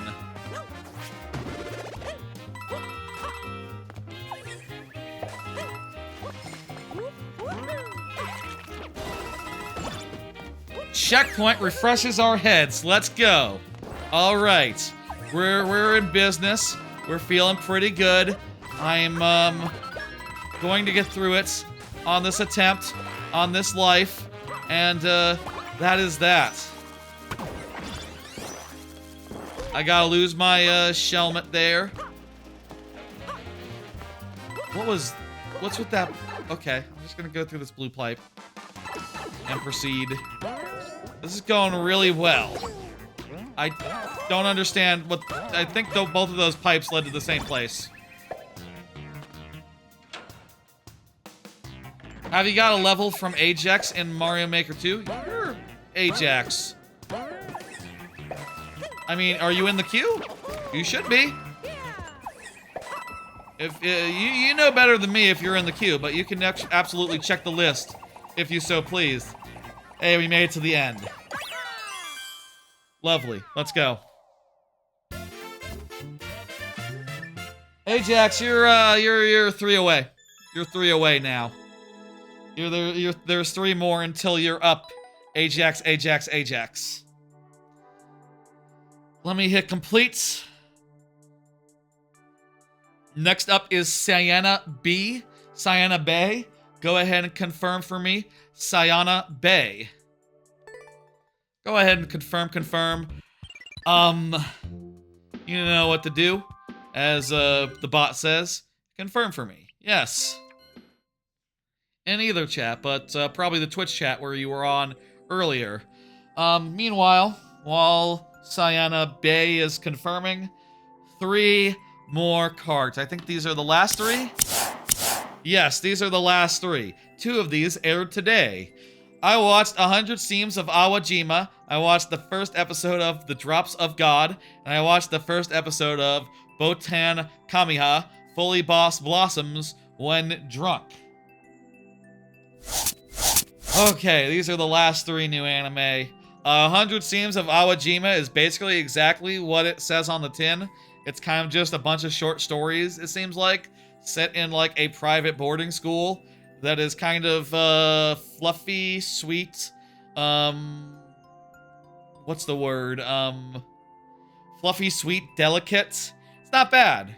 It's a little slight, and I'm not sure it really hangs with the rest of the shows on Thursday, of which there are, I believe, a bunch right now. But it's all right. I don't hate it or nothing. And some of those couple short stories were good. I feel like this is one where I'm gonna watch two more episodes and then decide like how I feel about it and whether I feel like it's going somewhere or it's just like disconnected. I will say, like, I do love the show Sturadura Children, which is also sort of a bunch of short stories, but those are like faster paced. They're shorter episodes, and also like they're more romantic in nature, where these are more well, romance I guess isn't a thing down there, but that's not quite getting to the romance yet. I don't know when it does, and yeah. The Drops of God is not exactly bad, but I think it's a little dry. It seems to be sort of a show about a dude who is like a sommelier, or like his dad was a sommelier and he is not, but he has a really good sense of smell, and he has to win a sommelier contest to win his dad's inheritance. Which, I don't know, that sounds okay. I do think that like odor-based mysteries are kind of based around like minutia and like rare trivia, is like stuff that like as a viewer I cannot follow. You know, I can't smell the wine. I also don't drink wine, and I don't know about wine. So a lot of that is not really clicking, so I'm not really sure about it. I'm kind of tentative. I'll see where it goes and watch a little more, and if I had to guess, I'd say I'll probably drop it. It is pretty...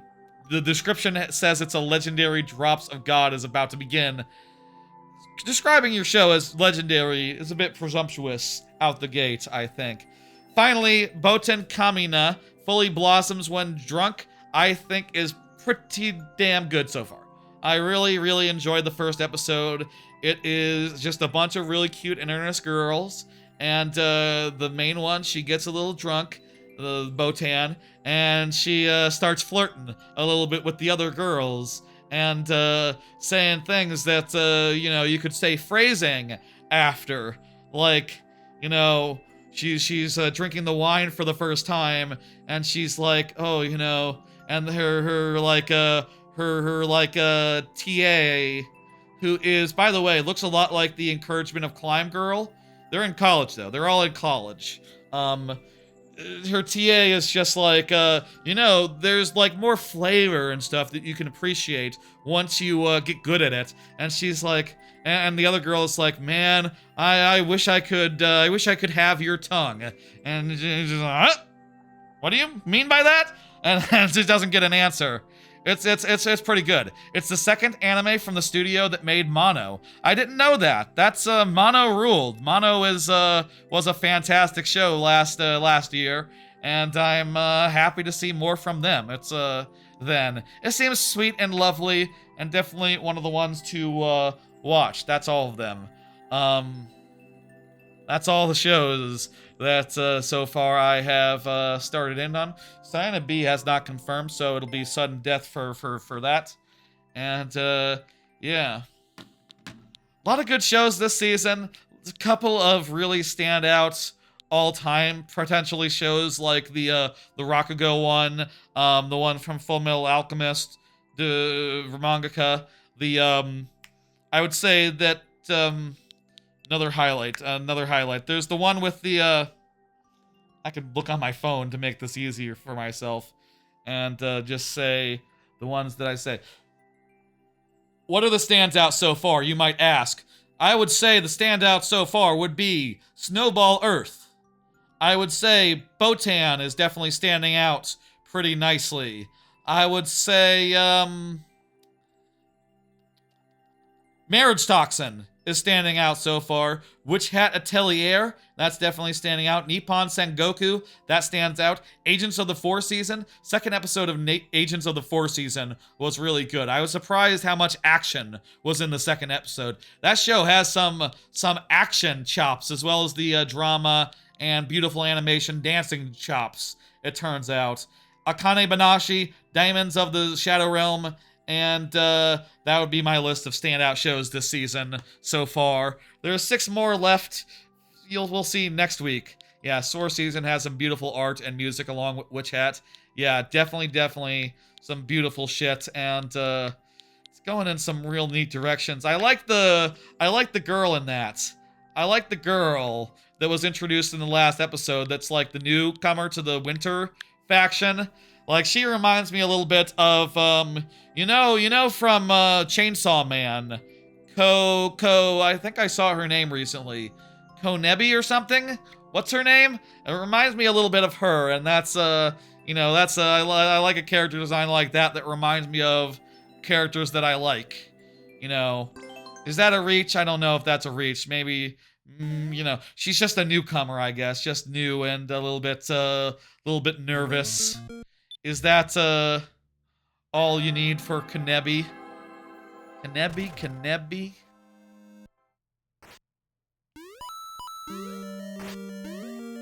Nice. Let's go. Bit of an auto-scroller until you go into the pipe, and at which point it's not anymore. Maybe? We'll see.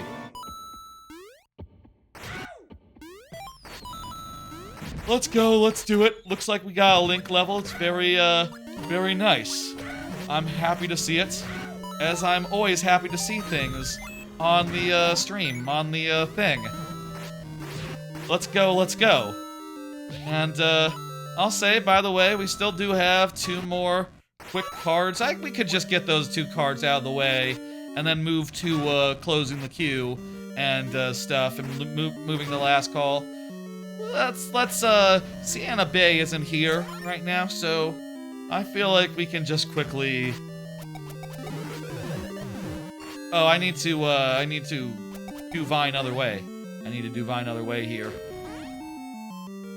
We can just do those cards real fast and just get them over with, get them done, if that makes sense. And then, or do we want who's next up? Who's next up right now? Let me see. Next up is Barnstormer. Okay, let's do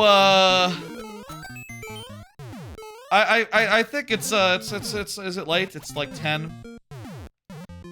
Oh, I need to use the vine, so I need to yeah. Dang it. We'll do this level. Then we'll do we'll do one more card in between the levels. I'll say I also watched all the returning shows for what it's worth.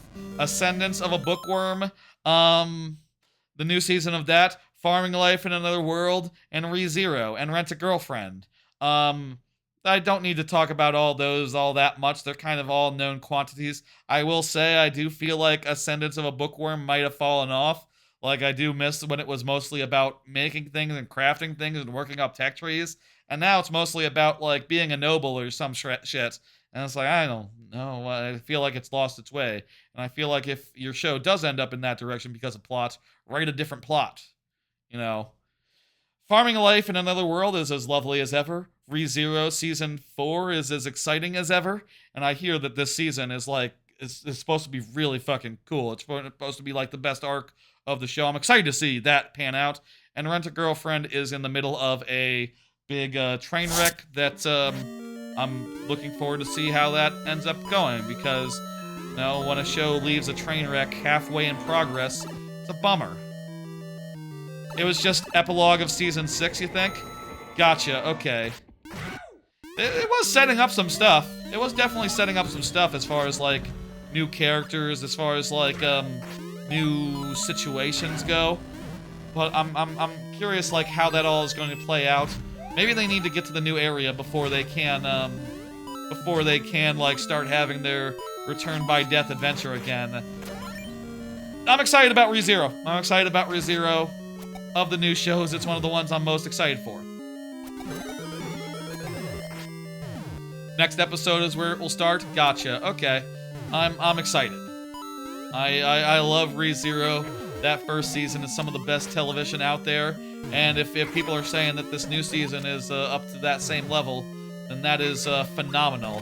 That is excellent. I can't wait to see death after death after death, and then a new arc where different deaths happen. It's like, these long, drawn-out arcs have been alright, have been good, but I just love the standard stock. You know, I love the original season's pace of just like, here's another adventure, here's another adventure. Now we're going to have Return by Death at the mansion, and, you know, it's time for Return by Death back at the city. And okay, now it's time for Return by Death roadside battle. I can't wait to see the death. Yeah, I can't wait to see the death! Genuinely, without any like, fucking around here, I can't wait to see until it starts looping. That's the best part. When it starts showing its hand, and they start figuring out, like, the ways through the situation. Good. I wonder if he dies next episode. It's not a... ReZero, you know. It's not... That's not a... What the hell is that? I hit a... What did I hit? The invisible platform there. Block? A little confused, doesn't matter. Am I waiting for something? Do I have to go in and, like, hit the on-off, on-off? I feel like all of ReZero's first eps start with a death. Yeah, it's known. Everyone knows the concept of ReZero is that he, like, does time loops. And, you know, it's sort of a... He goes back to the past and then has to, fight his way through, like, pretty fucking impossible situations that, can only be figured out, like, after 3 or 4 or 5 iterations.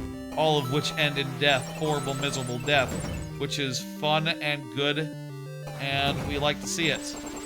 Oh, I can use my spike helmet to, do this. For a second, I was thinking, like, use the helmet, or like, bounce a bomb up or something. That would be ridiculous timing-wise, so I'm glad I don't have to, do that. Until you get a bad respawn point. I suppose that's a factor, yeah. You need to, am I missing something? This room is a dead end. Maybe we go somewhere else with our blue. Any other new shows or returning shows I'm really excited for? I mean, Dr. Stone continues to be Dr. Stone. I'm really excited to see the end of that. That's been a fantastic, phenomenal show throughout, and no, this season promises to be fantastic, phenomenal as well. Canon. Canon? What's with canon? I don't get cannon. I got the spike helmet. I have the boots. What about the cannon?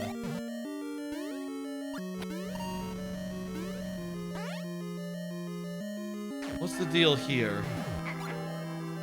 What exactly does cannon mean? I guess in context. I could go back to the right, I guess? Oh, hang on. Cannon right there. I see. I see. I use the cam balls from this to platform up. I got it. Okay. I got it. I got it. Clever. This is a very clever, puzzle situation. Checkpoint refreshes our doodads. Lovely. Lovely. Lovely. I also will say I dropped a few shows as well since the last week. So I will, that's the last anime card. We'll do it in between the last level. I kind of want to talk a little bit about one of those, dropped animes, so I will do so once,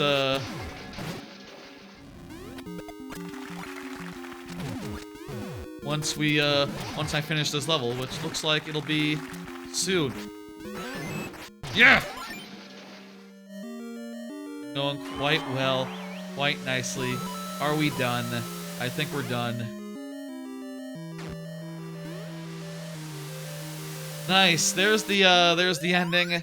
Very good. Thank you, Sienna Bay, for the level.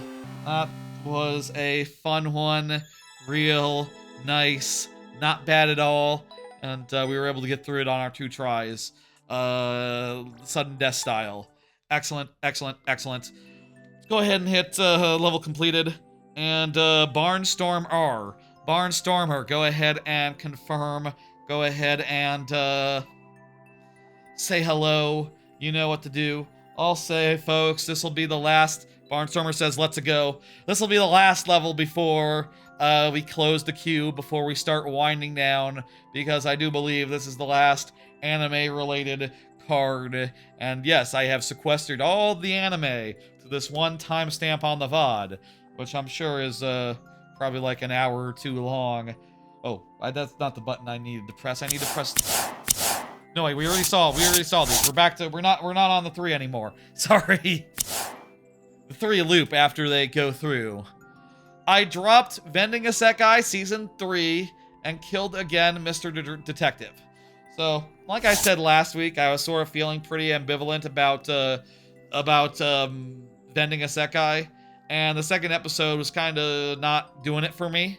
Kind of was like boring and mostly focused on like introducing a new character who seems kind of mid, and also dealing with the the conflict and drama from last season, which I thought was totally shit and bad. And it's like, okay, if you're not going to just vend drinks and do like skill tree type stuff, I'm out. Doesn't help that Wednesday, I believe it's on Wednesday, is extremely packed and extremely loaded. I think I might still have like 6 or 7 shows on Wednesday, so, or maybe 5 at this point. Maybe I forget if I had 6 or 7 before and after dropping one, where I end up, but I have too many is the point, and Vending Isekai was the easiest to drop. Meanwhile, the detective is once again died. Was one where last week I said I need to see how a mystery unfolds before I judge this show, and 2 things. One, and then there'll be a minor spoiler for the second thing. 1, the mystery unfolded shittily. Basically, there was no mystery. There was no mystery solving. They just randomly lucked into a recording of the killer. And they had to like fight the killer to get that recording, but in so doing, the killer got caught. So it's like, what? You didn't do any detective work. You just sort of got lucky. The cat's a better detective than you for randomly being there and randomly having a recording device on him for no reason. So that is not how you construct a mystery, and definitely not how you construct your first mystery. So that's one point of problem with the detective is dead again. And then let me tell you the twist. Spoilers for the show that sucks, so don't worry about it. But the victim, the suspect, the murderer is like talking about like, oh, I had to protect the family from my son's dark secret. My son's dark secret there. And you're watching the recording and the son is just like, you did chocolate muffins. You should have known that chocolate muffins weren't gonna sell enough. That's why I had to turn to drugs. That's right, marijuana. I sold marijuana, is what the guy in the show said. The villain, to justify why he had to be murdered, to bury the truth and, you know, avoid the shame on the family. And you're just watching going like, marijuana? You know, and they're talking about it like it's the fucking crack cocaine or something. Like, yes, they were smuggling marijuana into Japan. And you're just sitting there going like, you don't need to do that. It grows in closets. And it's legal in like half the states. Yeah, the villain's not the villain, the victim. But he was like acting like, oh, I'm the black sheep of the family. I sold marijuana and I smuggled it on boats. And just going like, that's not how it works. Yeah, and then he got murdered so that dark mystery could be covered up, and I'm just laughing my ass off. And after I looked around to see if there was anyone else who actually bothered to watch the episode and was also laughing about it, and I couldn't find anyone. I didn't check Reddit. That's probably where they were laughing about it, actually. No, it wasn't comedy. They were deadly serious. It was not it was not. It sounds like it was comedy, but I just couldn't. And also, like I said, the mystery was not a mystery. It was poorly constructed, and yeah. How about back to the super world? You got it. We'll continue from there, Barnstormer. Let's do it. And yeah. That's the last of anime talk. That's all the anime that I've watched over the last week for the first time. Dropped and also returning shows. And also we managed to get in a little bit of talk about JoJo's Bizarre Adventure as well, which also is of note, given that, you know, man, I wish we could be watching Steel Ball Run right now, but fucking Netflix, huh? Fucking Netflix. I can't believe them. And then also don't know what's wrong with I don't know what's wrong with everyone up the chain, really. Why this had to be this way. Whatever. Let's do it. Now, Barnstormer, Superworld, or what is Steel Ball Run? JoJo's Bizarre Adventure Part 8. It's JoJo's Bizarre Adventure, but it's in the Wild West now. It's really cool. Oh, these are the chickens. Did that make a... Oh my god. Throwing the bombs on the note blocks makes a chicken noise. And wouldn't you know it, these are representing the chickens that we're killing, so that's that was such a happy coincidence, man. You should have made all of them have that chicken noise. It looks like some of the other ones will be, but not all of them. Some of them are shy. Some of them are shy chickens. Like these two up here. Can I, or that one, there's only one of them actually. Got him. Gotta shoot him down from the roof. That's really good. Stormer.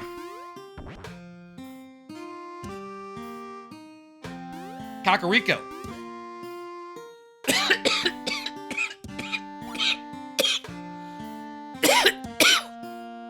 Make that chicken noise for me.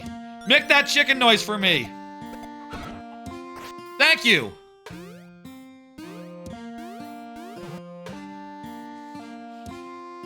Brilliant. I don't know what to say. That's you think anyone else has ever done exactly this in Mario Maker? I gotta doubt it. You know, I feel like some things you see in Mario Maker, I'd be surprised if anyone else had exactly the same idea, and this is one of those cases. I'd be pretty damn surprised, but who fucking can say? What's up with this? We go down in the subworld here. Nope. Okay. I don't have a key. I don't have the last... Did I miss a Goomba? Let me just run. It's always hard in Kakariko. You know, it always takes time to find all the Goombas, all the chickens. It can be annoying. You gotta learn how to jump the fence and how to climb the tower. And if you forget about that, it can be a problem. We had to climb the tower. That was the thing. That was the solution. We've done it now, and now we get our chickens. Now we get our what do we get from? We get like a bottle or like a wake-up chicken. I forget what we get from her after doing the chicken minigame, but whatever it is, we got it. Bottle? Okay, that's bottle. You get like from a younger bottle for the 7 chickens. Okay. Isn't there like a wake-up chicken or another chicken or an egg? She gives you the mini chicken when Link is an adult. Right, yes, okay, okay. Very nice, lovely. Can you do another 3 lives of another level of the Super World? You would redeem Express Pass? Oh, sure, hang on, let's do that, 06i, yeah, okay. Let's do that, and after the next one, we'll close the queue then. Okay, that sounds fair, that sounds good. How you doing, Trebucket? How you doing? Yeah, go ahead and do the thing, and I'll express pass you right away. Okay. So you are just jumping up like 3 positions. You know that, right? Like 2 positions. You're fine. Okay. Well, we'll think about that. I'm having completing Bardstormer. And next up, on account of the redemption, is 06i, who is redeeming a Express Pass. I will say, I am thinking maybe we should have the Express Pass and the other one be like both at once. You can do both of them.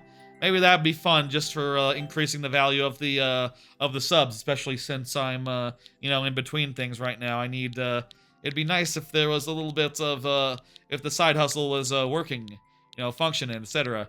Not to say that it's a problem that it isn't. You know, I like streaming. I like it just for fun and all that. But also, you know, things are not great out there. You know, I appreciate the subs. I appreciate y'all who sub, and I want to appreciate y'all more. Maybe. I don't know. I'd like to encourage more, given economic conditions.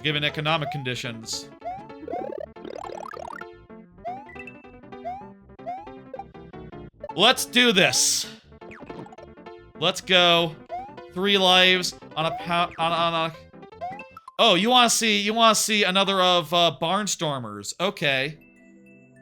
I could do that. I could do another Barnstormer level on behalf of. Okay. Let me Barnstormer. You want to get back in there real fast? I'll just pull you up, and we'll leave your level 06i where it is. I suppose you can use the Express Pass for someone else if you really want to. That's very kind of you, very generous. That's really cool. I guess Trebucket, you could do that as well if you really wanted to. But also refreshes are also really valuable, and right now it's one or the other. You get a refresh or you get one of the skip the line. You know, both of them can be really useful, and just what the doctor ordered. Whoa, I dropped my phone. 1 second.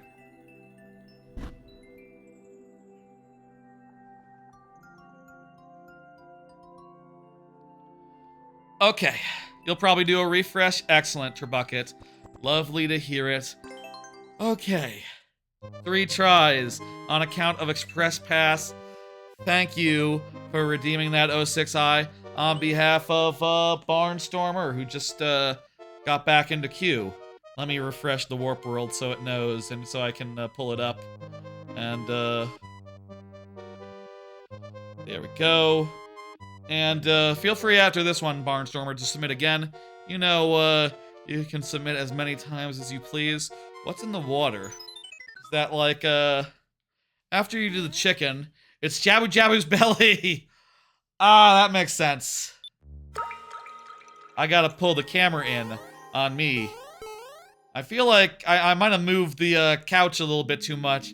I think the zoomed out view is showing too much of green screen now at like the very top.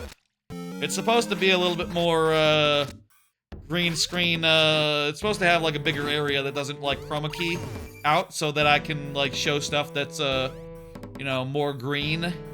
But it has to be below a certain line, and it looks like that line has moved a bit. I don't know what's up with that. I need to, maybe I should just move my couch forward. I feel like it slowly scoots backwards over time, you know. Is that a problem other people deal with? Slight couch movements? I feel like that sort of thing, it just drifts, you know. Should I have, like, a thing under my couch that holds it in place? I don't know. So this level in the original game, you had to, like, escort the little lady. Oh, the Shellmet is Prince Ruto. Okay, Princess Ruto. Was there a? Oh no, we lost her. Oh, we gotta run back and get her again. Oh no, this is nicer insofar as we don't have to do anything special. We just have to not get hit. That's normal for a Metroidvania type level to have.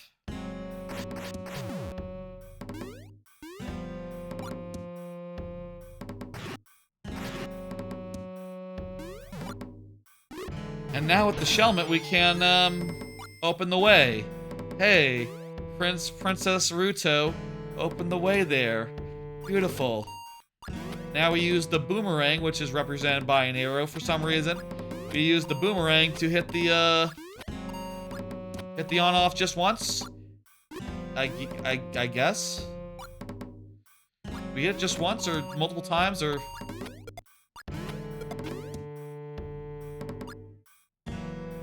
Hey Chard, I see you got back from your concert. Welcome back. It's good to see you. You're just in time. The queue is fixing to close soon after this level.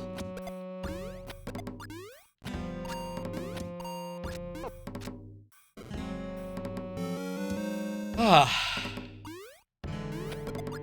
Looking forward to the weekend. Well, not like right now, the weekend and the weekdays are that different, other than, you know, I feel like there's no expectation of, like, looking on the weekend, you know? There's not really, any jobs to be found on a weekend, but I still like a weekend.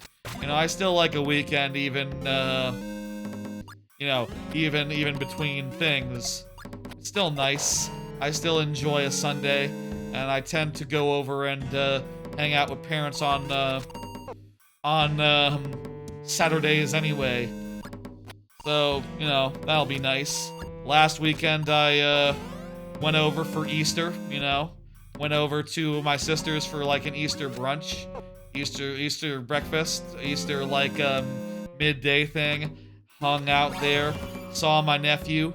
He is cute. And you know, hung out. It's nice. Nice talking with them. Nice talking with, you know, the brother-in-law's brother, friend of family, things of that nature. And, friends of my sister, you know, who showed up for the Easter stuff. Nice to get out, I guess. I don't know. I'll admit I don't do it, don't get out enough, probably. Maybe I could also just, like, walk more and whatever, but, you know, it is what it is. What's up? Okay, so that was the Octorok boss. Oh, shield the lightning? I didn't think of that. That's a good, idea. That's just being a mini-boss. We still have to fight the real boss, I guess. or just run by it. That's like an Octorok or something, I guess. And those are the little platforms. Just like some moving, squishy platform things. Or something. I don't know. I'm not gonna worry about it. I think we're done. I think this is the end of the level. Hang on, there's a checkpoint. This isn't the end. This is just the beginning. We have to fight the boss. So did you, Barnstormer, did you go through the entirety of Ocarina of Time with the Super World? Like all the way to Ganon? We're currently like just about at the point where we would go to like the future. Do you represent that in any special way? You know, Adult Link? How can you, I guess?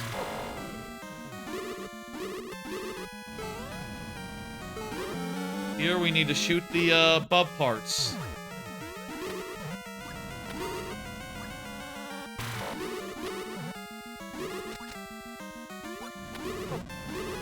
Wigglers are, you know, in the way and all that.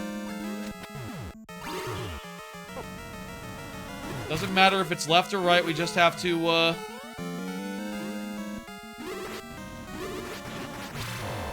Okay, so you hit him, it releases some enemies for you to fight. You have some really well-constructed bosses. I'll say, by the way, as far as design goes, as far as levels go, I'll admit my main weak point, I guess, would be I'm not really a big boss person. I don't tend to make a lot of bosses, and my bosses aren't like the best bosses in the world. This is a hell of a good boss. I'm just not partial to them. It's just like not my preference in general, so you know, given the choice, I'd rather just end a world in some other way, personally. But that was really cool. Just talking more about yeah, there are two types of bosses / levels. I suppose there's levels that are like a super custom fight, and there's types that are just like here's the Bowser Jr.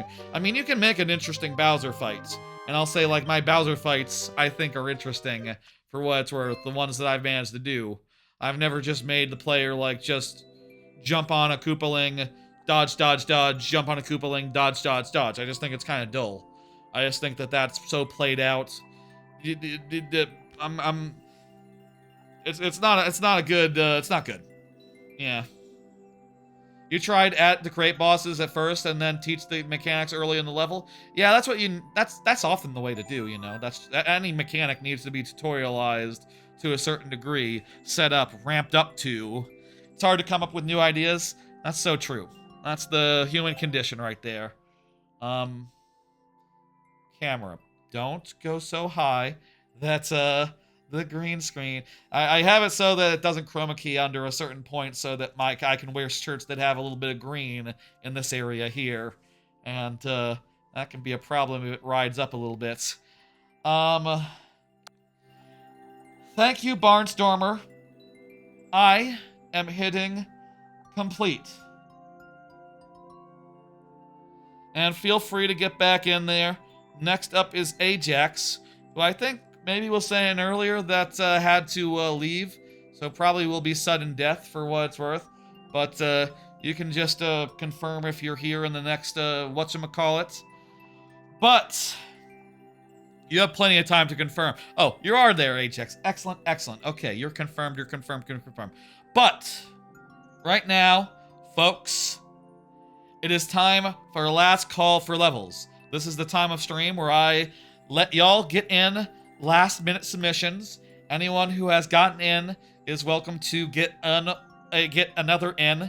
I will appreciate that, and I will play that. In the meantime, while we are waiting for some last final submissions, we'll play some of my own levels, and I'll show you what I can do. You know, what kind of levels I've made. What's a good one? I've been thinking about... I started the stream. I saw a comment on Koopaverse 4, Abyssal Asteroid. So, how about, here's a theme, toughest to make. Toughest challenge challenges I gave myself. Let's try to find some of the toughest things I endeavored to build in Mario Maker, intended to make work. And for my first trick, a really good and fun water/low-G level without any sort of speed boost involved. I've done a number of underwater levels in my time, but usually the trick that I use is something of a speed boost, whether that's like conveyors or like the boosty panels or like, you know, there's a bunch of stuff. Or like swimming upwards primarily rather than side to side. In this case, this is a all underwater level where the or a lot of it just comes in from difficulty, a lot of the challenge appeal, etc. And just like, okay, you gotta avoid hammers, which by the way are slowed down by the water and by the low gravity, which makes them a lot easier and more possible to avoid, which I feel like is fun. And also, there's stuff like this where you have to swim through a whole field of spinies while also avoiding cannonballs, which move in a nice, neat formation. You can risk it a little bit by getting real close to those dry bones, and then, yeah, you got cases like this where you have to go through a whole bunch of hammers to go down. And these reefs are set up here so that they're kind of hard to, it's kind of hard to shoot some of these guys with your fireball unless you, like, swim to the correct position. Kind of to encourage the player just to take a chance and, like, weave through, which is very possible given, like, how slow the hammers move. And then some later geometry is also set up for the same purpose, to provide them with a little bit of shielding to preserve some of the difficulty there, and to make it so that avoiding them is preferential to just dealing them, like here. You know, just it's better and easier just to maneuver around. And by the way, you know how I said earlier that, like, I think I said earlier when I was talking about, like, how a good level has multiple ideas. I always like in the second half to introduce a new one. Right after the checkpoint is always a good time to introduce a new idea. Now there are Magic Koopas firing lasers in great big patterns, which is fun and something to deal with as you rise through space. This is a lovely little room here where, as you come back, you have to sort of navigate in a different way because a bunch of Koopas come out of pipes, or at least a bunch of dry bones appear to come out of pipes. Really, only the far ones come out of pipes. All the other ones are just spawned behind the on-offs. That's a little secret for y'all. And finally, you return to this room that you started in with some very cool routing, and then you head through the final couple of sequences here, as well as a little bit of a secret. Gotta have a good secret here and there. Lovely, lovely. I love this level. I'm really proud of this level. You know, just there's an example, by the way, of that guy down the pipe, kind of hard to hit. An example of a guy who was shielded by the level geometry, and as a result, you have to deal with him in an interesting way. Really happy to make a swimming level where the swimming, where I didn't have to, like, speed up the swimming to make it interesting, to make it shine, to make it pop. And took a lot of work. All my levels take a lot of work, to be clear, but that one was one of the more challenging ones, I would say, for sure, for sure. Koopaverse 4, 7-4, as far as the overall layout goes. Was Unmoored Mines 4 a challenge? That was the auto-scroller level. Unmoored Mines 3 was a technical challenge, and like a challenge of like layout. I don't know that any of these like super qualify. Some of these are really hard. It took a lot of work. I'm gonna say let's check out Bonus Biome 4, Dimlet Derelict, just insofar as this is a dark level. I mean, I guess like as far as like the hardest themes go, like an ice level, like an upside down level, like a auto scroll level. A lot of these are types of levels where it's hard to get them down, hard to do them. And in this case, you know, this took a bunch of work as well, of course. This is a darkness level with basically the same gimmick as like Luby Lights from Donkey Kong Country, where like every time you bounce on one of these bouncy things, the lights come up. And also you have to deal with their like you know, their Podobo, their fire bar, and avoid that as you're doing this. Which hey, this is the penultimate level in the Super World. It can be a little challenging. Here, fun fact, if you go left first, you're probably not going to notice there's a shortcut through some semi-solids where you might not have to deal with the whole, the Goomba head-on.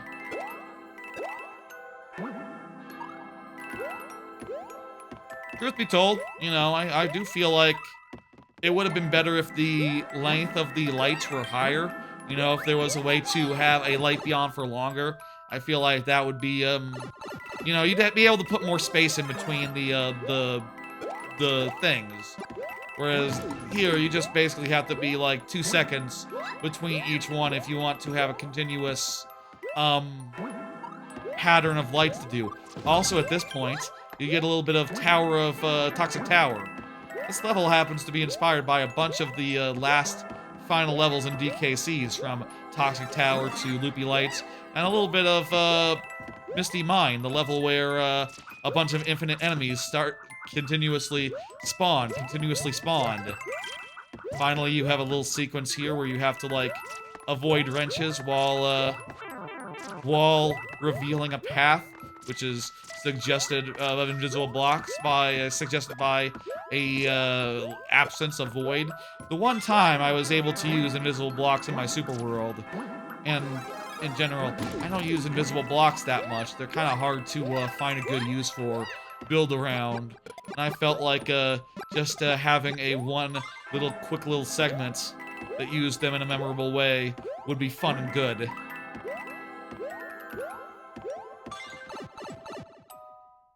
Never seen the wrenches used like that? What, as like a barrage of survival? I don't know. I feel like it's not that unintuitive. People should. I've seen other projectiles used as like a survival thing before. Just wrenches. Yeah, that's a good question. If wrenches have been used like that in other cases. A lot of these take forever to work out, to break out, to figure out all the mechanics, to figure out like if I'm doing an on-off dark level or if I'm doing to get the idea of the bloops, the fiery blumps, as the description says. To figure out like that I wanted to match the on-off effect with bouncing off them, that took probably a couple months of like noodling with darkness and like note blocks and things of that nature before landing at these things, which can be activated from the top or the bottom, used as platforming or as just a switch. It's a real fucking achievement. I mean, I'll say a lot of these levels are achievements in their own way, you know, like the one level that I used, the Mario Brothers 2, had some Phanto stuff. The big boss level, which has a gimmick where, you know, you have a big Bowser fight that lasts for the whole second half of the thing, and has a checkpoint in the middle. The auto-scroll, where you auto-scroll over lava and bounce off platforms the whole way with the sun, doing the sun's thing the whole time. I'm gonna say another one of the things that I had never managed to do before this level. I'm gonna say this one was a hard challenge as well. The one auto-scroll level that I did, where I really tried to make it feel a lot more like a DKC minecart than like your traditional auto-scroller. Tried to keep it moving fast enough so that you didn't really have time to think, didn't really have time to get ahead too much, and make it fair and balanced enough where that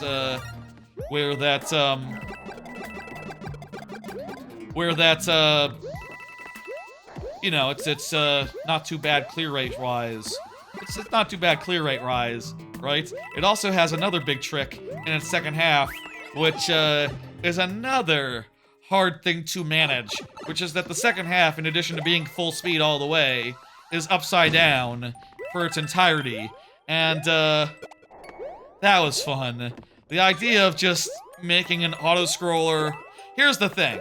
Like, this platforming is not too hard, but the fact that you have to do it upside down at full speed makes it, like, that much more tricky. Like, it makes just a bunch of basic platform jumps into something precarious, into something demanding, into something that really throws you for the loop. Also, you gotta trust in the POWs to, like, make the platforms appear when you jump over the shit. And if you do trust in them, they won't let you down. You know, most of the time. There might be some glitches here and there if you, like, jump over fast enough. But, you know, it's pretty good. And for my final trick here with this level, off-screen platforming. You have to platform upside down while you are off-screen and know where you're landing. Or just do that. Hey, Toothpick. Toothpick Nick, how you doing? Thank you for the level. You got in just in time. Do I have any non-Super World levels I can show insofar as, like, biggest accomplishments as far as the level design goes, as far as, like, a technical challenge goes? I mean, there's ones that were technically a challenge, but I feel like the technical challenge is different from, like, a design challenge. A lot of those just came down to challenges of theming, challenging of, like, managing the resources, etc. I'll say again, by the way, like, we are 2 away from 1,000 Twitch followers. We could still make that tonight, folks. We will see what happens. We are so close. We are so close here. The time... We might not make it. It's fine. Then we'll make it next week, I'm sure. And that just means that I get to not worry about a big week of programming until later. Until get some nice time to relax and do stuff. What other big achievements would I say? A lot of them are really good, honestly. Underwater levels are always somewhat of an achievement. I really like Frigate. I feel like this one might be a stretch, but I really like...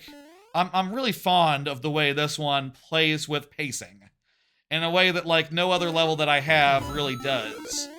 Basically, in most levels that I build, there's a couple of ideas, and they, across the course of the level, cohere into a single mesh of ideas, and a single, like...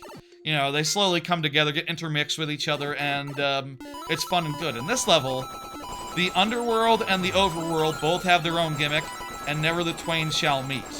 The underworld is rushed and fast-paced with icicles that chase you, and the overworld is based around cannonballs that are slow, and you sort of have to wait to jump on, sort of slowing down the pacing a little bit, and making it so you have to be reasonably deliberate. And I like the way that the two contrast with each other, just insofar as, like, the underworld is just full-on running, full-on sprint. The overworld is a lot more... you know, you can also do things like this, get an extra power-up by, like, using those guys correctly. There's a lot more...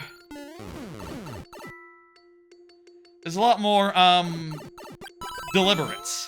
You have to be a lot more deliberate in that half of the level to get through, and I think that's I just think that's neat. I think you know, I really love what I did here. I really love that like I said, it's kind of unlike any other level that I've ever built, and for that I think it'll always be one of my favorites as far as, like, yeah, you know, it doesn't really fit the mold.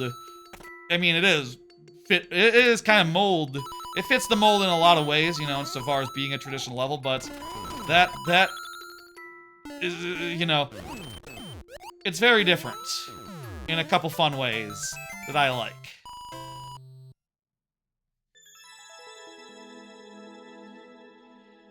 And it was a challenge to, like, come to that and figure it out and figure out that I wanted to do it. This one was a technical challenge, to and fro factory. Sort of a... I can show that, it's just 20 seconds. This one was sort of a technical challenge and like a... I will say this one was a challenge of design, because I had the basic idea, which was great, but really fine-tuning it and getting it right was hard. This is a green banana bonus, wherein, like, you need to run left, get a coin, and every time you go through, a new boss, a new mini-boss comes up to fight you. And, you dispatch them in one hit, and the whole level takes 20 seconds. And, that's it. It's nice, it's clean, it's simple, and it's over in 20 seconds. It took a while to get it that, polished and nice. The original ones, iterations had too much going on. Too many, weird foibles, too many weird kinks. They didn't need that. And, like, there's really not time if I wanted it to be 20 seconds, which I did. I want every clear condition level to be 20 seconds in my book. And, just feel like that's, the right thing for the super world, the right thing for the thing. Biggest challenges. Yeah, you know, let me see the original ones. I'll say Slapdash Splash was a big challenge insofar as a lot of hybrid water levels are. Insofar as I wanted to solve the thing of just like, it's boring in a hybrid water level getting out of the water the same way every time. You know, every water level, hybrid water level, you just have to have the platforms be very close to the water line because you can't jump very far out of the water. Or can you? That's right, I put tires in the water to give the player the boost to get out of the water. And, that was just a real neat thing that allowed me to make a very DKC3 style, riverbank style level. Those levels often have, like, the ground part be way above the, water part, just for flavor, just for taste, just for a little bit of personality to that archetype. And, to make that in Mario Maker, I had to figure out how to do that in a way that made sense, that was efficient. And, also I made segments that were like the fish segment in DKC3, where, like, the big fish is stopping you from going in the water. You know, there's too many bonies in there.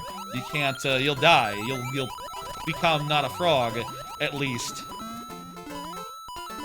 Of course, the frog also helps with the swimming, makes the swimming faster, and that's cool. Also, earlier, hang on, maybe I can do this. There's this buzzy beetle, right? You can take this buzzy beetle and, use it here to get a, star. And there's also early in the level where you can use it to get a, frog early.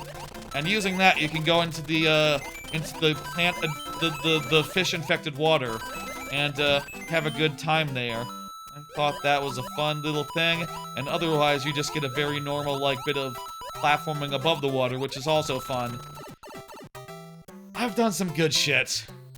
And, you know, I'm proud of all my levels, I'm proud of them all, and I love how many ideas and thoughts and mechanics went into each of them, and how well they all turned out once they started to cohere, come together, and, really, work.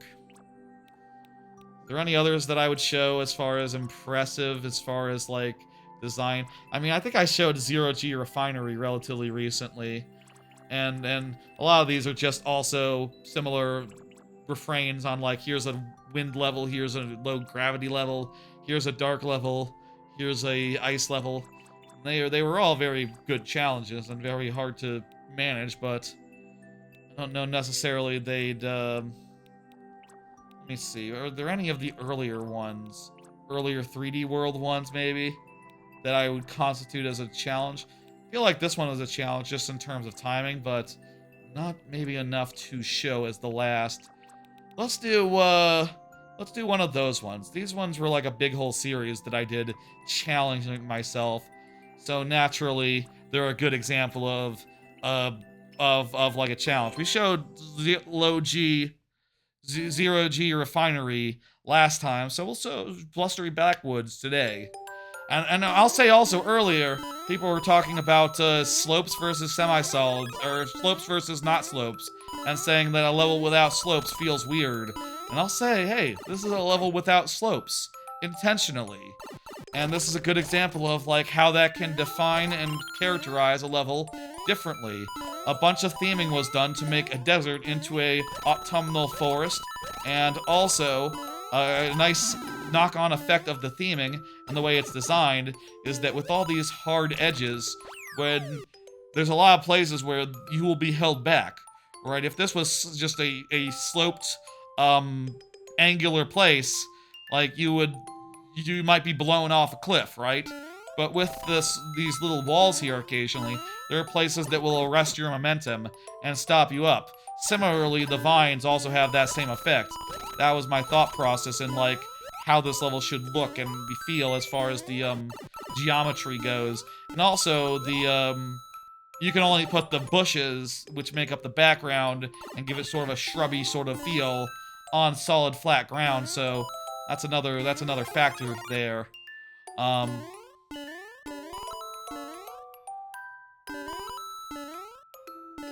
Working with wind was hard. Working with wind is hard. It's hard to make a good traditional level with wind, especially when you have no control. You don't have that much control over when it does and doesn't happen. You can't, like, build around, like, okay, at this point the wind turns off for a bit. At this point it's constantly blowing, so you can constantly be taking advantage of it. You know, you can't, like, make quite the same type of thing that you would make in, like, you know, DKC2, where you can program it and all that. But still managed to get it feeling nice, feeling good, and we'll do one last power out bout, which just so happens to be another darkness level. Except this one is more of a blackout basement style level. And I think, like, with this one, the main thing that I had to figure out was the combination of a platform level with a lit up platform and the auto scrolling, and then the night off lights on and off.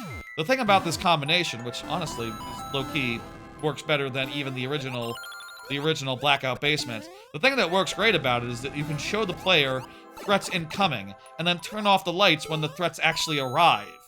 You see what I mean? Isn't that good? Like, by the time they're arriving, that's when, you know, that's when they've seen it. They've set it up. So they're not being blindsided, but they are being blindsided. I will say, also you got places like this where a bunch of enemies are just dumped onto the platform, which I think was fun. I do feel like, in retrospect, this level could be more focused on the platform. You know, there's definitely parts of the level where you go off and do some platforming off the platform.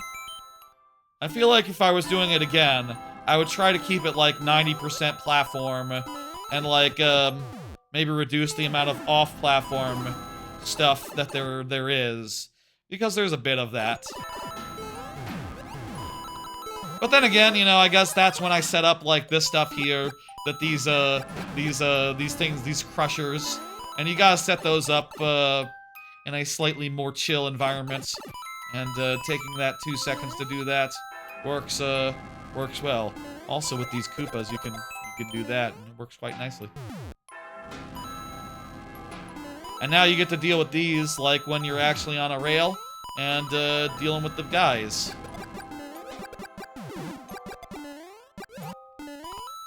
And that's it.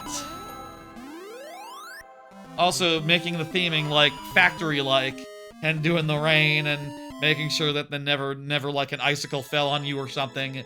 That was also very challenging, you know. There's a lot of challenges with that one. I mean, I'll say, like, I try to challenge myself a lot. I try to come up with ideas that are hard, that are difficult, that are, you know, that I haven't done yet. And there's a ton of levels that I've made that were tough design challenges, but there's a bunch of them. There's a bunch of them. I think that's it for Last Call. Alright, folks, we're closing the queue. Last Call is over. Let's go ahead and take out these last 10 levels, starting with Ajax, who did confirm earlier. Ajax, you're already in the queue. This is, you know, I'll say a thing about Last Call is that the first person up after Last Call doesn't get a second go around, but, you know, what can you do? Someone has to be last, and it is what it is. I appreciate you being here, and I appreciate everyone watching, giving me all these excellent levels, hanging out, and also the raids, and as well as the follows early on. I will say we still do have, What is this? Haunted house. I don't know. I'm gonna go in one of the doors and hope for the best.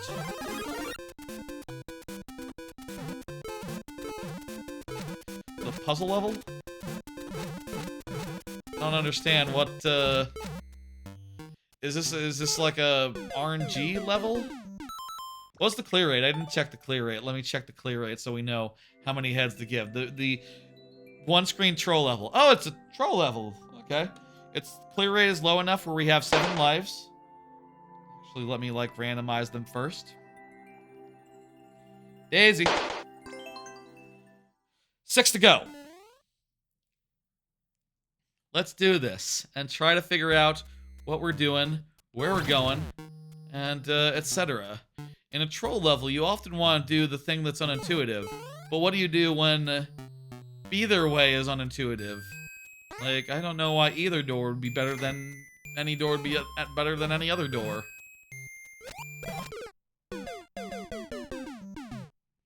I guess just get yourself killed in a dumb way. Well, that is the standard, isn't it? To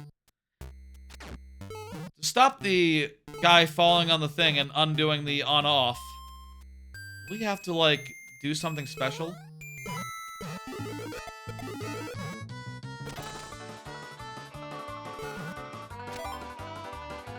So there's a red coin.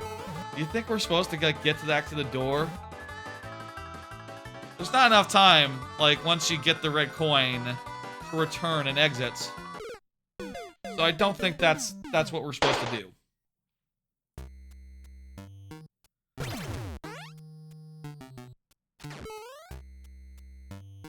Let me see, let me see. Thinking, thinking, thinking. I'm thinking. Hint. Note block. Is there a note block? Note block, note block. I don't see a note block. That's the one thing I don't see right now, Ajax. Not behind the skulls. Oh, note block right there. Oh, I can become big.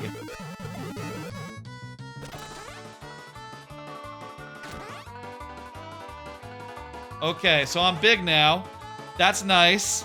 That area's all fucked. I can't do anything more there because I'm big, but I'm sad. Okay. I can't grab the star now that I'm big. And then I can get the red coin. Okay, so I don't want to come up here.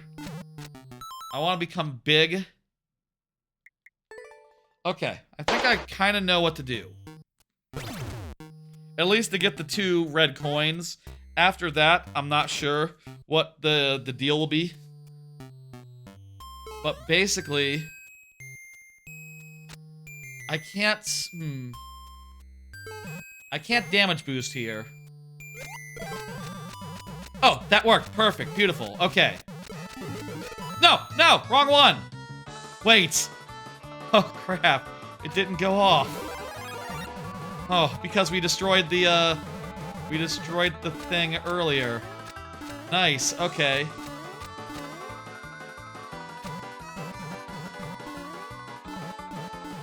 But also, we gotta get out of this this room now. And that's gonna be difficult. Okay, good. We got it. We got it. Okay, okay. Now then.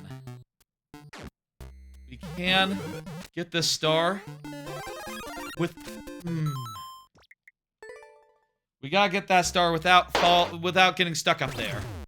Okay, we got it. We got it, folks.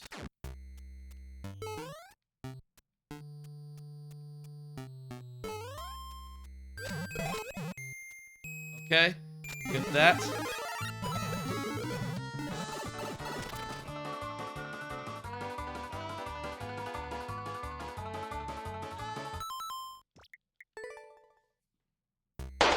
Last try. I don't know what's behind the door.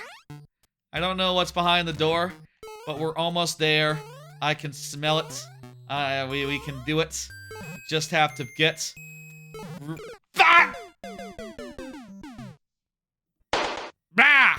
Indeed. Thank you, Ajax. I feel like those are some good tries. I will say, Trebucket or anyone else who has a Twitch sub, if y'all want to, like, refresh, it's up to you when, but I feel like we were so close there. That one we could absolutely do with any amount of additional tries. But also, it is what it is, and you're welcome to save it for, you know, there's 9 more. There could be a better one later. Or, you know, it's up to you. It's up to you, really. Let me take a drink of water, see if anyone's going to give me any extra time here.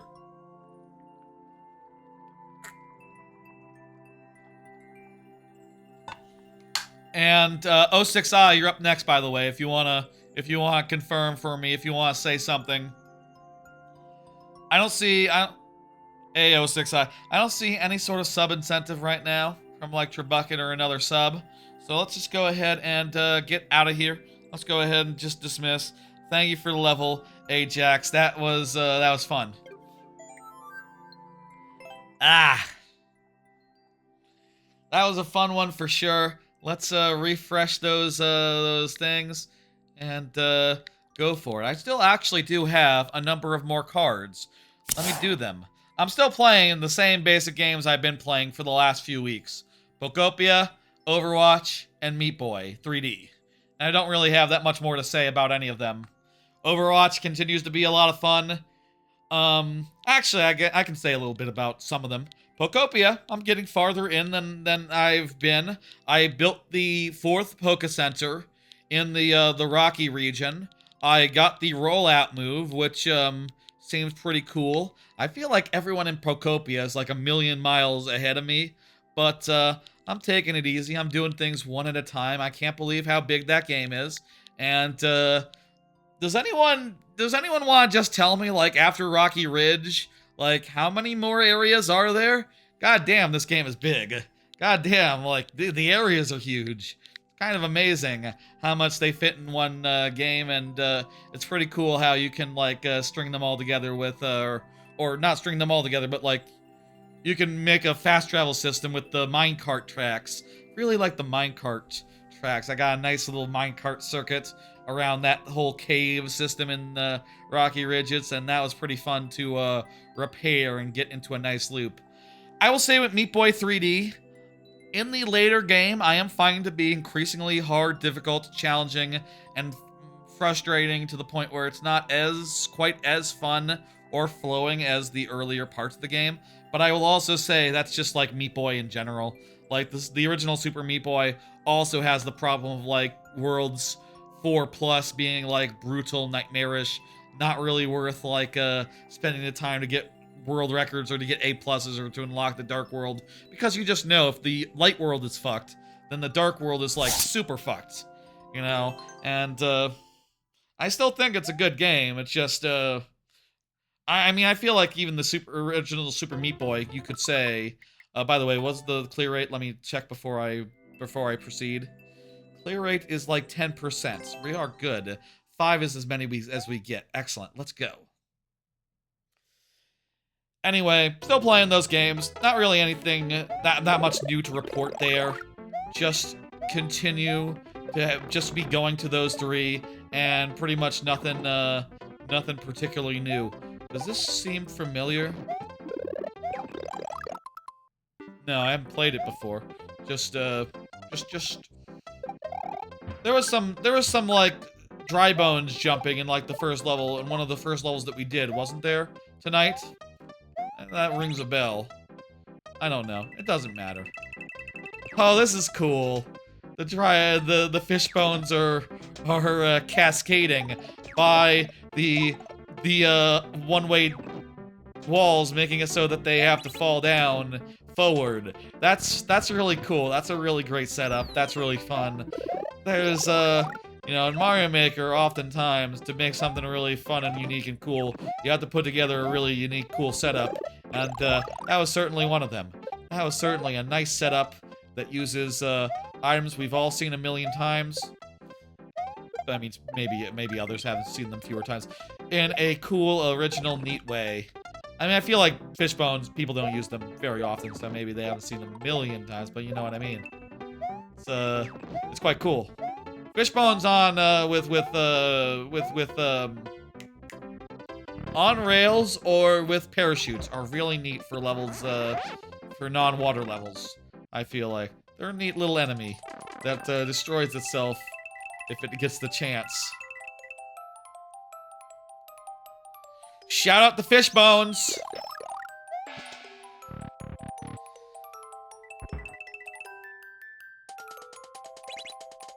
Anyway, it's looking right now like the 1000th, Twitch subscriber will be next week.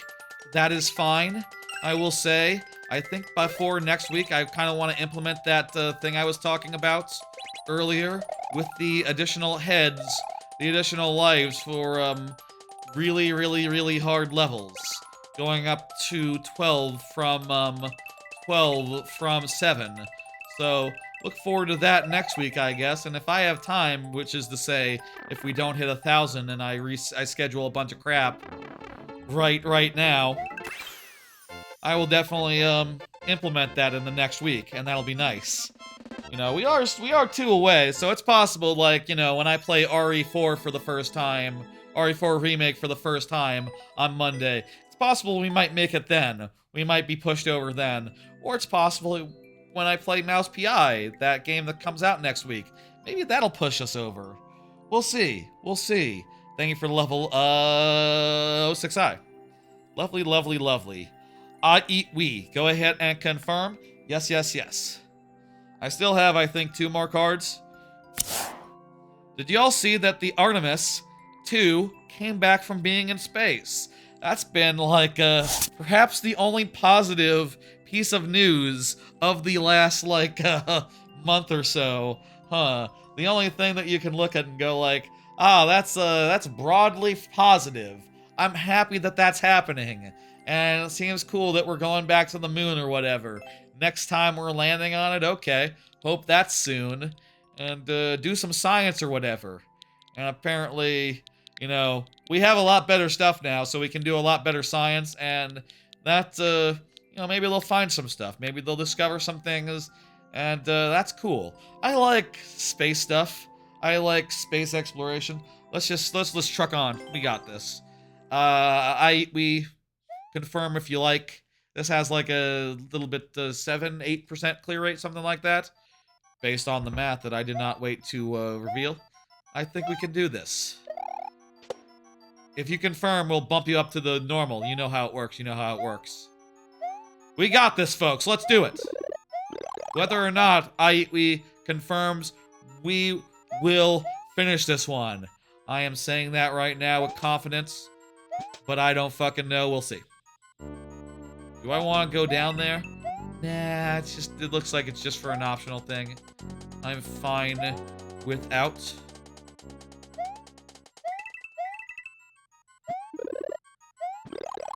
It's nice to have some good news in the news. You know, everything's been kind of generally shit so much recently. And, you know, it's all fucked for a lot of people. And, it's nice to have one thing that you can look at and go like, space! That's fun. Okay, something good's happening in this fucking world. Something good. Something positive. I'm, happy they returned from space. And I hope that, the next crew is so lucky, I guess. I can use this spring to get over this wall. Or I could turn back and use this. Wasn't there somewhere where I could use the spring earlier? I'm just gonna truck on during this first attempt, during this first life. I believe this might be the case where if you get all the red coins, you can skip the second half. But this has been so doable, I think we can just do the second half. And that would be fine. That'd be good. Yeah. If we had gotten the second coin, we would have skipped the second half, basically, is how this works. Bunch of I Eat Wee's levels work this way, and kind of low-key have a similar structure. Like, I Eat Wee's, a lot of I Eat Wee's levels just low-key, very, very, have a formula to them, and a feel to them, and a blockiness to them, which I think is cool. It's distinct and different. You don't see it every day.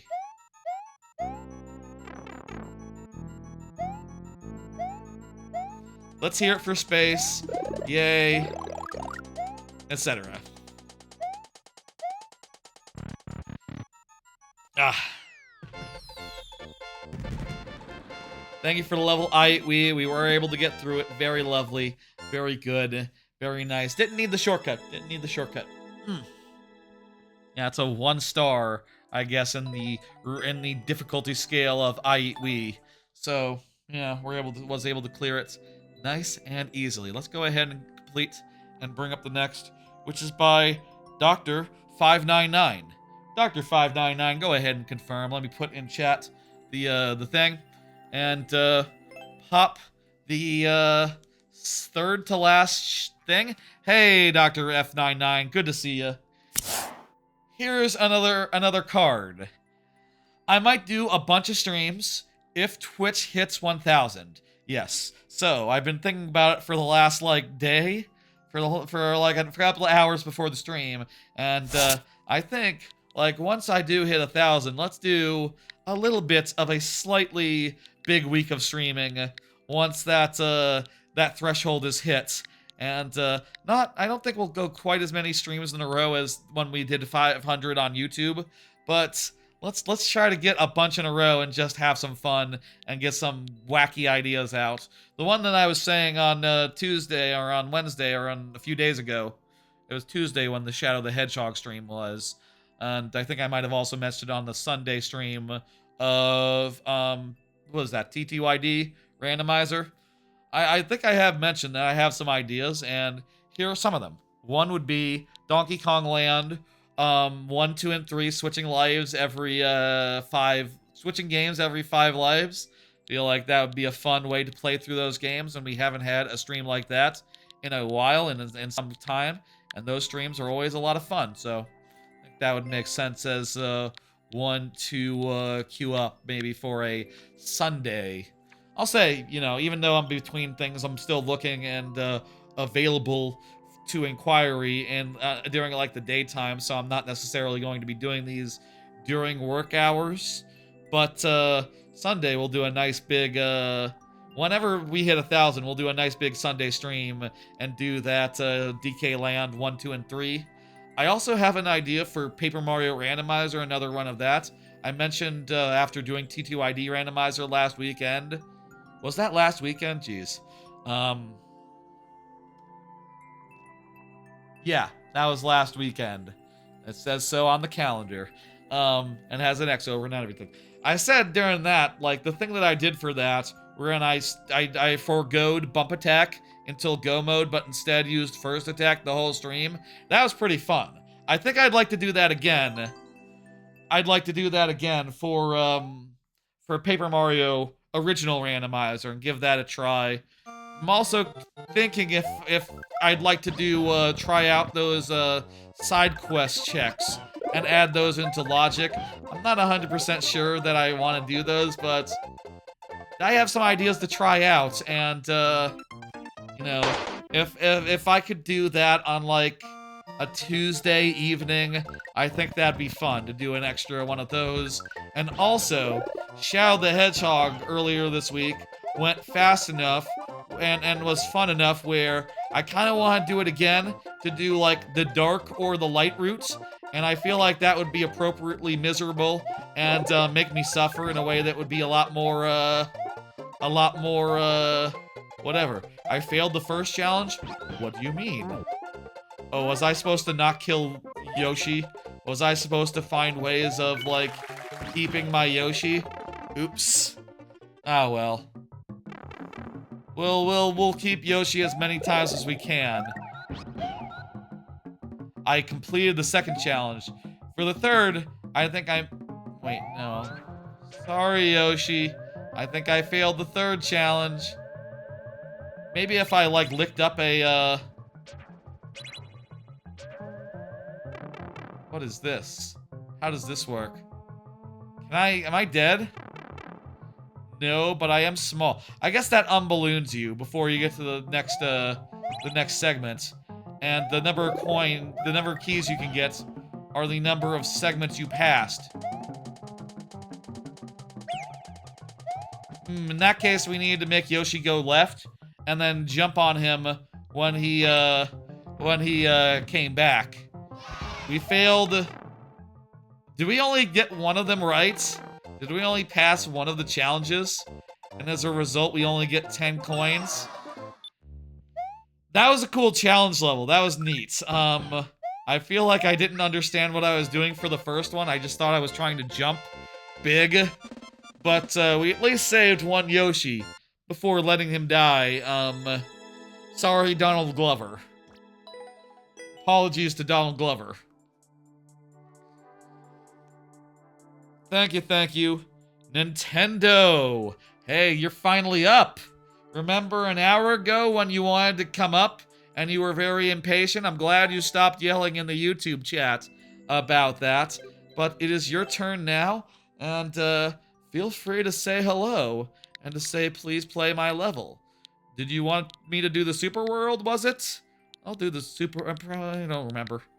I always forget about these things. Let's do it. So yeah, I have some ideas for streams I'd like to do. Maybe we'll do another segment of Shadow. Maybe we'll do another Paper Mario Randomizer, Donkey Kong Land 1, 2, and 3.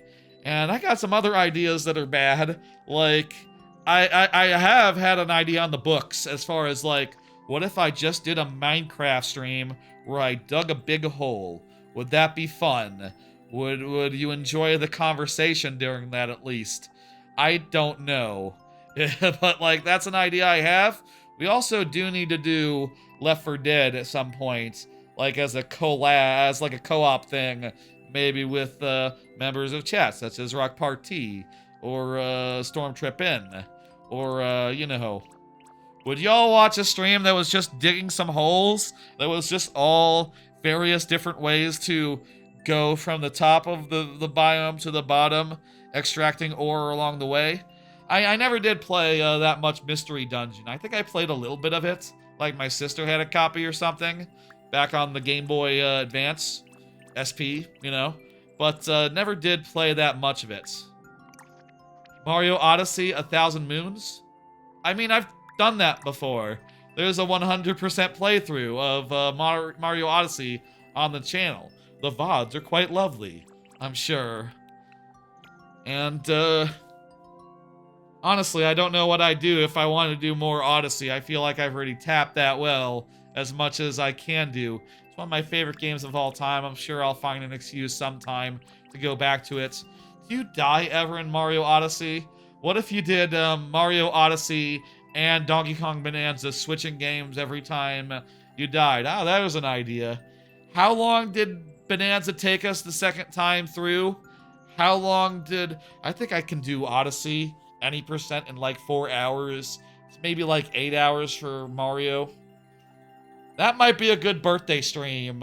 Like with the Galaxy 1 and 2 last year. Switching games with that whole gimmick. That might be an idea for like a birthday 1 or 2 years from now. You know, let's save that. That's one that you save and go like, okay, bust that out like at the 10-year point.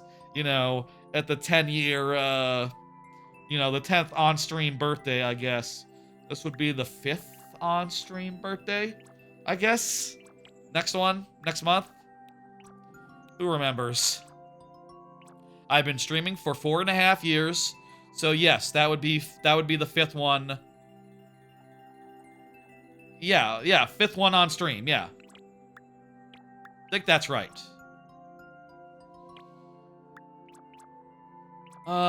Let's go with, did Nintendo say have a preference? Let me scroll up.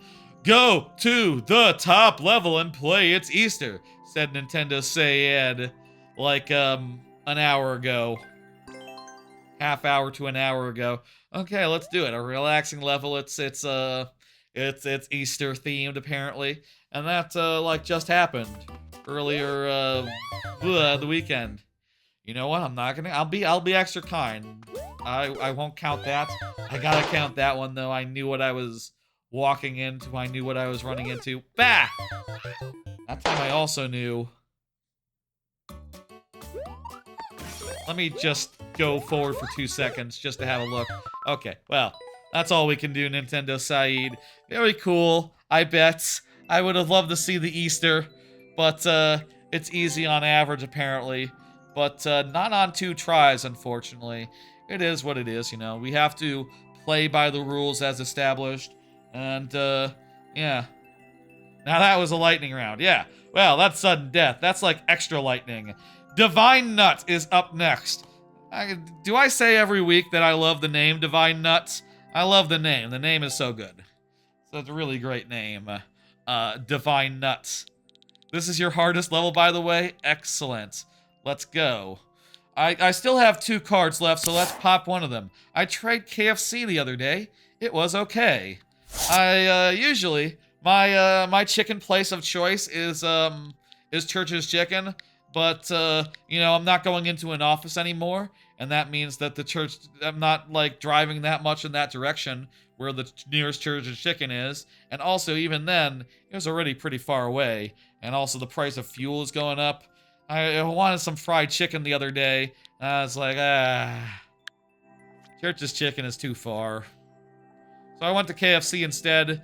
It's not as good, but I don't think it was necessarily a problem with the chicken. I've never been a big KFC fan, and I think I've now, after trying it for the first time in years, realized why. I don't think I don't agree with the herbs and spices. I think I like just it being juicy and salty, and like a little bit of small kick to it just makes it taste weird to me. I'd rather it just taste like chicken and like you know, deliciousness. I don't know. I guess to each their own. Do people like KFC, or is it considered like a cheap, like a low quality food? I don't know, but I'll have to think about if I want to go there or try to find a different fried chicken place that's closer. I do like fried chicken on occasion. Been trying some stuff recently. If you want to see the entire level, you recommend going into a different door each life. That's a good idea. Okay. I mean, we have to get there first, which we did. Oh, this is interesting. Each one of them seems to be a different gimmick, and it's written in the top what the thing is. Whether there's a boss, whether you do boss. You do boss, you do big, you do pain, you do escort, oh boy, or you do Link. Let's start with pain. Oh, hang on. You go in the escort tile last. Okay. Let's start with pain. What could be behind the pain door? Okay, it's precision.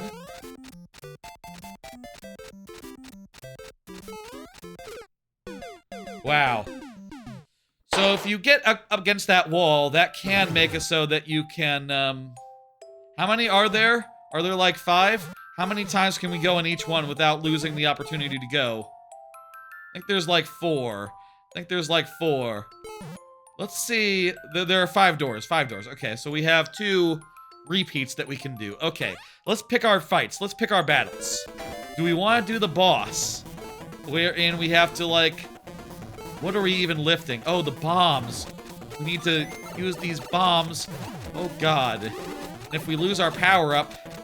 It looks like the pipe. You can get one through the pipe, but that absolutely, you know, does reset the, Oh, thank God. I thought they might kill me if I'm not fast. That does reset the boss battle, so it's a little bit different. I was about to say, this one seems pretty fucking doable, but if you get stunned, you will drop off the bottom like a rock. Huh. Okay, what about Link? What about Link here? Okay, this is precision as well, sort of like Kaizo. It looks like you have to shoot arrows mid-jump. I've never seen anyone demand that before. That is something. Let's see escort. Oh wait, this is not the last one. Apologies. Here, I see what this is.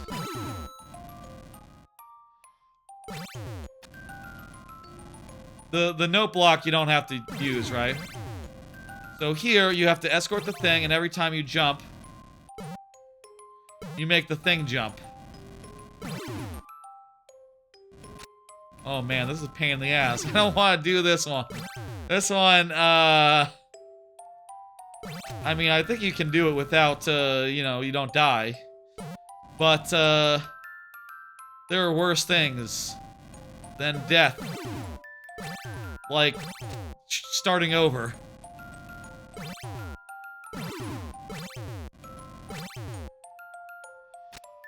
You put a death spike at the entrance in case accidentally enter after clearing this one. Gotcha. That's nice of you. We'll try our best. Oh my god. You have to jump. Let's leave this one for last, you know? This one is so long.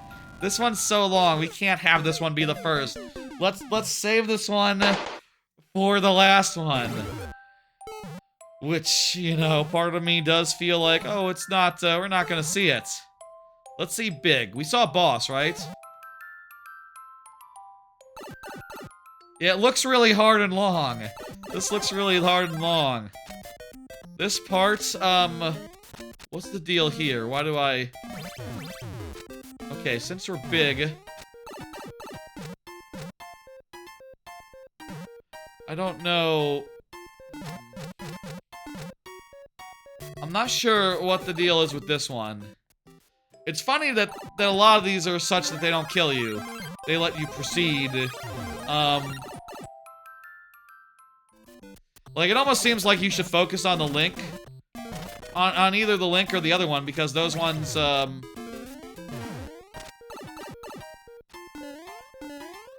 those ones, so it looks like you can't land on the P. Looks like if you land on the P, it's bad. But where else are you supposed to land? Well, this one is sure difficult to figure out. Sure a mystery. I'm supposed to land like right... If I land like on the spikes... Like on the spikes over the P, does that work? Does that not damage you? As long as part of Mario is on a block, the spike won't hurt? Okay. That's the ticket. That's the trick.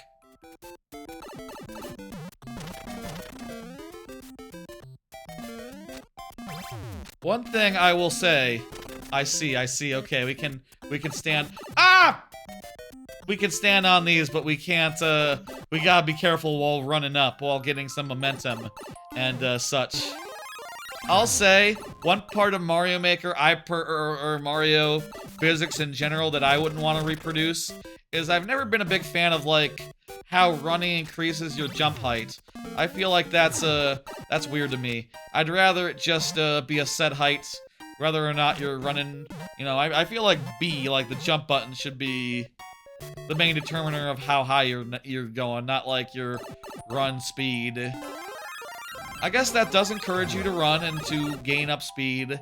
There's like a rationale for it, but, you know, I definitely think like, I don't think that's a thing in like DKC.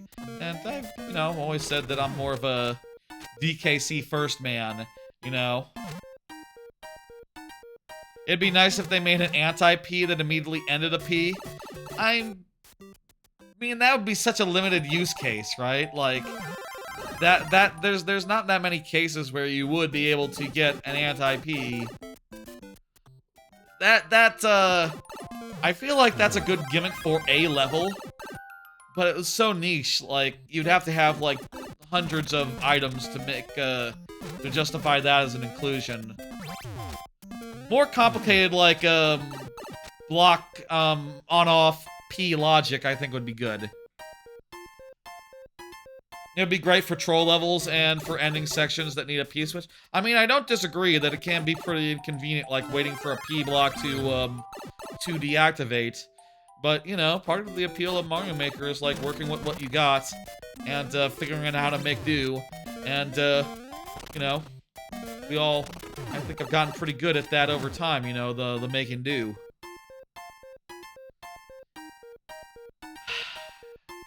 If we can finish this segment, we can make progress, and then we can, You miss Mario Maker 1, stack pipes. There's a bunch of things you can only do in Mario Maker 1, it's true. Anyway, I will say, food-wise, I am trying some more stuff. I'll say, like, every time I go to the store and I see, like a thing that I haven't seen before, you know, like a frozen food or whatever, I do tend to pick it up and give it a go.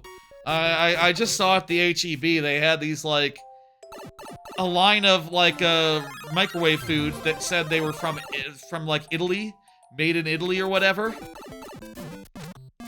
And, I tried out some, spaghetti cacio e pepe, which I've never had before. Never had, cacio and pepe before.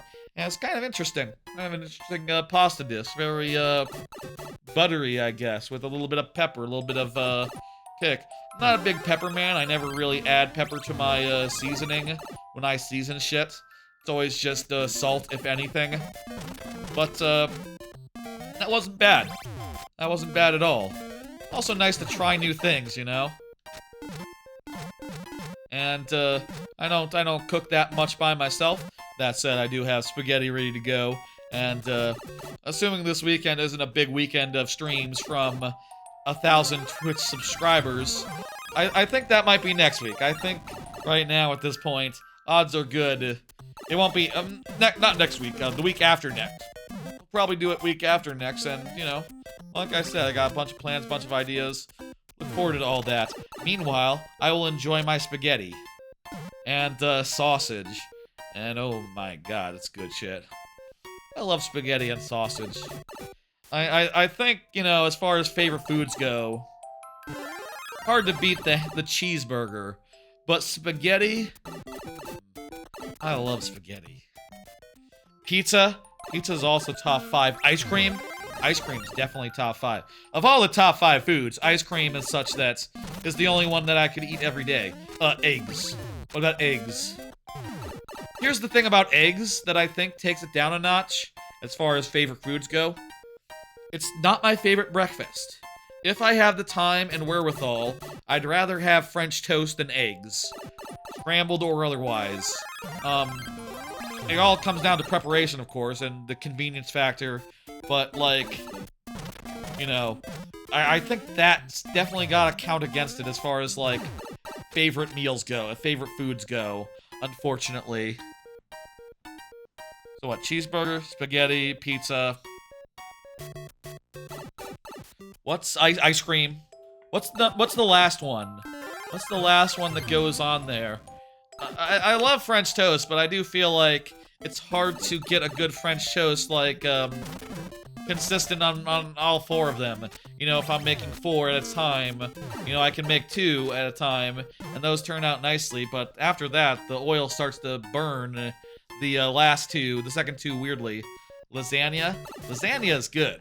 I like lasagna bits. I kinda like, you know what, I think I've said a weird choice, a weird niche choice, is I do like a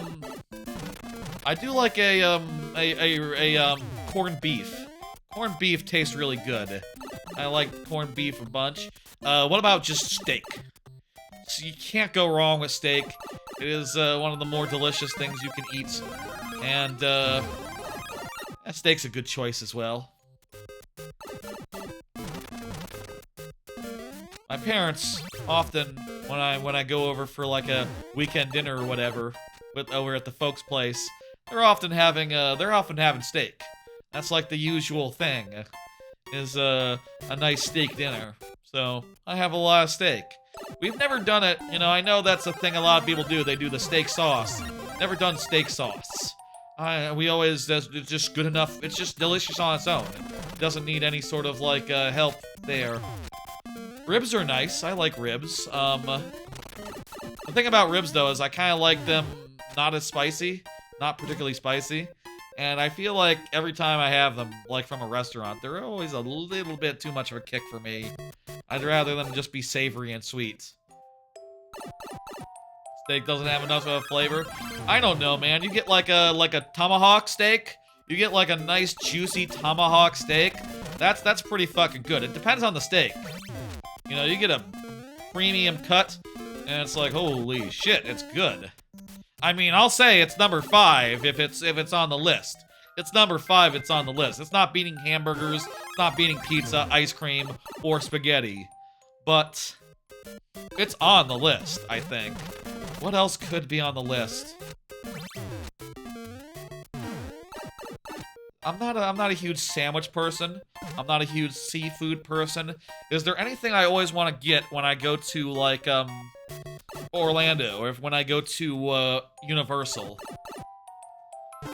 Ramen and rice bowls are good, but I don't know I would put them top 5. I feel like I've kind of fallen off ramen. And also, like, I feel like the best ramen I've had was in Japan, and it's hard to match that, you know, in the States. There was a rice bowl that I had in Japan that I still think about to this day that I miss tremendously, which was, it was a rice bowl. It was, what was it called? I forget, but it's like a rice bowl with egg and with, tempura on it. It's so luxurious and amazing, and I haven't been able to have anything quite so luxurious in ages. It was really good, and from a really nice restaurant on like the river, in like deep tourist Arashiyama. I think it's Arashiyama, the mountain area in the north of Kyoto. Really lovely area, beautiful, big tourist area. It has the monkeys are there. The monkey, what the hell do you call that? A monkey house? There's a place where you can hang out with monkeys and feed them. Monkey shack. And also the bamboo forest is there. Really nice bamboo forest. Maybe not the north. Maybe more like I'm thinking about the map now. I haven't thought about that map in like 2 years since I was there for that vacation. Like in the, north. Like in the east, the west. Never eat soggy waffles. West. Gotta be west. It goes more west than north. Who remembers? You know, it's, been a while. But really lovely, beautiful area. And just had one of the best meals I've had. I had to wait like 2 hours because there was a big line. Big tourist place. What about simple things like bread? I've never been like the biggest, hugest bread fan. I feel like I go months sometimes without having bread in my own house or anything. Even like a fancy French bread or anything. I don't usually like do a bread, or really often do a carb, or like potato, or like rice, unless the meal comes with it by default. So, I think those are right out. Oh, we're out of time! And the way that this works, if you run out of time, is we lose all our remaining lives. That's how a timeout works, so that's, it is what it is. Thank you, Divine Nuts, and I hope you enjoyed the, random conversation about top foods. I don't think we came to a decision there. What about fruit? What about, like, sweets? What about, other candies? Candies don't count. And also, they wouldn't make the list. Steak's good. I'm happy with steak being on the list. Or, like, that particular rice bowl that I can't get. And, or, something else ridiculous. I'm thinking for 2 seconds. Yeah, no, I'm happy with my list. Thank you. Was it tempura vegetables with egg, or was the egg tempura? It was shrimp. It was shrimp tempura. It was shrimp tempura on top of egg. Like scrambled egg and rice and, you know, onions and stuff. It was good. Toten Noji, it's like, it has a... Hang on, I can find the name real fast. Let me dismiss and bring up the next person. And I only have one card left, so I can just, we don't have to bring it until like the next for now. Let me see. What's that called? It's like a Tennoji bowl or some Tennoji bomb don or something. Let me see if I can get a spell check on that. Tempura don. I'll just put in tempura don. Egg. What do you call that?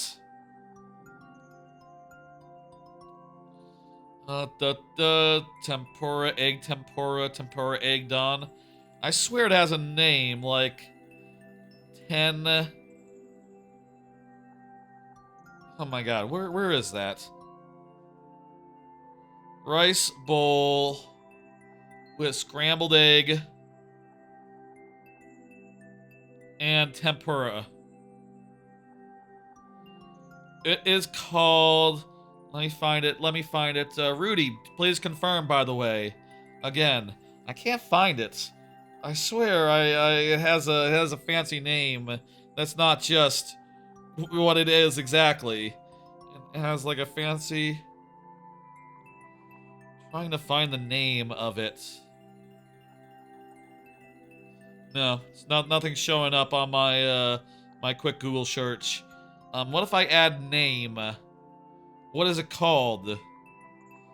Tentomadon? Says the AI. I don't know if that's right. That doesn't sound right. Tendon, the rice bowl with tempura on top. Ten from tempura and don from Donbury. If I look at the Donbury wiki page, does this have like all the varieties on it? Gyudon, Budagon, Tendon. Oh, is it Tendon? Tentomadon? Oh, is it Tentomadon?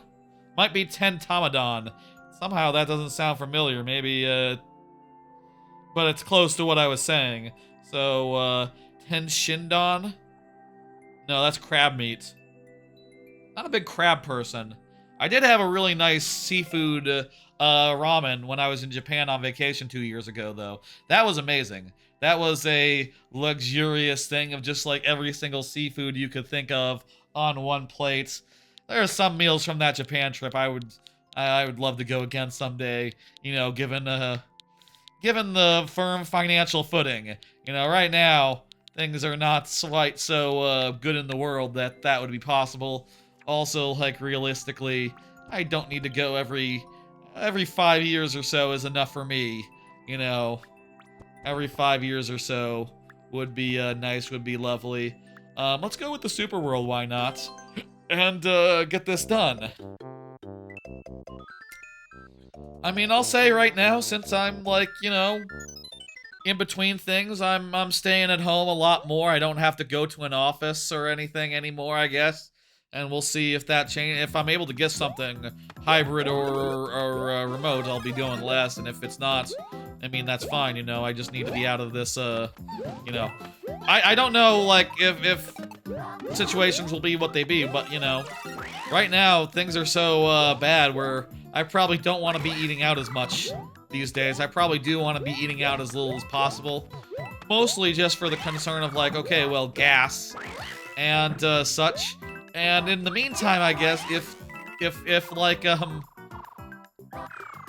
you know, if like my favorite HEB could stock more like pre-made foods that are cool and are worth trying, I think I'll shift more in that direction and less in the direction of like trying different restaurants unless they're really close or something. Oh, that was really quick. Thank you, Rudy. That was a really quick one.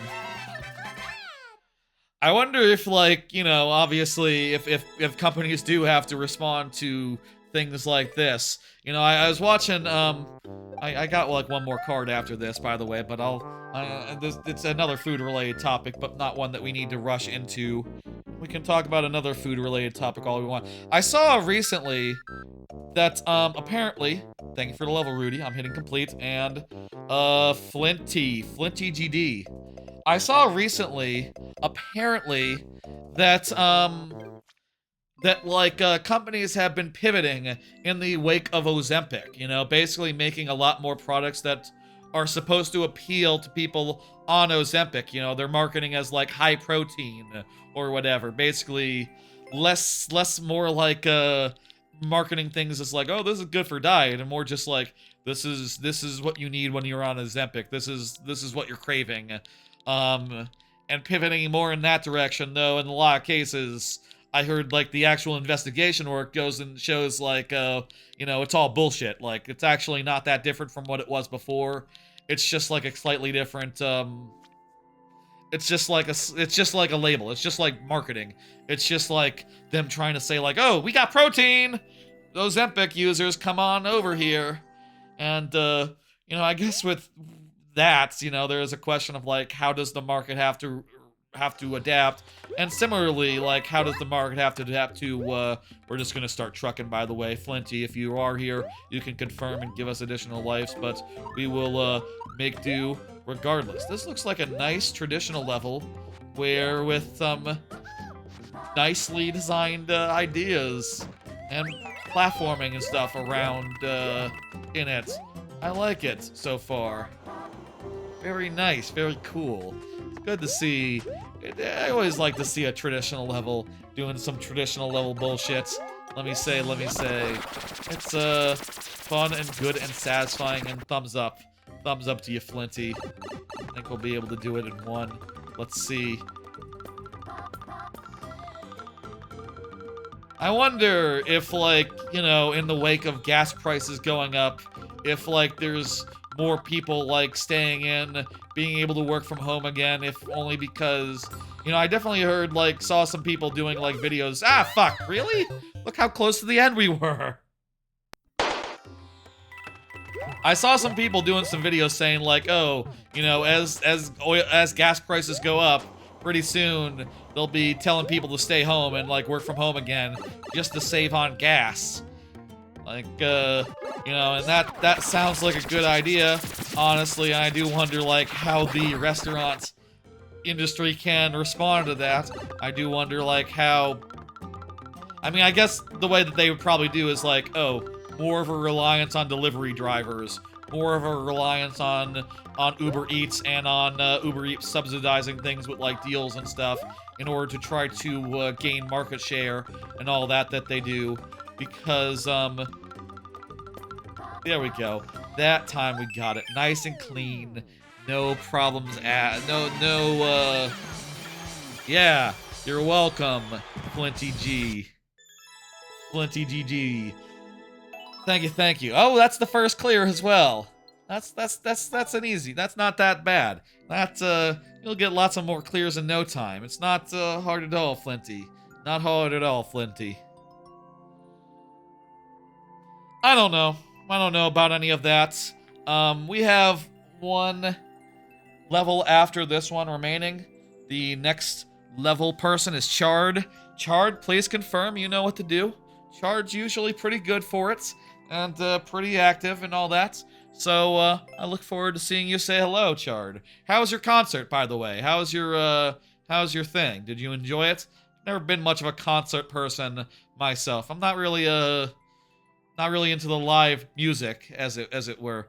You know, I like a theme park. Theme park's my, outing type, my preferred outing, I guess. I don't know. Hey, Chard, how you doing? One last card. Have you heard about Wonder? I saw a video about Wonder. Apparently, it's what ghost kitchens are doing now, which is basically, if you don't know ghost kitchens, they were a whole, Fleetwood Mac. Chard is saying that the band he saw was a Fleetwood Mac tribute band. Was pretty good. Oh, I like Fleetwood Mac. I like their songs. I've listened to quite a few of them. I have like an album of them or something. I don't think I've listened to all their songs, but you know, I'm not. Was never a completionist when it came to music, honestly. I heard about this Wonder in a YouTube video that I saw, and apparently what it is it's like the evolution of ghost kitchens. Ghost kitchens, if you those who don't know, are basically just like kitchens that cook a bunch of different stuff for a bunch of different restaurants, and use like shipping, use like you know, Uber Eats and all that to pose on those apps as real restaurants with different selections. You know, it's like, oh, we're Mr. Beast Burgers, and we're F1 pizza or something, F1 chicken, And they got a bunch of other fake brands that are on delivery apps but don't actually exist in real life because they are just like all served out of the same kitchen. And what Wonder is apparently is they took all those different brands, those fake brands, and they united them under a single storefront that sells subpar food from a storefront, from a single unified storefront, which is an interesting gimmick if you don't know about the true nature of ghost kitchens and how, you know, whack they are and crap they are and just, you know, not great they are. And also, like, some of the richest people in America are investing big into them right now. So apparently they're, like, opening up locations everywhere, even though no one likes them. So, I don't know where I'm going with that. I just thought it was real interesting and wondering, like, is this something that everyone's heard about other than me until I saw that video? Or, is this just some bullshit that was happening? If people are ordering them from them, someone must want them. I mean, the thing is, they just look like restaurants on applications. They look like they're real things to go get a meal from. I'll say I've never had food delivered, so I'm like completely out of the loop as far as like the Uber Eats like culture goes. That's just not something that I get up to, honestly. You know, I'm not, I feel like, here's the thing I feel like. I don't get up enough in the first place, so, like, going somewhere to go get some food just seems like a perfectly fine, perfectly good idea. You know, it's, I'm fine doing it. I'm gonna beat this tonight, says Chard. I believe so as well. Yes. Okay, here, we gotta kill this guy by hitting him as... Okay, I'm hitting it right as... Okay, that's too soon. With this left one, I'm gonna hit it right as he starts to turn around. Yes! That did it. Okay, now we gotta hit the, these guys as they come down. Fuck! Okay, we're screwed. But, we had a good run of it. That's, we're getting here, folks. We got this. We got the knack of it. I'll say, by the way, this is a level that was submitted a couple times over the last couple weeks. This is a level we've seen a couple times right now. I could definitely make a YouTube short of the first couple times I saw it. And I want to sometime. I'm behind on that. On editing such things. The point is, we know it, and I've seen it a bunch of times. We could beat this tonight. Could absolutely beat this tonight. I'm choking.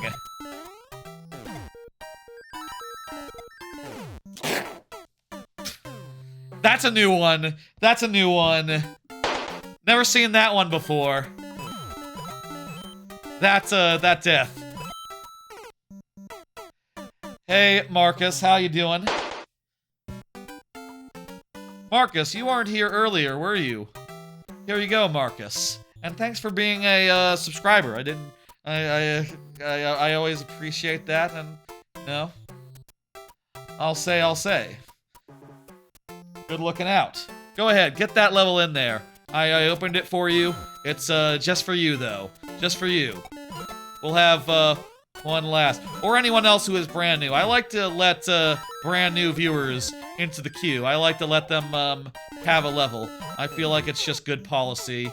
And also it's rarely does it like push the length of a stream up too much. Thank you, Marcus. Let's go ahead and get that back closed, and thank you, Chard, for that level. Get that to me outside the lightning round, and I think we got it. I think we got it on lock. Next time, for sure, Chard. But not tonight, unfortunately. Progress was made. That was true. That's definitely true. Let me go ahead and hit this miss, and Toothpick Nick, you are up. Go ahead and confirm, Toothpick Nick. I'll say again, one last time, while we are, like, you know, levels away from the end. Ooh, it's been a long one. I just looked at my watch. It's 12. It's midnight.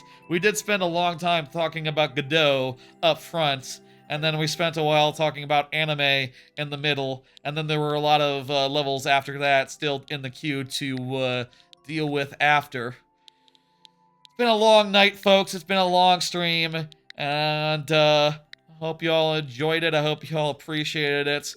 Kind of looks like at this point we might not be hitting 1,000 followers tonight, but we will do soon.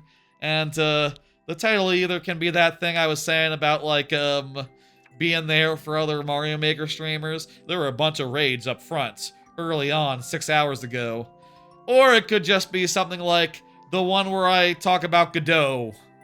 I'm gonna be talking about Godot a lot if I continue messing around with it, so it could be something like, by the way, I got into Godot, and that sort of sums up where I'm at right now as far as like, you know, just like 2 days of messing around with it, and initial thoughts and things of that nature.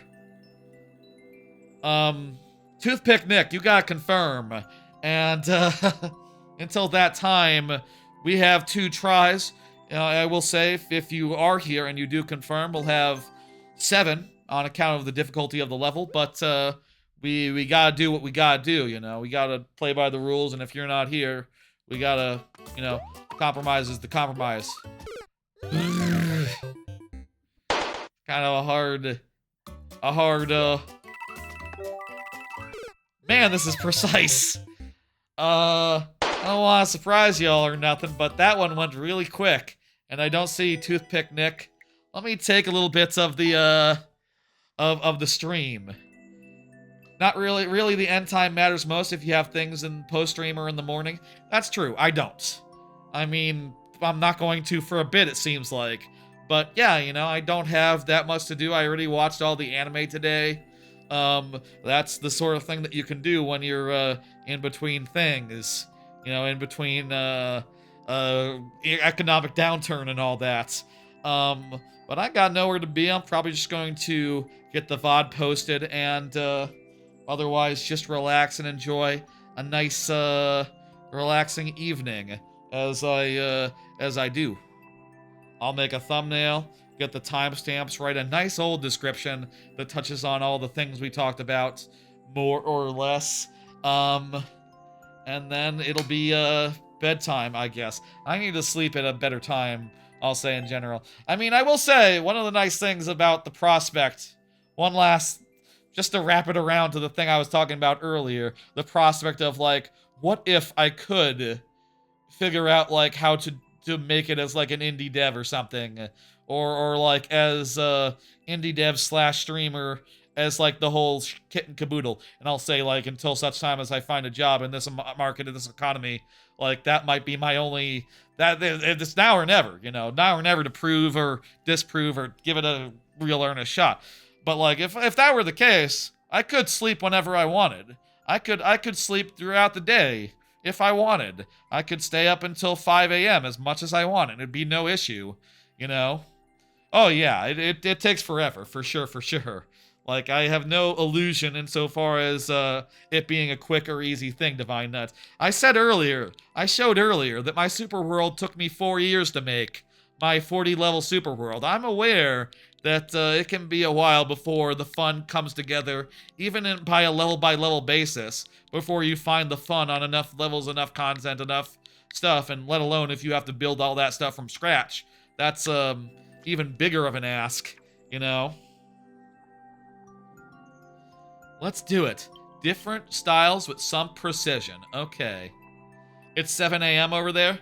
Gotcha.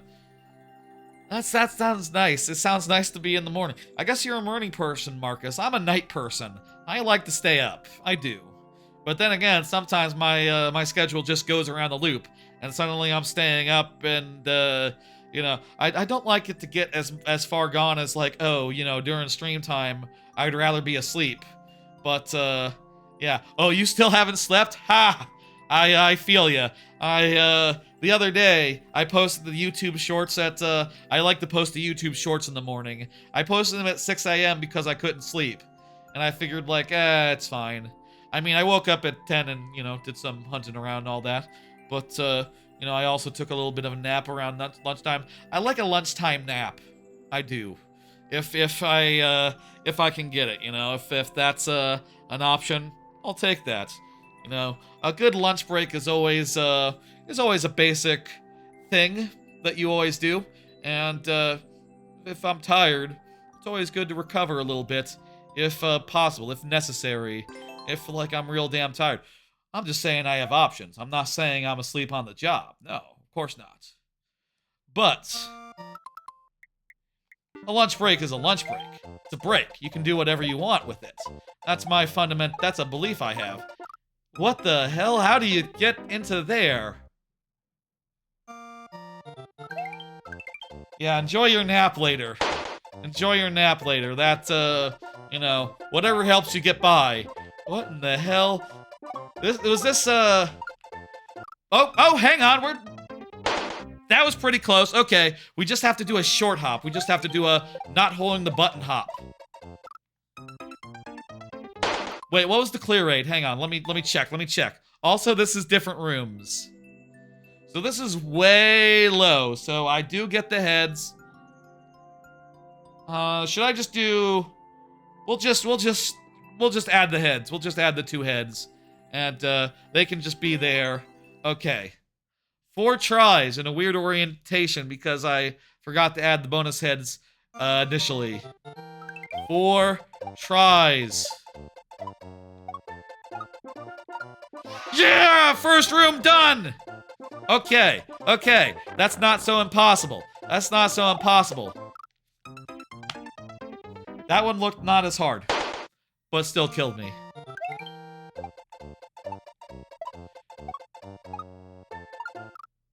Okay. I feel like I need to be like I need to be like in the right place with the right speed coming into that. Because if it's too short, I'm too short. And if I'm too far to the side, I need to like get some extra height, and that's no good either. Okay. Last try. We have 1 try left, and let's see if we can do this room on the 2nd try. Let's see if we can do every room on the 2nd try. Red coins. Optional?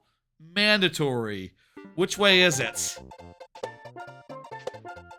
How long until you do a subathon? Ooh.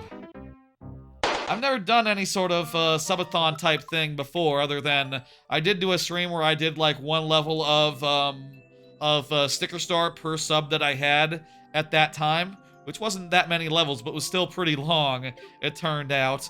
I'm kind of glad we didn't go super long into that game, because that game is miserable and awful and all that, as you know.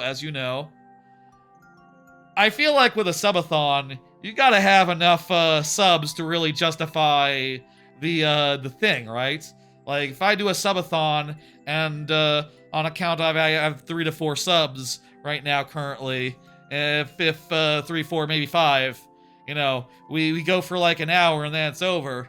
That's kind of anticlimactic, isn't it? You know, the thing about a lot of those like marathon type things that you want to know is you want to know it, go in knowing like, I can at least hit this threshold. I can maybe shoot for that.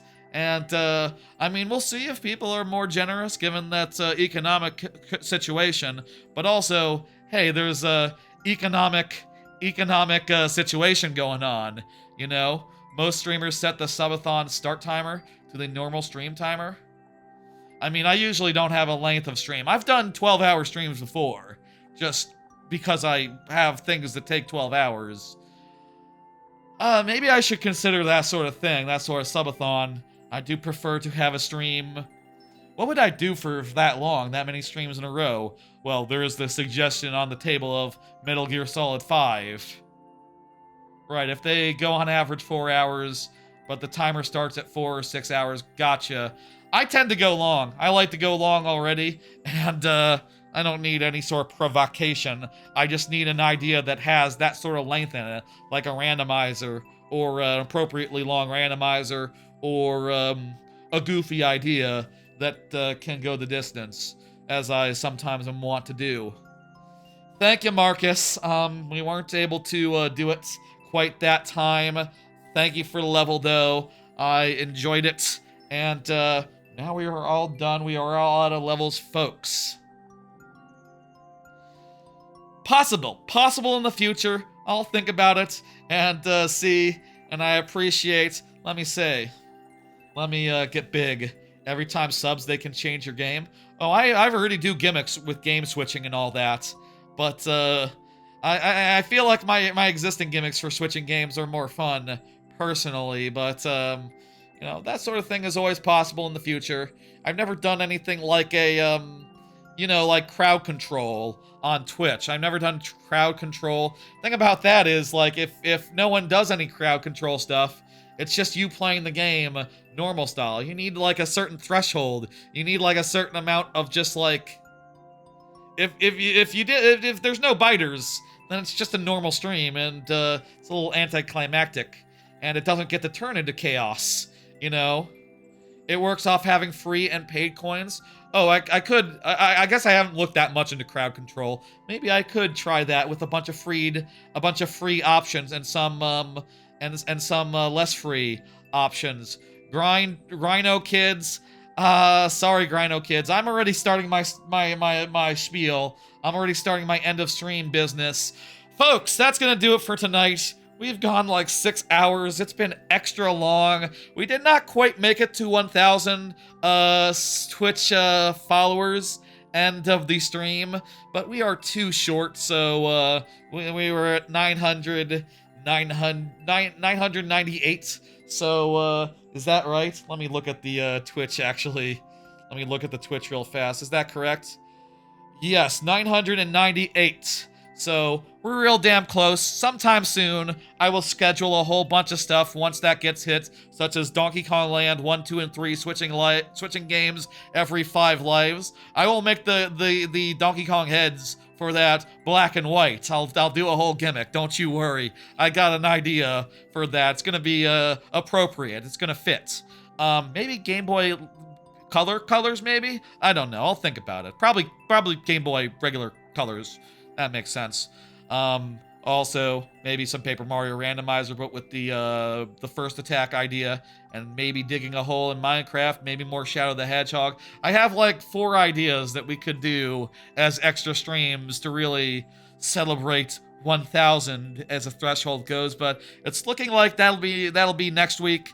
It's looking like maybe that celebration will be the week following, and I think that's fine, you know? It is what it is. So, as you can see, if you look at the calendar version of the thing, I'll be doing 3 streams next week. The first one being my first time with any RE4. I've never played RE4. I've only played one Resident Evil 2, and only for a brief time. Only for like basically a couple hours on stream, and never got around to finishing it off stream. And we're gonna do a full playthrough of RE4 Remake starting next week, which will be fun. I think eventually I gotta look at the original on GameCube as well, after I finish as a curiosity, but that'll be down the line and probably not a full playthrough on stream. Though maybe, who knows? Like, maybe we should have one of the birthday sub-goals. I'll say, I definitely do sub-goals for the birthday. Birthday stream will have some sub-goals, and those will be in effect from the week previous as well. And, month of May, hey, sub-goals will be coming for the birthday. Maybe we'll have that as, like, an incentive. Like, if we get 10, we'll do 10 subs for the birthday stream. We'll do RE4 GameCube full playthrough edition later on. After that, I will be off stream for a few days, and then I'll be back on Thursday when Mouse PI comes out. Mouse PI is like a shooter that's like styled to old cartoons, like Mickey Mouse, that whole thing, Steamboat Willie. And I'm thinking it's gonna be good. Looks pretty good from previews. It didn't get delayed again, did it? If it got delayed again, I'll think of something else for that time slot. For something else later that week. I'm pretty sure it's coming out though, and we will check it out on Thursday of next week. And then if you're looking for more viewer levels, they will be next Friday, as per usual. They will always be on Friday, barring any sort of situation wherein I can't do them at 6 p.m. on the dot sharp. anymore. But we'll cross that bridge when we get to it. And look for more of that next Friday, 6 p.m. Central. Rethawed, checking out the Tony Hawk American Wasteland mod the week after that, and checking out Soros the week after that.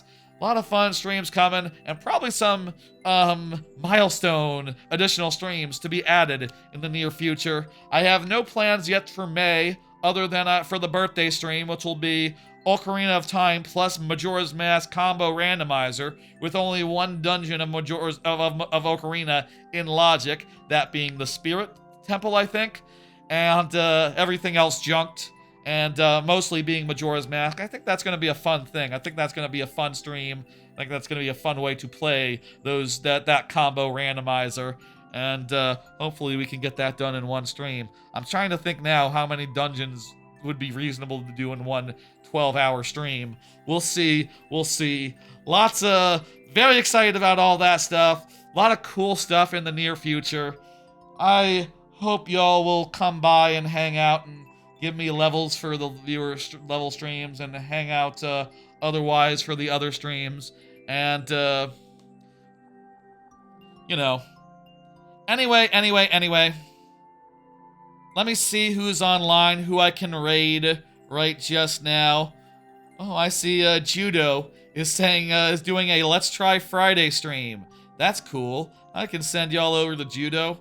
Let me see who else is going. A lot of people are going, in fairness. A lot of people are going. Let's, Judo is away from keyboard right now. I'll send you over to Snowbear, who checked in earlier, said hello, and is now streaming the Mario Maker. That seems like a good raid. Give your love to her. Give your love to the VOD as well. I'll see ya on Monday for Resident Evil 4 Remake.